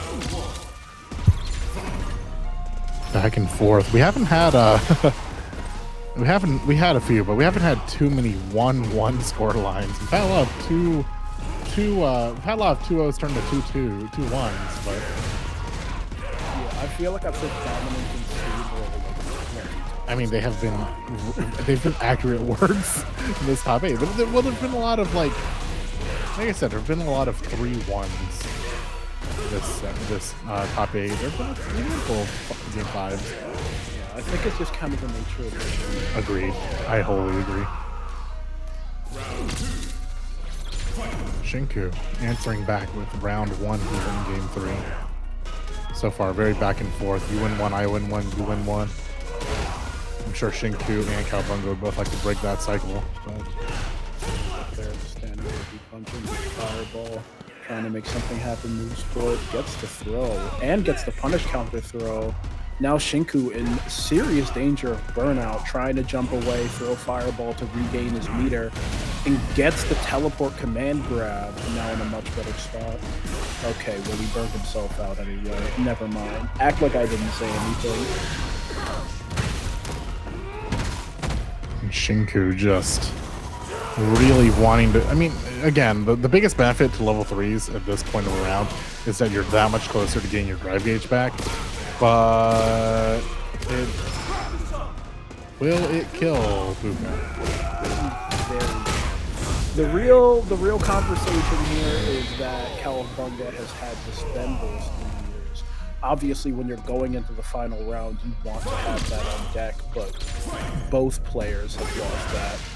Whose drive rush is faster? It's a Koopas. The answer is Koopas. It was a multiple choice quiz. You only had 2 answers. Hope you picked the right one. Attempted cross up. Second jump to avoid the throw. And he's going to get rewarded with the corner. All of the damage. Doesn't quite get a safe jump out. Yes, because that's not a thing. That's part of the thing that makes the double dash no longer plus. But regardless, Shinku manages to fight his way back. Seems like he hasn't fully gotten used to the new version of the character off of that piece of information, but regardless, he's playing his game. And who knows? Maybe you know, you go for the read, and sometimes you get away with it because Cowabunga doesn't go for the DP or something like that, or is also getting used to it not being a safe jump. But yeah, but regardless, it seems that Cowabunga also wants to make something different happen, wants to play something with a different game. Goes to the end. Oh, he tried to flicker forward and misses the angle. That's not good. If he doesn't confirm, oh man, we got some growing pains here with this ad. Cowabunga is going to benefit the most from just like finding some time to explore this matchup, but Shinku's not going to let him. Just let this, even if you don't win the round, like learn a bit of the neutral. We gotta figure out how this matchup works in real time. Oh man, it's you know, regular improv. We're doing some improv here. Obviously, you fight plenty of Atomas on ladder, but in this situation, okay. See, that's what we wanted from the first time around. Just like basic anti-air to just make Green Flip not work anymore, and now Cowabunga is finding that exact timing. And that's really, that does a lot of mental damage to Shinku. To be like, I cannot do regular demon flip in, I can't do regular jump in. Because Cowabunga's watching it so carefully. And you just like have to find the round where you prove that. And Cowabunga has kind of like now set that expectation, right? See right there, Shinku has to approach like that, he has to toss a fireball. And that changes like such a major part of the matchup. Yeah, and you see that he's trying to catch the anti-air instead of everything so that he can get those juggles off the force knockdown state through the demon flip. But Shinku seemingly not biting. Good jump in from Cowabunga. Both players have level 3, both players have enough drive gauge to make a big play happen if they can just find the punish. They can just find the in. Both players out the drive. It's unfortunate. And he doesn't spend the level 1, and he gets caught. How much damage is that going to be? I didn't see the health bar before that. A lot, but Cowabunga still has the health lead. With the right punish, it's a one interaction game, especially with all this chip from Burnout. I don't know if Cowabunga has the health lead. I mean, he does, but and he's about to get caught. The drive rush crouching medium punch is enough. Shinku 101 moves on to grand finals to fight Rahul again. That really looked like it was. I mean, Cowabunga had such a great board state after landing that level 2, but just couldn't close it out. You mentioned just the unspent level 1. Yeah, I mean, great job to Shinku for just clutching out the end there. But unfortunately, on Cowabunga's side, like I felt like that was an extremely winnable situation at the end. Yeah, it's unfortunate. We saw it earlier with the Chun as well. Who had the level 3 and just didn't spend it. Those drops, those are the things that'll cost you sets, and like those are the kind of situations that you'll end up in on stage where you need to make something happen and you just make a mistake and you leave wins on the table, which is something that you can't really do in a tournament scenario when you want to win. That said, great performance by Cowabunga throughout this tournament. It was a strong field out here, and third place still puts you in the money. So congratulations to Cowabunga. Here we go. We are about to have grand finals right off the bat for y'all. Rahooligan against THG Shinku as they get into character select here. So you mentioned we're at kind of this tournament season in the middle of the 3 biggest majors. There are many other amazing events and regionals to highlight, but there is something kind of different about this triple stretch here. Rahooligan traveled to Combo Breaker. He's wearing the hat, you can see. I'm pretty sure Shinku travels as well. I know THG encourages their players to go out, so It is I think possible that you're thinking of a I'm not. I promise I'm not. I know who you're talking about. Yeah. Different Shinku. I don't know if this. that's Shinku why I'm specifically- always using the full name. If it were the other Shinku, the not 101 Shinku, the answer is I know they are going to tournaments because they are very famous in Combo Breaker for their own epics and for their service community. For lack Service, definitely a term. Anyways, needless to say, the point is, as we go into grand finals here, first to 3, both of these players have plenty of stage experience. I don't think either of them are going to lose matches because of nerves, which is super important to point out here. Crouching medium kick, confirm into EX. Rekka Rahooligan takes the first round. But Shinku fighting his way back, gets that medium Tatsu into the corner. Rahooligan with the early DP out, gets shimmied, but there's no punish there from Shinku. Sometimes the whiff throat is the bait. Yeah, every once in a while. Every once in a while, you get away with it. It's like May doing anchor. Exactly. It's like, yeah, you can whiff punish me. I promise. You would standing. Some games, throw is just the biggest bait ever. Strive, yes. Uni comes to mind. You whiff a throw and then just mash a button, you always win. Doesn't quite happen as often in this game, but did work out for Rahooligan as he used that to get advantage and proceed to take game 1. Rahooligan, of course, playing from winner's side here, only needs 2 more. Shinku 101, a significantly larger hill to climb. Regardless, it looks like he wants to try and climb it, but Rahooligan is proving to not have very many handholds.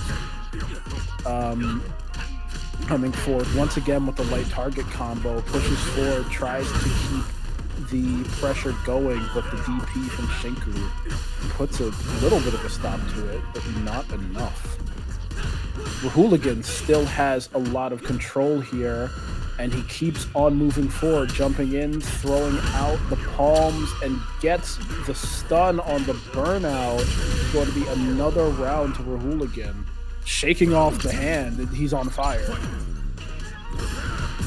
Rahooligan just wants to take this grand finals as fast as possible, and that's even, it's like, so Jamie's such a character to empower that too, right? Like, if you can't like figure out Jamie fast enough, he's just going to take those 2 games right away. I mean, imagine this scenario in first to 2. Absolutely terrifying. It's not that much better in first to 3, where if Jamie's just like doing things and you don't know what to do, and you have the health bar of Akuma. It's just a lot at one time, right? You're just getting caught and drinking, but you're not getting caught like that. We see Shinku 101 alive, throws out the level 2. It's not enough to kill Jamie with that jumping heavy punch. Absolutely. And that was actually still a very dire situation for Shinku, because Rahooligan with critical art and drive and Shinku in burnout, Rahuligan absolutely would have won that with a straight hit, but Well, Shinku I'm not survived going it. to say would have. I'm not going to count out. Could have. Yeah, yes, absolutely. Okay, Shinku, signs of life here. Like how to confirm A2 now tries to get, I think, a safe jump with the demon flip. Does not manage to, unfortunately. Eats a CA for his trouble. Gonna be a huge drive gauge swing as well here. That's enough for drive rush to start this. Another if he can confirm something here. And we're in the loop. Unfortunate as Rahuligan takes another game. Puts himself one game away from winning this tournament and taking home first place. I think they call that the alley number 20 point.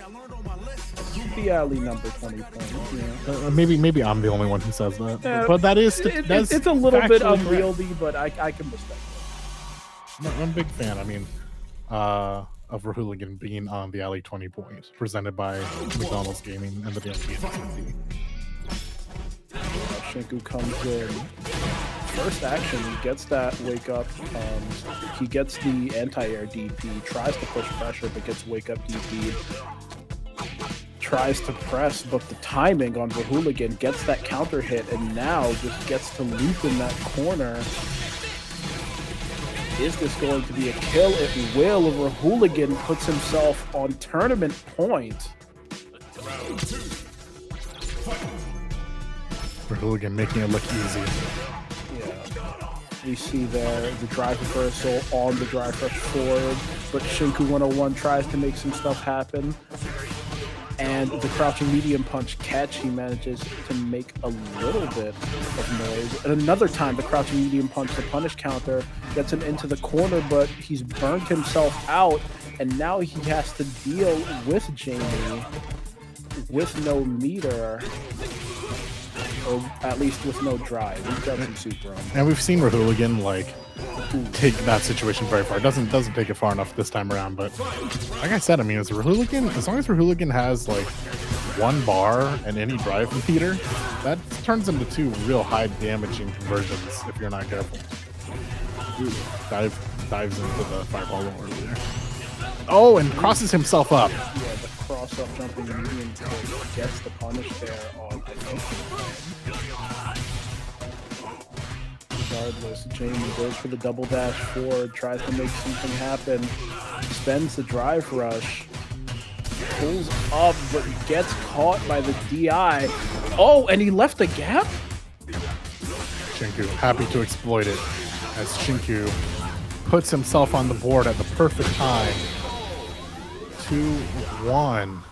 What even happened? I think, I don't know, just like way too casual on the frame link. I'm not sure. I mean, but if the gap was a missed link, then it would have gotten counter hit by the super. No, you're right. Rahuligan's just like, guys, don't worry about it. Let's just get in the game. Don't trust me. I don't think Rahuligan even cares. He's just Absolutely not. He's like, it happens. I'm just gonna go win game 4 now. He's drinking his definitely legal herbal tea. Definitely not alcohol. That's canon. He's drinking Please Don't Rate Us M. It's super canon. That is not. He is not invited. He's drinking that if this is real alcohol, then this game will be rated M, unfortunately. But it's just spicy. That's why it's tasty. It's the spicy water. It's spicy water. The spicy water. But yeah, I don't think Rahuligan is terribly bothered because right now it looks like he's definitely one interaction and this block away from taking the alley 20. Congratulations to Rahuligan. Fist bump for the win. That is, as you've said many times, a dominating performance. Yeah, he put this one away quickly, easily. He never really even looked out of control. No, absolutely not. Obviously, like he didn't win every single round or anything, but every loss round, every lost game that Rahuligan took, he just like sat down, figured it out immediately, played his game some more, and just was completely unflustered. Yeah. I mean, it's interesting with contrast because obviously, like I said, winner of the last one was Azan over Uncle Rec JP. And now we see two Jamies, both playing like fairly different play styles. Azan was very like self-assured, like I've played this matchup 1,000 times. And then this was very like not exactly like I've played this matchup 1,000 times, but like I kind of know what I'm doing. I'm just gonna do what I'm doing. And part of what helped him a lot was the fact that his opponent was burning himself out so often. But But at the same time, he didn't really play in the sense of like I'm waiting for my opponent to make a mistake. Hooligan was, I mean, if my opponent puts himself into burnout, it's because he's desperately trying to make me stop playing my game, and I'm going to keep playing my game. Yeah, he was forcing the issue. He was absolutely he was moving forward. He was trying to make stuff happen, and I think Shinku also kind of played into his hands by burning out so much because Jamie can obviously. Well, Jamie's not doing a lot of chip damage on his burnout offense, but he can obviously do a lot of burnout offense because of that really fast standing heavy punch. So he's able to just come out and just do whatever he needs to, and Shinku just has to come out and deal with that, and I don't think he was really prepared to do so. Regardless, very strong play from Rahooligan. Congratulations to him for winning first place in this bracket. And congratulations to the rest of our top three between Shinku 101 and Cow of Bunga. That's going to wrap it up for Street Fighter 6, but that will not wrap it up for the alley here at District D. We still have Tekken coming up right after this. I think we'll probably go to a break. Buka, you have done quite the shift between Fatal Fury and Street Fighter 6. It's been great having you here on the castle for the alley. Anything you want to say before we head out? Yeah, it's been great being in here with you too. All right. Oh, yes. Okay. We'll see you guys for Tekken in just a little bit. Stay tuned.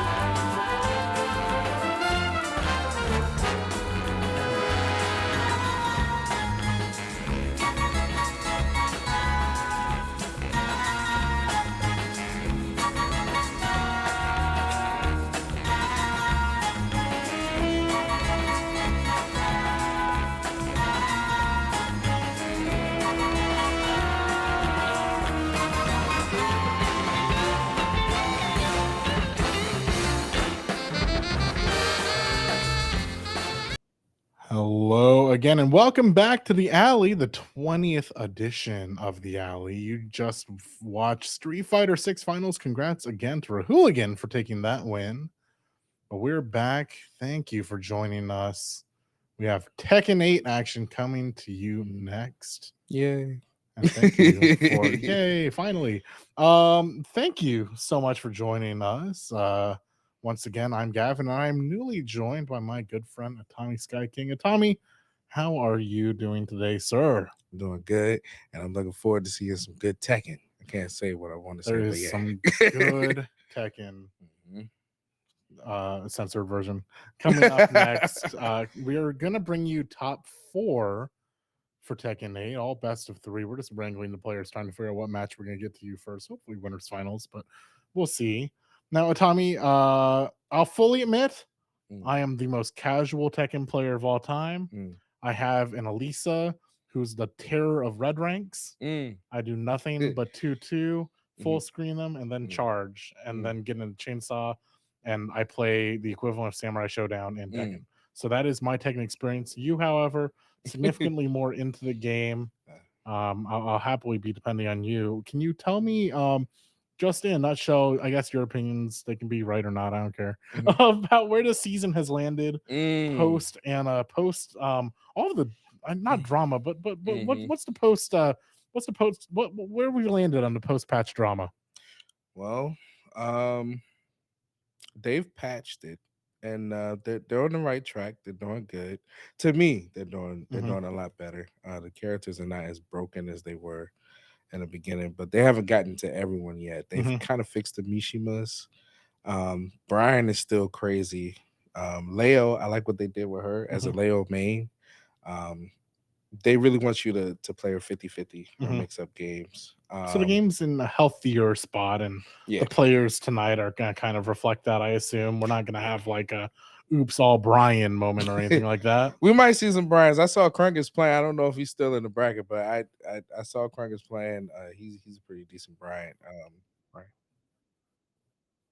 So we have okay, Oh. yeah. Yeah, So just to recap what production just said in our ear, soft and wet, and oh my goodness, yes, okay. Here's the info for me. Thank you, production. Soft and wet and made of clay in winners finals, and then in losers semis, waiting for the results of that, are going to be Eriki and Nautica. So I'm familiar with soft and wet as a very, very frequent name that appears not only in local Tekken, but also has some national stage presence as well. Always manage to catch him on stream when I'm going out to majors. You said you're familiar with I'm familiar with Eric Queen and Nautica. Okay. Yeah. So you'll carry us through the loser side of our bracket for sure. Oh, yeah. I will say, at least from my limited knowledge, Made of Clay is unknown to me, but to make it into winners finals here at the Alley, which, by the way, 48-person bracket. Thank you guys so much for coming out. Super appreciate it. Yeah. We've been talking. I was talking to Buka a ton. This seems to be like that time where people are just really just raring for some tournaments, because we're right after Combo Breaker and CEO. We got Evo on the horizon. People are just watching and playing and loving fighting games and are just yearning for the locals. Yeah. I mean, it's a great time to be a fighting game fan, as it has been for a while. But for Tekken, it's really good, because the hype is always there, regardless of what. That's the best part about when the Tekken community is like mad about their game. It's not out of a place of we're gonna stop playing this game. It's we're angry. We're gonna keep playing this game angrily, and we're so excited for when the game is in a better spot. They will play this game through hell and high water. Yeah. I say we love it. Don't enjoy it. We love it. For real, like we love it. We just like I'll be suffering at home sometimes online. I'm like, oh my gosh. Aren't you enjoying yourself? No, but I love Tekken. That is what a way to put it. More communities could use that enjoyment. Wait, is it the other way around? So you enjoy it, but you don't love it, or you love it, but you don't enjoy it? You love it. Yes. Okay.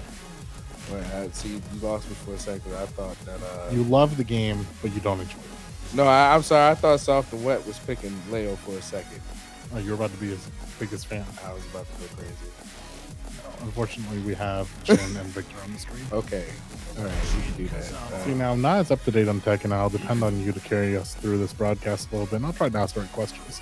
But seeing Jin and Victor on the screen makes me feel like I still can recognize things. I'm not seeing like Anna or Lydia on the screen. Round 1. Fight. All right. So. Alright, so they're both Gene has great positioning. Oh, okay. Victor avoided that low. Which I hate that grab, by the way. It's a little faster now, I think. Okay. And it's kind of like reflects the tech, and I know that soft and wet on Jin is just over aggro, and Made of Clay on Victor kind of has to find and pick his battles a little better, maybe. I mean, the name of the game with Tekken 8 has always been whoever presses you first gets into the stance, gets the mix-up started. But I feel like Victor is not quite as easily able to get Jin off of him, and we're seeing that right now. Yeah, I'm not Dude, soft and wet is like, I mean, like I said, nationally recognized, amazing player, amazing competitor, and finds a way to stop Made of Clay's offense. 1-2. Just trying to find it. Oh, okay, yeah, heavy swing. Made of Clay found a way in. One more touch. Should find it on that block. Yep, mid low. Goes round 2 out. I hate getting caught with that launcher. It always speeds. It leads to so much damage so fast. You blink and you're in the corner. Double low block. That's a. Oh, okay. What was that? Maybe it didn't end it the way you wanted to. Yeah, I don't think the damage was dealt. Or at least he got out of the corner. I was going to say damage is dealt. Maybe gets it right back to heat. And okay, yeah, that launch is going to probably end this round. Alright, Made of Clay. Leading into round 4. It's the low. He probably would have gotten that counter too. Oh, okay. Just tried to hold low. Try to get shot down 3. Get the stage again. 4. Oh, doesn't get it. And the worst part about you not getting the stage gimmick is it gives your opponent a chance to get the stage gimmick. Yeah. It's way worse. It's not you dropping damage. It's you potentially empowering. It doesn't matter if the soft and wet did end up getting the round. But the worst part about missing the stage gimmick or missing the floor break or anything is like, not that you drop the combo, it's giving your opponent a chance to get the combo later, right? Yeah. It sucks. Like that. You just like you just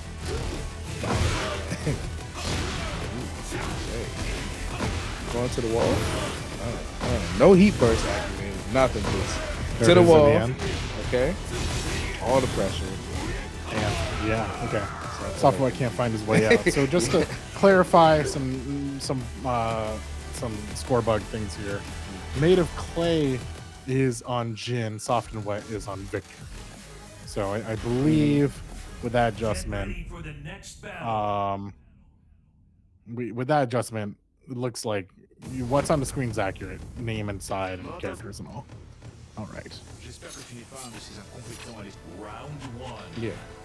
Okay. Alright, got that low. Okay. Got the low. Coming in with the offense. Getting the wall damage. Okay. Great positioning. Oh, got hit with the hop kick. Okay. We're gonna. Oh, we didn't get to the wall. Okay. Switched up. Alright. Clay has to fight out of the corner. Got caught with a nice little counter hit. Soft and wet, still applying pressure. Got caught with the heat dash.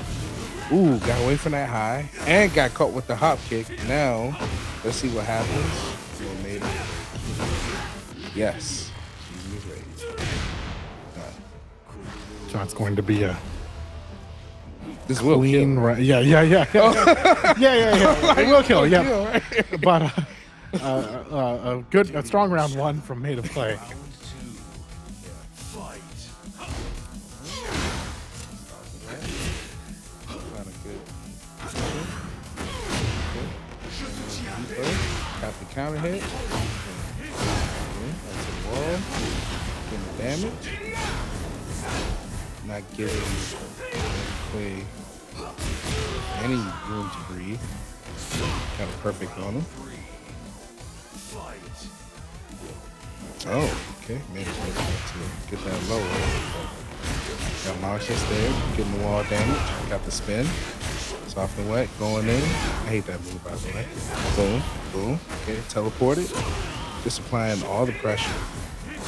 Okay. Then plans to fight back. Hold out the heat. Okay.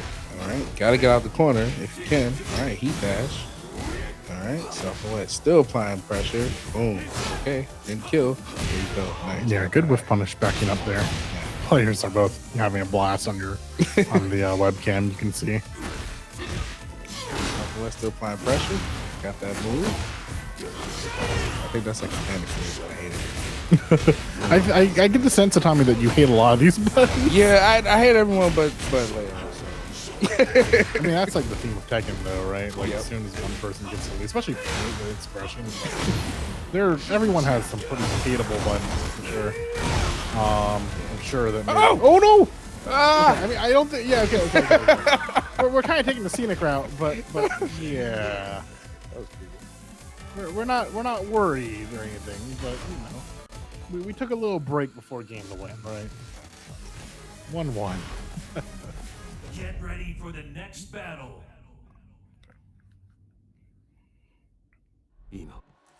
Round All right, 1. on the arena stage. Fight. Ooh. Okay. All right. Soft and Wet is really not trying to get Smith played. Ooh, got the launcher. Okay. Wall damage. Spam that. Oh, he was trying to. He got jabbed out of it. Good. That was a knowledge check right there. Okay. All right. Soft and Wet still applying pressure. Being stuck. Oh.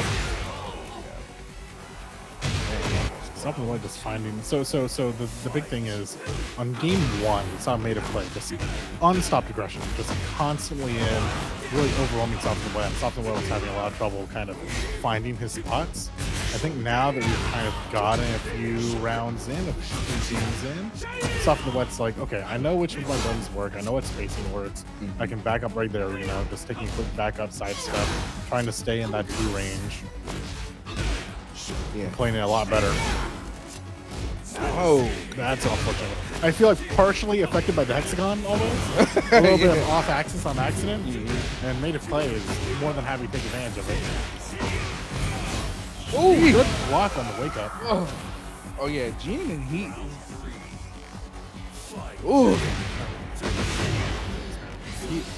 And doesn't get anything on the 50-50. Soft and Wet, on the other hand, will take you all the way to the corner with that. Everyone just sidestep a little bit. Let's make it gentleman's agreement. Let's get away from the wall. Gene's Heat. Ooh. Okay. Good blocks. Good blocks from Made of Clay. Yeah. Holding that defense. Does find a turn back, unfortunately. Breaks a grab. Never mind. I'm going to say all of that defense pays off for that moment. Okay, Clay. We got some work to do. We got something work to do. No! Yeah. Yep. A lot of just heroic defense for Made of Clay, but doesn't can't defend forever. Yeah. I mean, you know, he can do it. He can stay. He can stay on it. You really have to rest that stance out. Okay, Southwest still on this thing. Not intimidated at all, but Clay went in. Boom, we're at the wall. Excellent position for Jay. With heat, almost a full thing of heat. Okay. put him in a really bad position. Oh! Wait. Grab him. Okay. All right. 1, 2, 3. Yeah, Clay with the classic. Good block. Ooh, almost gets a whiff punish on the one jab, but timer matters. We're at 5 seconds left. This is where they always mess up. Made a play. It doesn't need the timer to win. Nice. Takes the round.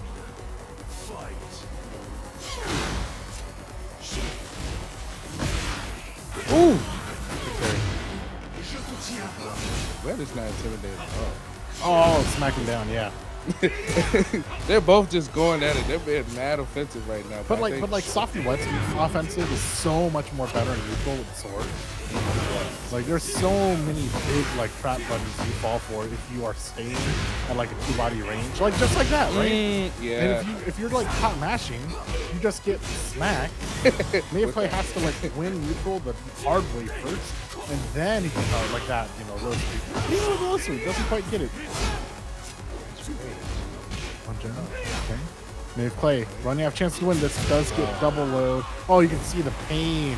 Or no, I was gonna say you can kind of see the pain. Maybe Clay, Soft and Wet, thrilled with that result. That was actually really close for a game 3 to go to game 5 or to go to round 5. Excuse me. Wow, a lot of numbers and rounds.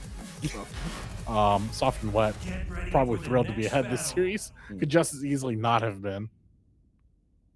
Yeah, and once again, season 2 changed the characters a lot. So stuff he's dealing with, you guess one wrong move and you got it. So, oh my goodness, Clay just dashing it, going in, got the wall break. I think we're gonna go downstairs. Oh yeah, we're going right downstairs. Oh no, wait. Oh yeah, there we go. We determined to get him down there, and I think they kind of made you think otherwise for just a moment. Right. Yeah, that was very dominant play right there. Good stuff. Ooh, got that stagger. Okay, so what did Clay find out in that last round? Because, okay, all right. He found out what we were talking about, right? Which is if Clay can just get in one time and just get through this neutral game, it's pretty likely he's going to take the next interaction too, right? So right here, with going against the wall, a lot of damage from deep, and now we're just one interaction away, and we just mash it in. Oh, excellent. That was crazy. Notice the rounds where Clay wins end at like 30 seconds left, and the rounds where Soft and Wet from the pace are, you know, going closer at time, 15 seconds, literal time, etc.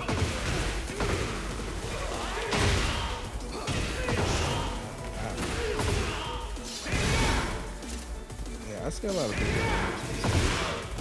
wall. You can be jabbed out. Oh, okay. That's the way Clay got up there. Oh! Did the wall jump. Okay. All right, got that grab. Yep. Low? Nope. Yeah, usually you want to go for the mid. Then look around. You want to go for that mid. With a Mishima, you want to go for the mid. Okay. It sucks, but I'm learning. You got, like I said, you got to block. Because Soft and Wet didn't block her because he blocked low. I think he was blocking low and he got hit. That makes sense. Yeah. It didn't. It was like, right on the edge of the animation. Yeah. It looks overhead, but it's actually mid. Yeah. You're fighting Heihachi, the last thing. All right, here we go. Game 5 for winners finals. By the way, this match matters a ton. Top 3 get a payout here at the alley, and winning this match will lock you in for. Well, actually, no. If you're in winners finals, you've already got top 3. But this is a pretty massive chunk to guarantee second place. Wow. This is a great stage. Corner carry for Victor can probably corner carry like a little better, but Jin, same.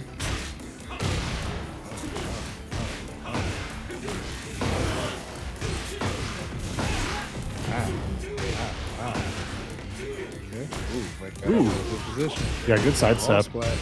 And just always such a good reward to get the sidestep into the punish while you're already on the wall. Oh, Good teleport. always, like you said earlier, that It's just you like swing into the big neutral buttons. like if Made of Clay just doesn't want to. Made of Clay's best situation is the one where Victor doesn't have time to breathe to even use buttons like that, right? I don't think that should have worked. I think Clay should have fucked. Clay had a huge. Okay, but maybe in that interaction, but No, I'm talking about just now. Yeah, just now. that was soft and wet. Around. Ooh, one jab. Ooh, good low block. Okay, just kind of chipping out of soft and wet. Kind of playing the better neutral all of a sudden, except soft and wet said, no, just kidding. Still my neutral game. Great counter. Uses a bit of the wall. Not going to make it to the R side of the wall, but does get kind of side kick, which does stabilize. Low block, parry! Oh, there. What does this combo end with? Yeah, somewhere. We'll make it a one interaction game. Oh, I love how soft and wet just Yeah, just crosses like- his arms. Like he's just thinking to himself, how am I going to ruin Clay's day at the end of this combo? With mid. Oh, you don't win. Yep. I love how much fun soft and wet's having. Made of Clay, tiny smile. Soft and wet, fuck yeah. Great time, guys. Good fight. 1-2. And that's the thing. What Made of Clay has? What does Made of Clay? He doesn't have a sword. He's got two fists. Right. He has to run in. He's got like baby health feet, but oh no. Yep, there it is. And he has Oh no, this is winner's finals point. Made of Clay needs to figure this out. He helps. That damage is gonna help. It has to get one more interaction. Fortunately, soft and wet gets it. Ooh, blocks below. Oh, blocks the shimmy. Whoa, so scary. So many buttons. Too many buttons. That was fire. I'm still not entirely sure who was who based on that reaction, but we'll sort it out. Congrats to the Victor player. I didn't see the reaction I thought I expect to see on the webcams based on that win, so we'll figure that one out later for y'all. But Because you're stressed. You don't know what's gonna happen. I've never seen someone that happy to lose. I'll put it that way. But shout outs to both players. That does lock in one side of our grand finals, and now we'll be moving, I think, probably pretty quickly on to losers finals or losers semis. No, losers finals. So someone's going to. I'm the worst. We're going to losers semis because we have two entirely new players to introduce you guys to. I've been sitting in this chair for a long time with me. Please help me. Look, I'm right with you. What do you mean you're right with me? You've been here for one game. Look, I mean, like, I'm with you. Whoever's coming up is whoever's coming up. You have to show me Okay, on. yeah, that's fair. We've had a lot of stuff here at District D for the past few days. We had 2 days ago. We had our Beltway Boost, which is our monthly Rocket League tournament. So had a great time there. I actually got to play because it turned to a 1v1 tournament, and we had an odd number of players. I heard about that. So they were like, "Yeah, go out there and play." And so they put me against a runner-up in the Rocket League Championship Series. You did your thing. I did absolutely no such thing. You ever? It's like a bronze Street Fighter player against a Grandmaster. Oh yeah, okay. Like we weren't even playing the same game. I could land a hit. I scored a goal. I held back the block, and I scored a goal when he whiffed DP'd. But I'm just Rocket League in Rocket League translation. Yeah, I'm listening. Yeah, I caught the occasional whiff. I caught the occasional whiff DP, but he only tossed whiff DP ahead because he was winning by 4 rounds. And then we had 2K yesterday. Shout outs to UMD, this esport team, for actually taking that win. But now here we are. Fatal Fury, congrats to Disgaea for winning that. Rahul again in Street Fighter 6, and in a few short matches, we'll crown a Tekken 8 winner. Oh, and I want to also remind everyone that this is an all PC tournament for fighting games, which is a big deal in the FGC community, apparently. We really like PC ports. Thanks to Ace Gaming for providing and sponsoring District D as a whole, and having using their setups. I was playing on them because I was playing Street Fighter, and I mean they're crisper than my computer at home. Shouts! I mean, while we're shouting out, I mean, thanks to McDonald's Gaming for their support of the Alley and many other events here from District D. You know, we're only really, you know, we want to bring out this top talent, and these prize pools definitely help for that. The winner of this bracket is taking home a cool $250, which is not a bad way to spend a free tournament. Not a bad way to spend a free tournament in on a Sunday here in DC. Yeah, with Zafina, Elcree with the Raven, and I fought Nautica earlier. He eliminated me. That Zafina is crazy. Dude, in Street Fighter, one game in, I looked up and watched the guy who knocked me out of winners and losers playing each other. So I get it. Yeah, I mean, Zafina, super cool character. I've never seen such a Well, I mean, at the end of the day, with Tekken 8, yeah. why not be offensive? Right. If your opponent lets you be offensive, it's almost always, you know, for better or worse, it's almost always the optimal way to play the game. That was a great spacing by Ariki. Oh, it's smart to use the. That was like an inch away. No, really. So Nautica went in, kept up the aggression, whiffed by about an inch, and Ariki took it to a win that round. Fight. Raven's a good character too. His music. Zafina, they went all out on her in season 2. I don't even think Shadow plays like Nautica.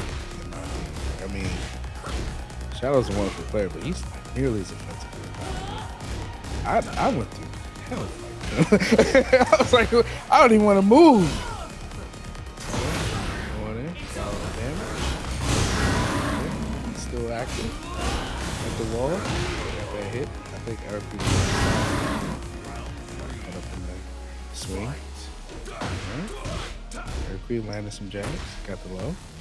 Nautica. Ooh. Went right over RP.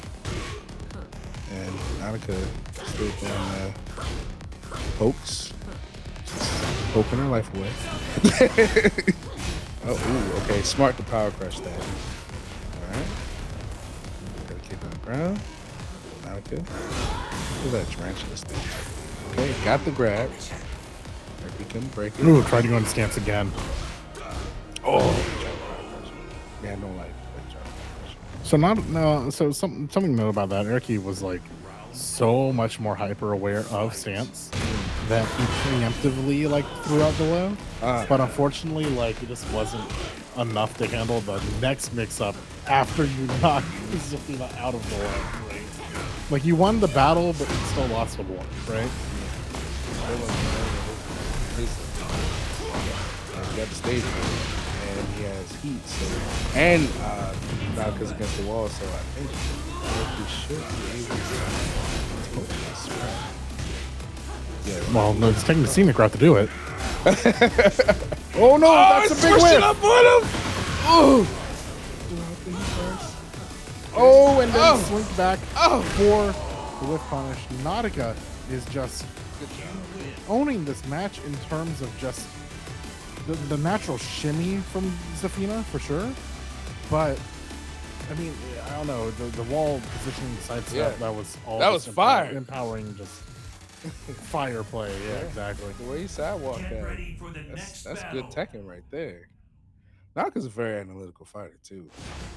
I just listen to him. I just learn from him. He's a player who always stands on business. Yeah.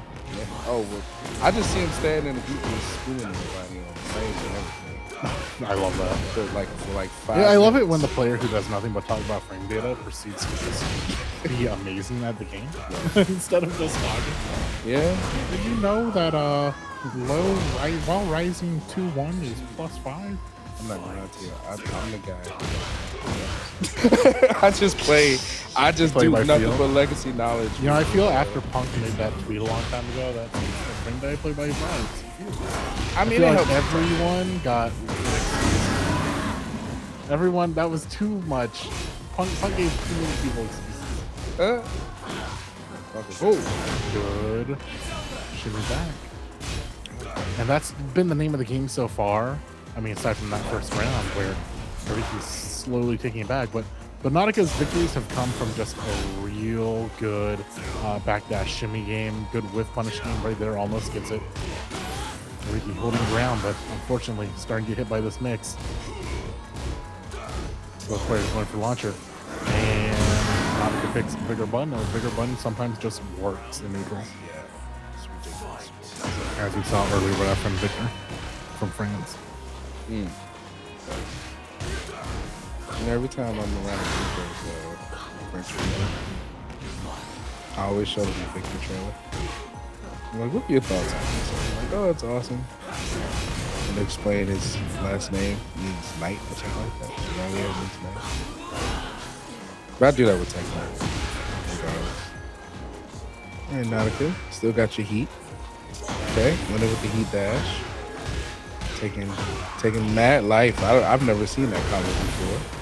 All right, got a little spin. Okay, applying the pressure. Back into neutral.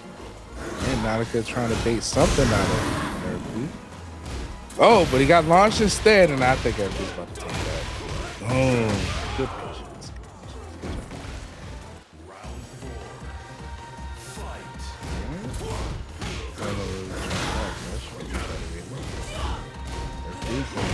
Got a good knockdown. Okay. Still got the low. A little breakdown special. Nautica. Blocks. Okay. Good. Boom. Okay. Nautica got the heat dash. Alright. And then, boom. Apply the pressure. Okay. Mercury constantly been poked and still got caught with that swing again. I think he was trying to sidewalk and he got caught with it again. Which I don't know how to deal with that. I would assume you have to duck it, but yeah.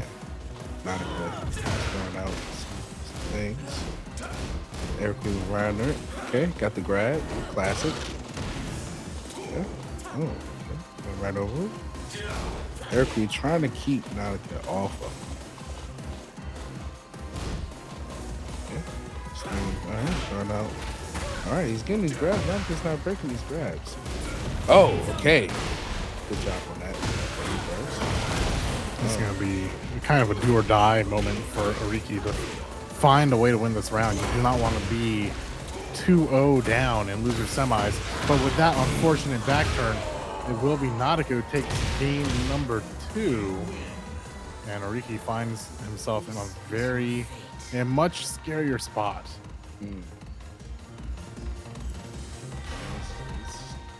Some solid playing here.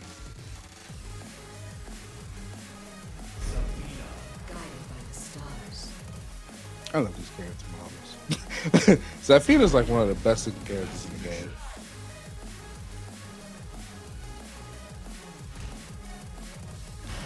You remember Master Raven, right? Get ready Of for course. the next Okay. battle. So who kind of would you prefer, Master Raven or Raven?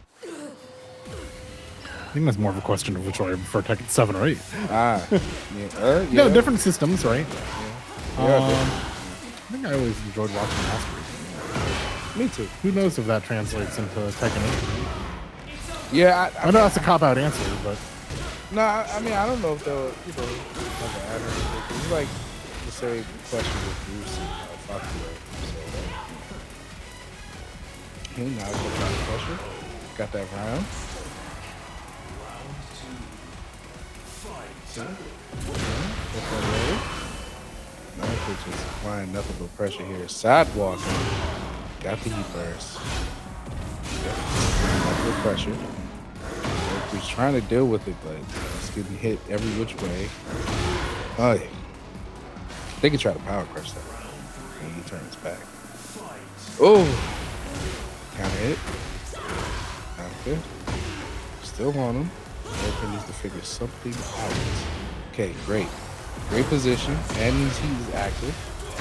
The best thing about it is that he can attack from afar with his ninja cones. But I'm assuming Erica's probably just going for the really big damage.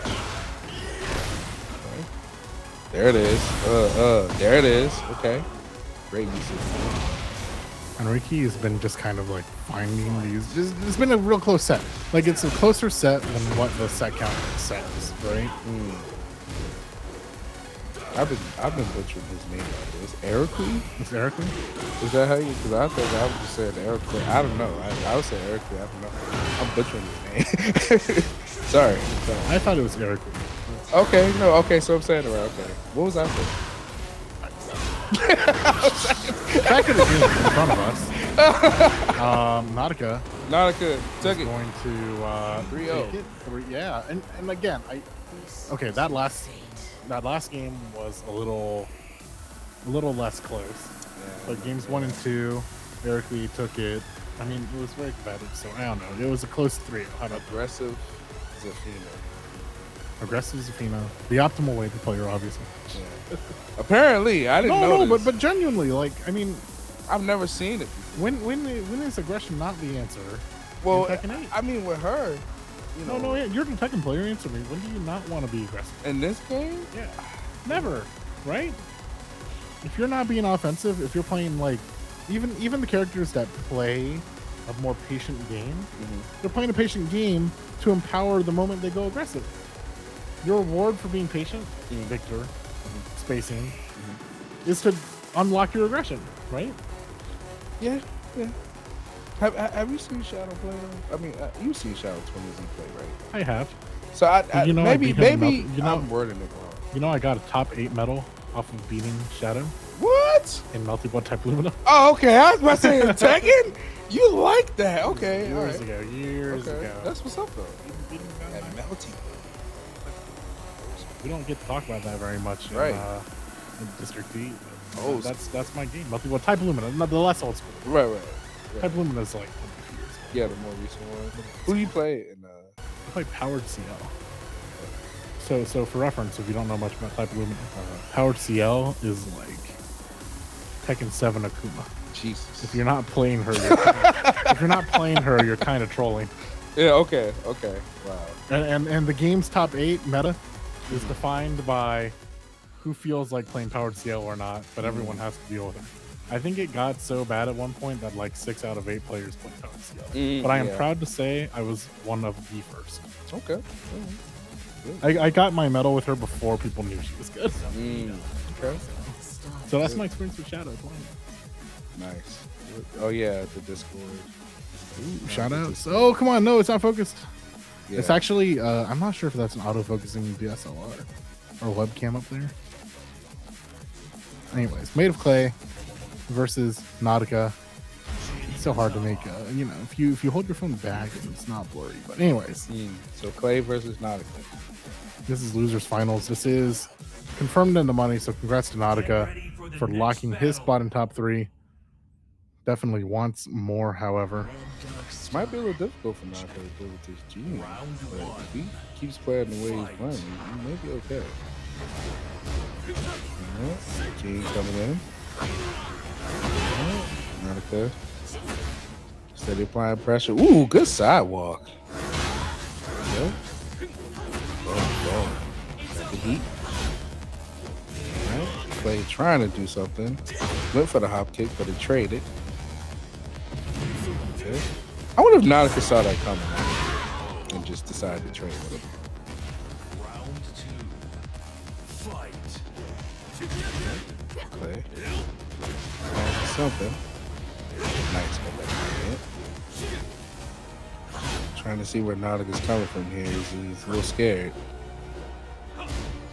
Nautica just steady applying pressure. This is what happened to me earlier, by the way. The steady applied pressure? Yeah, well, just trying to figure out how do I hit this man because he's blocking everything. Now this is why I'm not good at Tekken, because the answer is never this simple. But like, I throw way too much to be a Tekken player. Okay.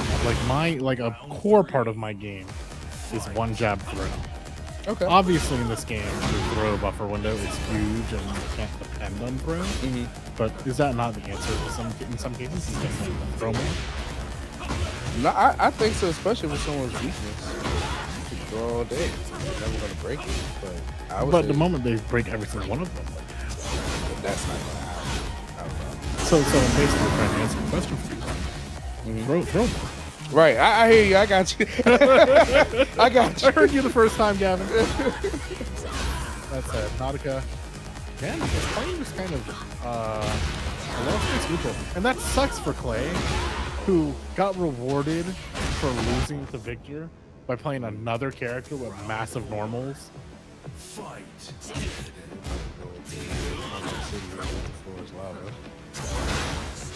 Lava. Feed up, everybody. The thing is like, nah, I'm getting all fours. Right. What a cool character. I know, right? She's awesome. I wanted to play her, but I just can't get with I have a hot take. I play the lowest tier cool character. I play Elisa. She's cool. Top tier. She's cool, but she's like not Zafina cool. Her new design is. To me, she's.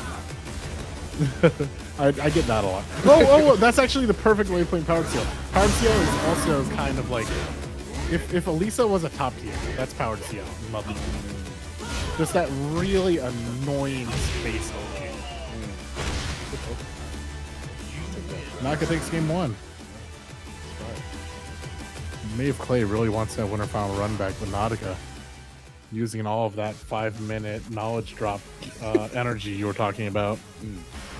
Oh, the Ortiz farm. Such a fun stage. We were just talking about Asusena Yeah. on the last stream, on the Street Fighter stream. We were saying like some characters in Tekken have that real cool thing when they do rage art where they just take you to another dimension or something.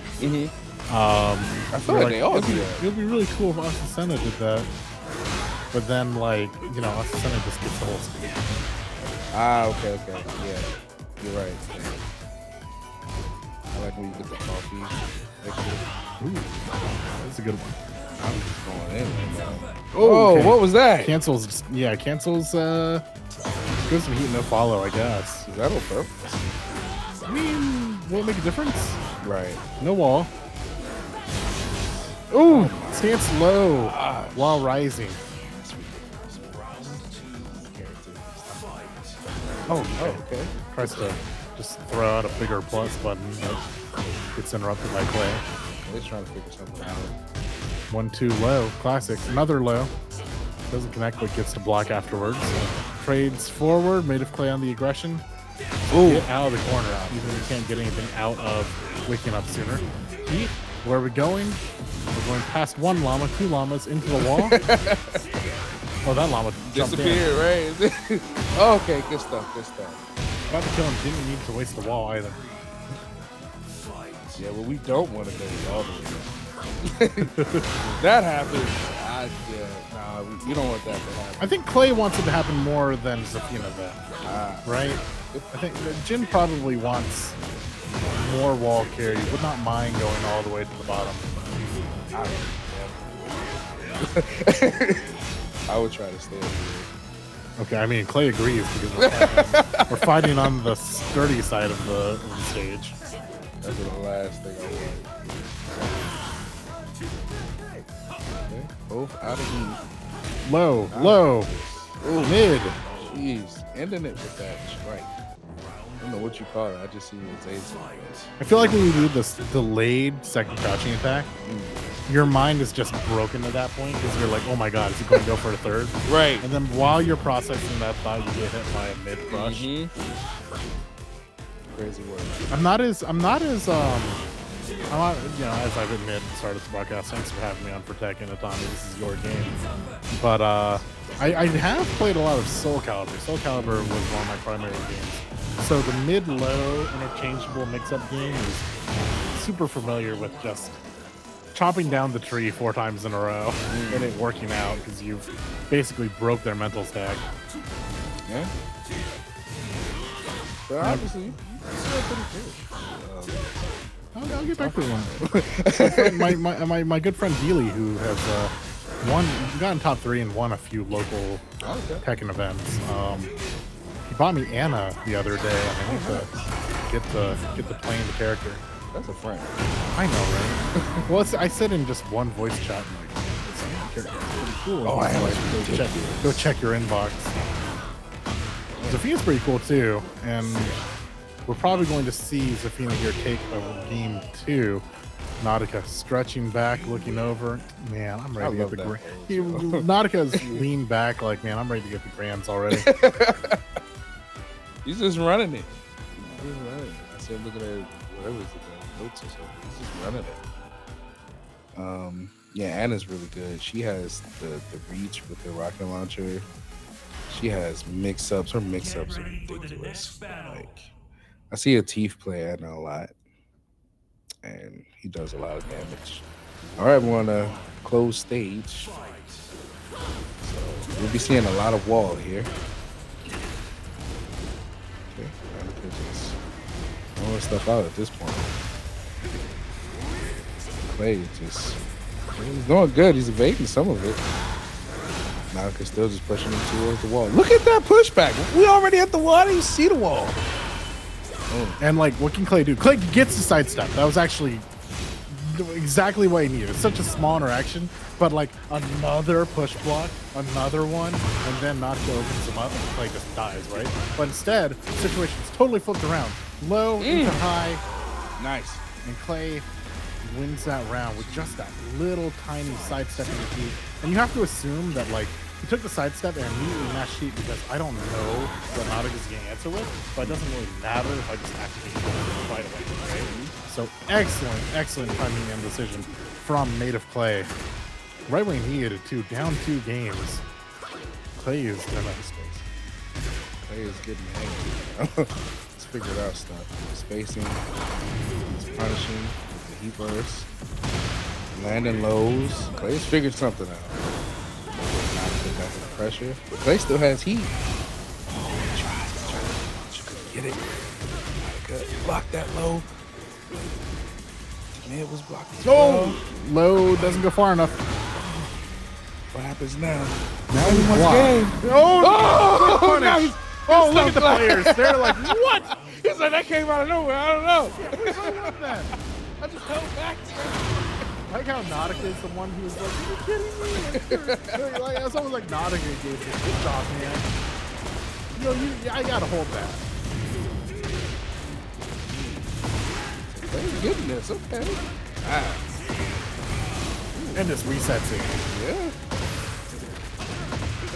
Oh yeah, Native Clay. That was his round to win. They're still just like, they're still stuck on that last round. That's what real Tekken is all about, right? Just like, I envy the games that have this, where you get to just like, Get ready for the next you battle. just I wish I could hear what they're saying right now. Oh my goodness. only in Tekken, man. Yeah. Can you just be equally happy with a win or a loss? On a round, at least. Yeah. If it's online, I'd have thrown my controller. Oh man. Okay, yeah. It's different when the guy's next to you. I want to go all the way down. 5 is 1. Let's go. Now, when I fight certain characters, I try to do it. Even though she's great at the wall, I like the space. I'm trying to recall, there is no wall on the bottom floor, right? There is, but it's like far. It's like Coliseum far. I don't think I've ever hit it. Ooh! Good punish right Oh, and there. Nautica again. Just like every time Nautica gets like beat out by these by these real close situations, he's just really got the good attitude of like, that's like both players have like my favorite FGC nods of the night so far.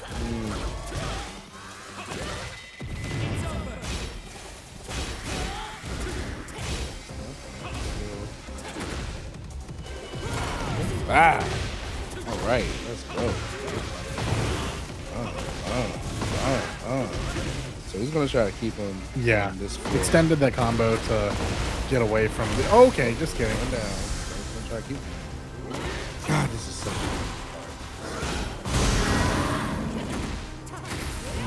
Oh, okay.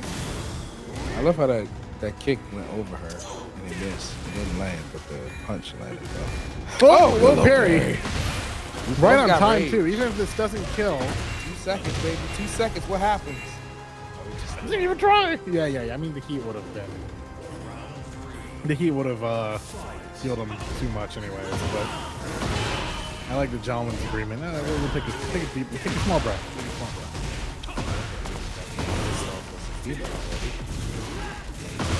Just trade it. Okay, applying the pressure, landing hits.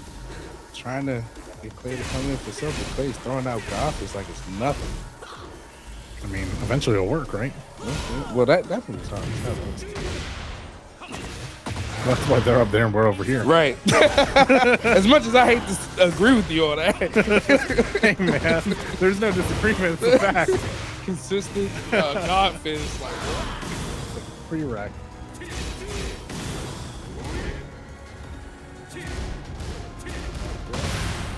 Okay. That's a good night back. All right, made of clay. We're going to game 5. Let's go. Good stuff, man. Good stuff. You figured it out. I think Nautica might have to get the lead. Oh, they're having a good time over there. Nautica might have to get the lead. I wonder how. I knew it. I knew it. I knew it. I knew it. I knew he was gonna do it. I knew he was gonna do it. Oh, if I could read lips right now. He's like, forget it. We still gonna look.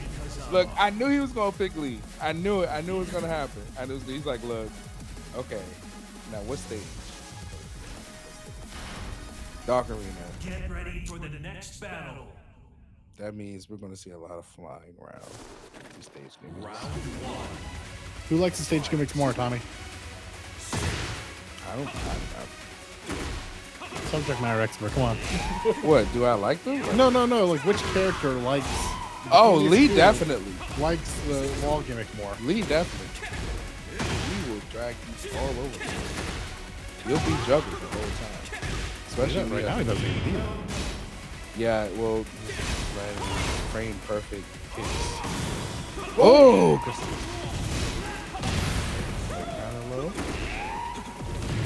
Oh! Come on. Walls. Yeah, I think Clay's trying to stay away from that too. Oh, nice.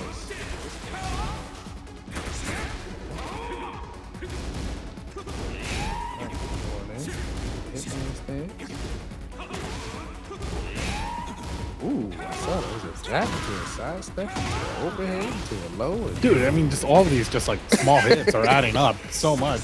And not only, I mean, you don't need the big launcher combo because not only are you getting all these small hits, chipping down your opponent, but you're also making your way closer to the wall. You're getting the positioning and the chip damage. And it all leads up to that, which we whiff, but that's okay. Maybe. You tried to Throw a break. Advantage is to Lee, and Nautica finds himself on set point. Ooh, okay, here's that corner carry that you were talking about. We're not on the red as lava part of the wall, unfortunately. Could have been much worse for Made of Clay. For Made of Clay. Yeah, okay. This will go to the danger. Don't touch me. Okay. Oh, he dropped it. Okay. I don't know what happened, man. Oh, you're gonna get pushed to the wall. At least it's not red anymore. But it doesn't matter. Okay. Yes. Oh, good duck. Oh my! What happened? Annie, get his back. Oh no. Timer matters. Oh, Great jar. no, it's That's blocked. a block. It's They know. blocked. They know. It's over. Bap. Oh, Clay lost it. Nautica Yeah, is going to be your other grand finalist. All smiles. that was good. Good game, guys. That was fun. They had fun. That was fun, Tekken. I think probably at the end of the day, Nautica had more fun. But Yeah. that was an exciting Tekken. I knew he was switching the lead. Like the second star loser was the left and out. Just known for both characters, or Yeah. Well, I kept hearing him talk about it too in pools. He was like, yeah, loser, I'm not playing Lee is Blasi. Okay. That means when he's pushing the corner, he's going to use Lee. so for his efforts, Nautica has earned a chance at grand finals. Waiting for him on the winner's side of that bracket is a name that if you are a DMV local, you know well. Soft and Wet, playing out of the Hero group, PHG, and I mean, thanks for sticking around, guys, so far. This is a pretty cool alley. This is our 20th rendition of the alley. I actually find it hard to believe it's been 20 whole alleys, but that's what Bits, our main manager, producer, TO, director, exec. Bits is awesome. He's the greatest. Shout out to him. I've had basically, because we've been doing all these tournaments, I've had all weekend to chat with Bits. Bits is the type of dude where you're just chilling here. You're going to the tournament, we just chat everyone for just like another hour just for fun. I saw. Great dude. I saw y'all just chatting in the corner. He's a great dude to chat with. Just super entertaining and knowledgeable in the industry, and excited to see what him and the team at the alley do going forward. I know that we've been talking about just looking forward to some of these new game releases. The year of the Tag Fighter coming up. Yeah, I was talking about Hunter x Hunter too. We'll see a lot of that coming up next year. But for now, we're here for Tekken. We got THG, Soft and Wet, versus Nautica Losers Bracket, if you're not familiar, which I have to assume that most of you are. But that said, Nautica has to win 2 sets, not just one. Soft and Wet coming from the winner side of the bracket on Victor. Nautica sticking to lead. Taking a look at themselves and make sure they look good on that TV out there. It's a pretty big video board. Get ready for the next battle. What are those bangs? What do you call those things? The anime things? Do they have the hair going in? On what? Those things in front of his face. You know, his Bangs? hair. That's what it's called, bangs? Oh, I mean, those are bangs, are they not? I don't know if you call them anything else but bangs. Yeah. I mean, they're not like... No. Curled? Okay. Curled. Okay. Gotcha.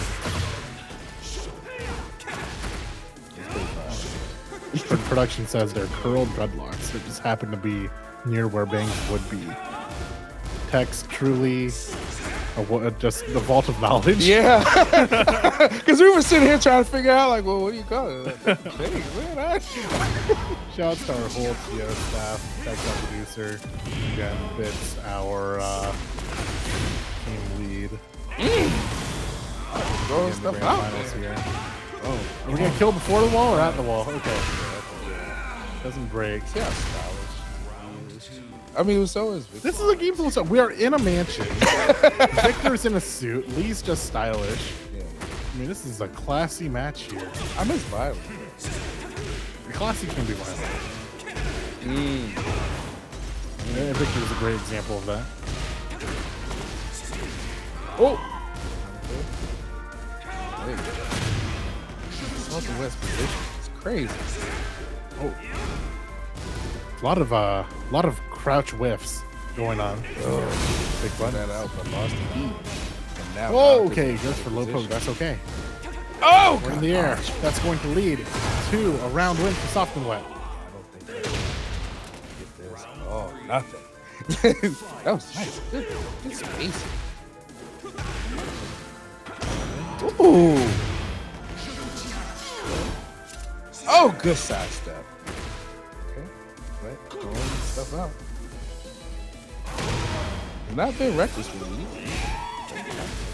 Oh, okay. Didn't get that counter though. Not a full advantage of that. Oh, damn. Good stuff.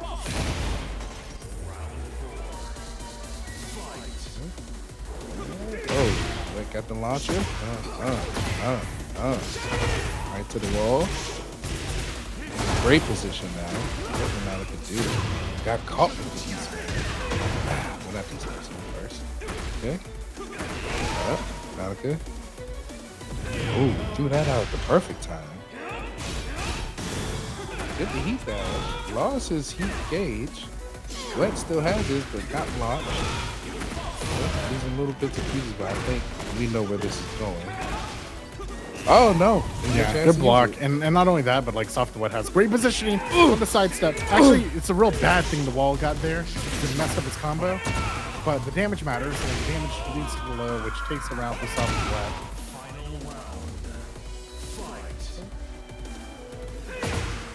I love the one brain cell effect of both players. Always sidestep in the same direction. It's never in a circle. It's always. I mean, obviously in mid round it matters, but beginning around. Okay, we are going through the wall, breaking the glass in case of emergency. Break 2 more panes of Right. glass. big emergency. Big fire. Ooh, teleported. Ooh, okay. All right, Wet. There you go. With the heat. It go. Oh, it didn't even matter. Wet just dominated that. Look, got Nautica wiping his forehead. Got him sweating. This is good. This is some good Tekken right here. Get ready for the next All right. battle. Soft Wet up 1. We're Exactly back where you want to be from winner's side. Just 2 away from taking the alley. Yeah. Getting We're the back on hard the team the largest chunk of that prize pool, 250. Which would be great right now.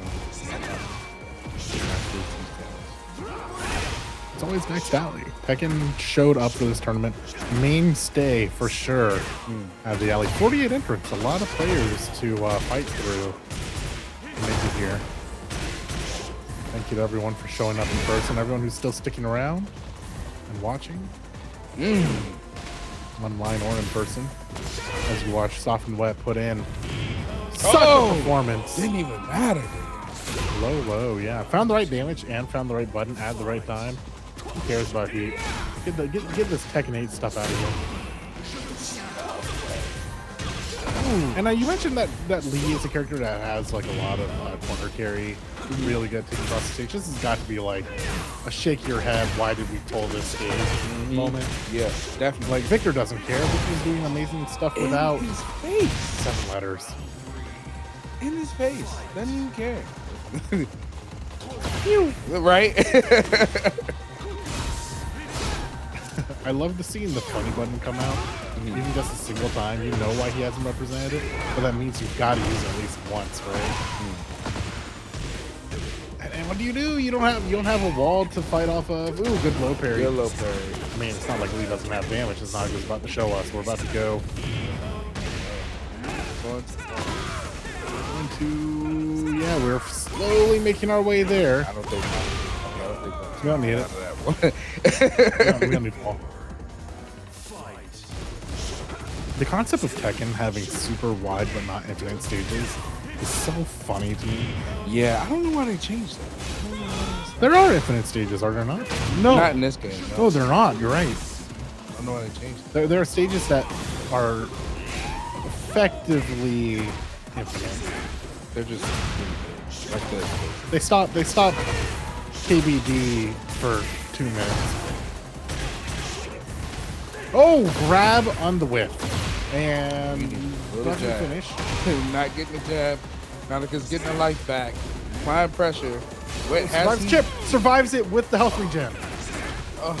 Can't survive every single punch. And Soft and Wet finds himself on alley point. Just one more win. Nautica, is this going to be a character switch back? Oh, to... Zafina. Yep. Oh, okay. Pulled it back out. I need to hang around with Soft. I mean, last time Nautica character switched, it paid off for him. Yeah. We'll do it again. Needs to figure something out. Oh, man. Get Not ready this for the thing. next battle. Do you play Final Fantasy 16? I've not played Final Fantasy 16. We were just talking about the Final Fantasy MTG set. But no, this is not one I've played. Cloud Stars. I did get one at my previous. So when I met Orlando doing the Tekken World Tour Finals, I met him, Nakatsu, and Murray. Before they revealed Clive, I had on a Final Fantasy 16 shirt with Torko. And they saw it, but they didn't say anything. They just kept walking away from me. Naturally, they didn't say anything. Proud of them. Yeah. Is there any? This is right about when I stopped playing Tekken daily. Is there a stage gimmick, Clive stage? There is a thing. Ooh, should I wait for it? Or what happened? If we hit a wall. Well, that's definitely gonna happen. It's Soft and Wet carries us from one side of the stage to the other. Probably not this wall, I'd assume, but here we go. We've got the advantage on heat. Just big button. We're going to the floor as lava too. Oh, floor does become lava? Well, it goes into like a battle between the summons. I see. Yeah, and it's just like a huge space. Pretty. I own the game. I haven't played it yet. Still got a big list of games to go. We have Evo coming up. We got to practice for that, like these guys are.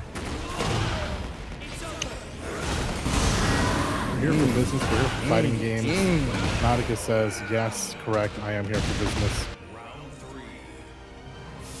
Actually, yeah, once this round is done, we'll go to the... Okay, so it doesn't say transition, but maybe, is there a wall gimmick? There is, like, Okay. right, like, it's somewhere there. I know it is. It's one of these darn walls. Because one of the summons will come out and blast you. Nice. It just happens randomly with me. I never got a chance to stage. There we go. So Ifrit coming down. New stage. That is so cool to that. I was distracted. You played that game back there. Right. That would be cool, right? If you could play the summons in this game. Oh, stays on the ground. Okay. Doesn't get huge whip, but is going to get the punch off of that. Good launcher. Oh, there's lava. By Raga. Right. Call it. Final Fantasy. Ooh, stomp low. I mean, this is set point. The Soft and Wet is ahead. Soft and Wet could end this if Naka doesn't find all the damage here. Does Smart. find it. Yeah, excellent rage art. We were so obsessed with Final Fantasy that we almost missed Soft and Wet winning the round. Okay, he's gonna have another shot at it. Man, Nautica is gonna have such a hill to climb if he can find this round. I mean, you have to start somewhere. Soft and Wet, though, living comfortably here with one round left to take the alley. There's one. Oh, got the launcher. Sidestep. Great. Now we're Ooh. Just applying pressure. I'm not trying to out of it. All right. I'm just trying to fight back. But I think this is it. Oh, that low's again might be it. There it is. And there we go. Soft and Wet, deep breath. You can sigh, take a sigh of relief as Soft and Wet takes the alley here with Tekken 8. Congratulations. Shoutouts to second and third with Nautica. Yeah. And Great job, Wet. Yep. Great job, man. Yep. Excellent fighting. Excellent fighting. Great movement with Soft and Wet. It's pretty good. All right. The name is throwing me off. Even though I'm a JoJo's fan, the name is just throwing me off. So, yeah. But, yeah. I mean, frequent name of the DMV, Soft and Wet, constantly getting top 3 bracket appearances, winning many brackets. THG very much has developed such a strong Tekken team. And it's glad to see him coming out to the alley. Shout outs to Boom, I think, who was the main one to run Tekken 8, I think exclusively pretty much. J-Rock and Boom running calling a lot of sets tonight. So thanks for running a well-oiled machine, guys. We see you. No long breaks between matches, just excellent TOing. Thank you, Atami, for joining us. Thank you for having me. No And problem. Gavin, I'm always learning when I'm with you. I gotta be honest with you. I'm You're just learning mentally how taking little notes every time I You're learning how commentate. little I know this game, but I appreciate you for helping me carry through Tekken. I think, with that, we've been here for a long time. Thank you so much for watching the alley tonight, presented by McDonald's Gaming. Shout outs to our whole crew, TOs. Tex, our producer, for holding down the fort. Congratulations to all of our winners. Thank you for watching in the venue and online. And with that, look forward to next alley. Follow District E on socials to find out the next date, find out the games. And with that all said, we will see you guys next time.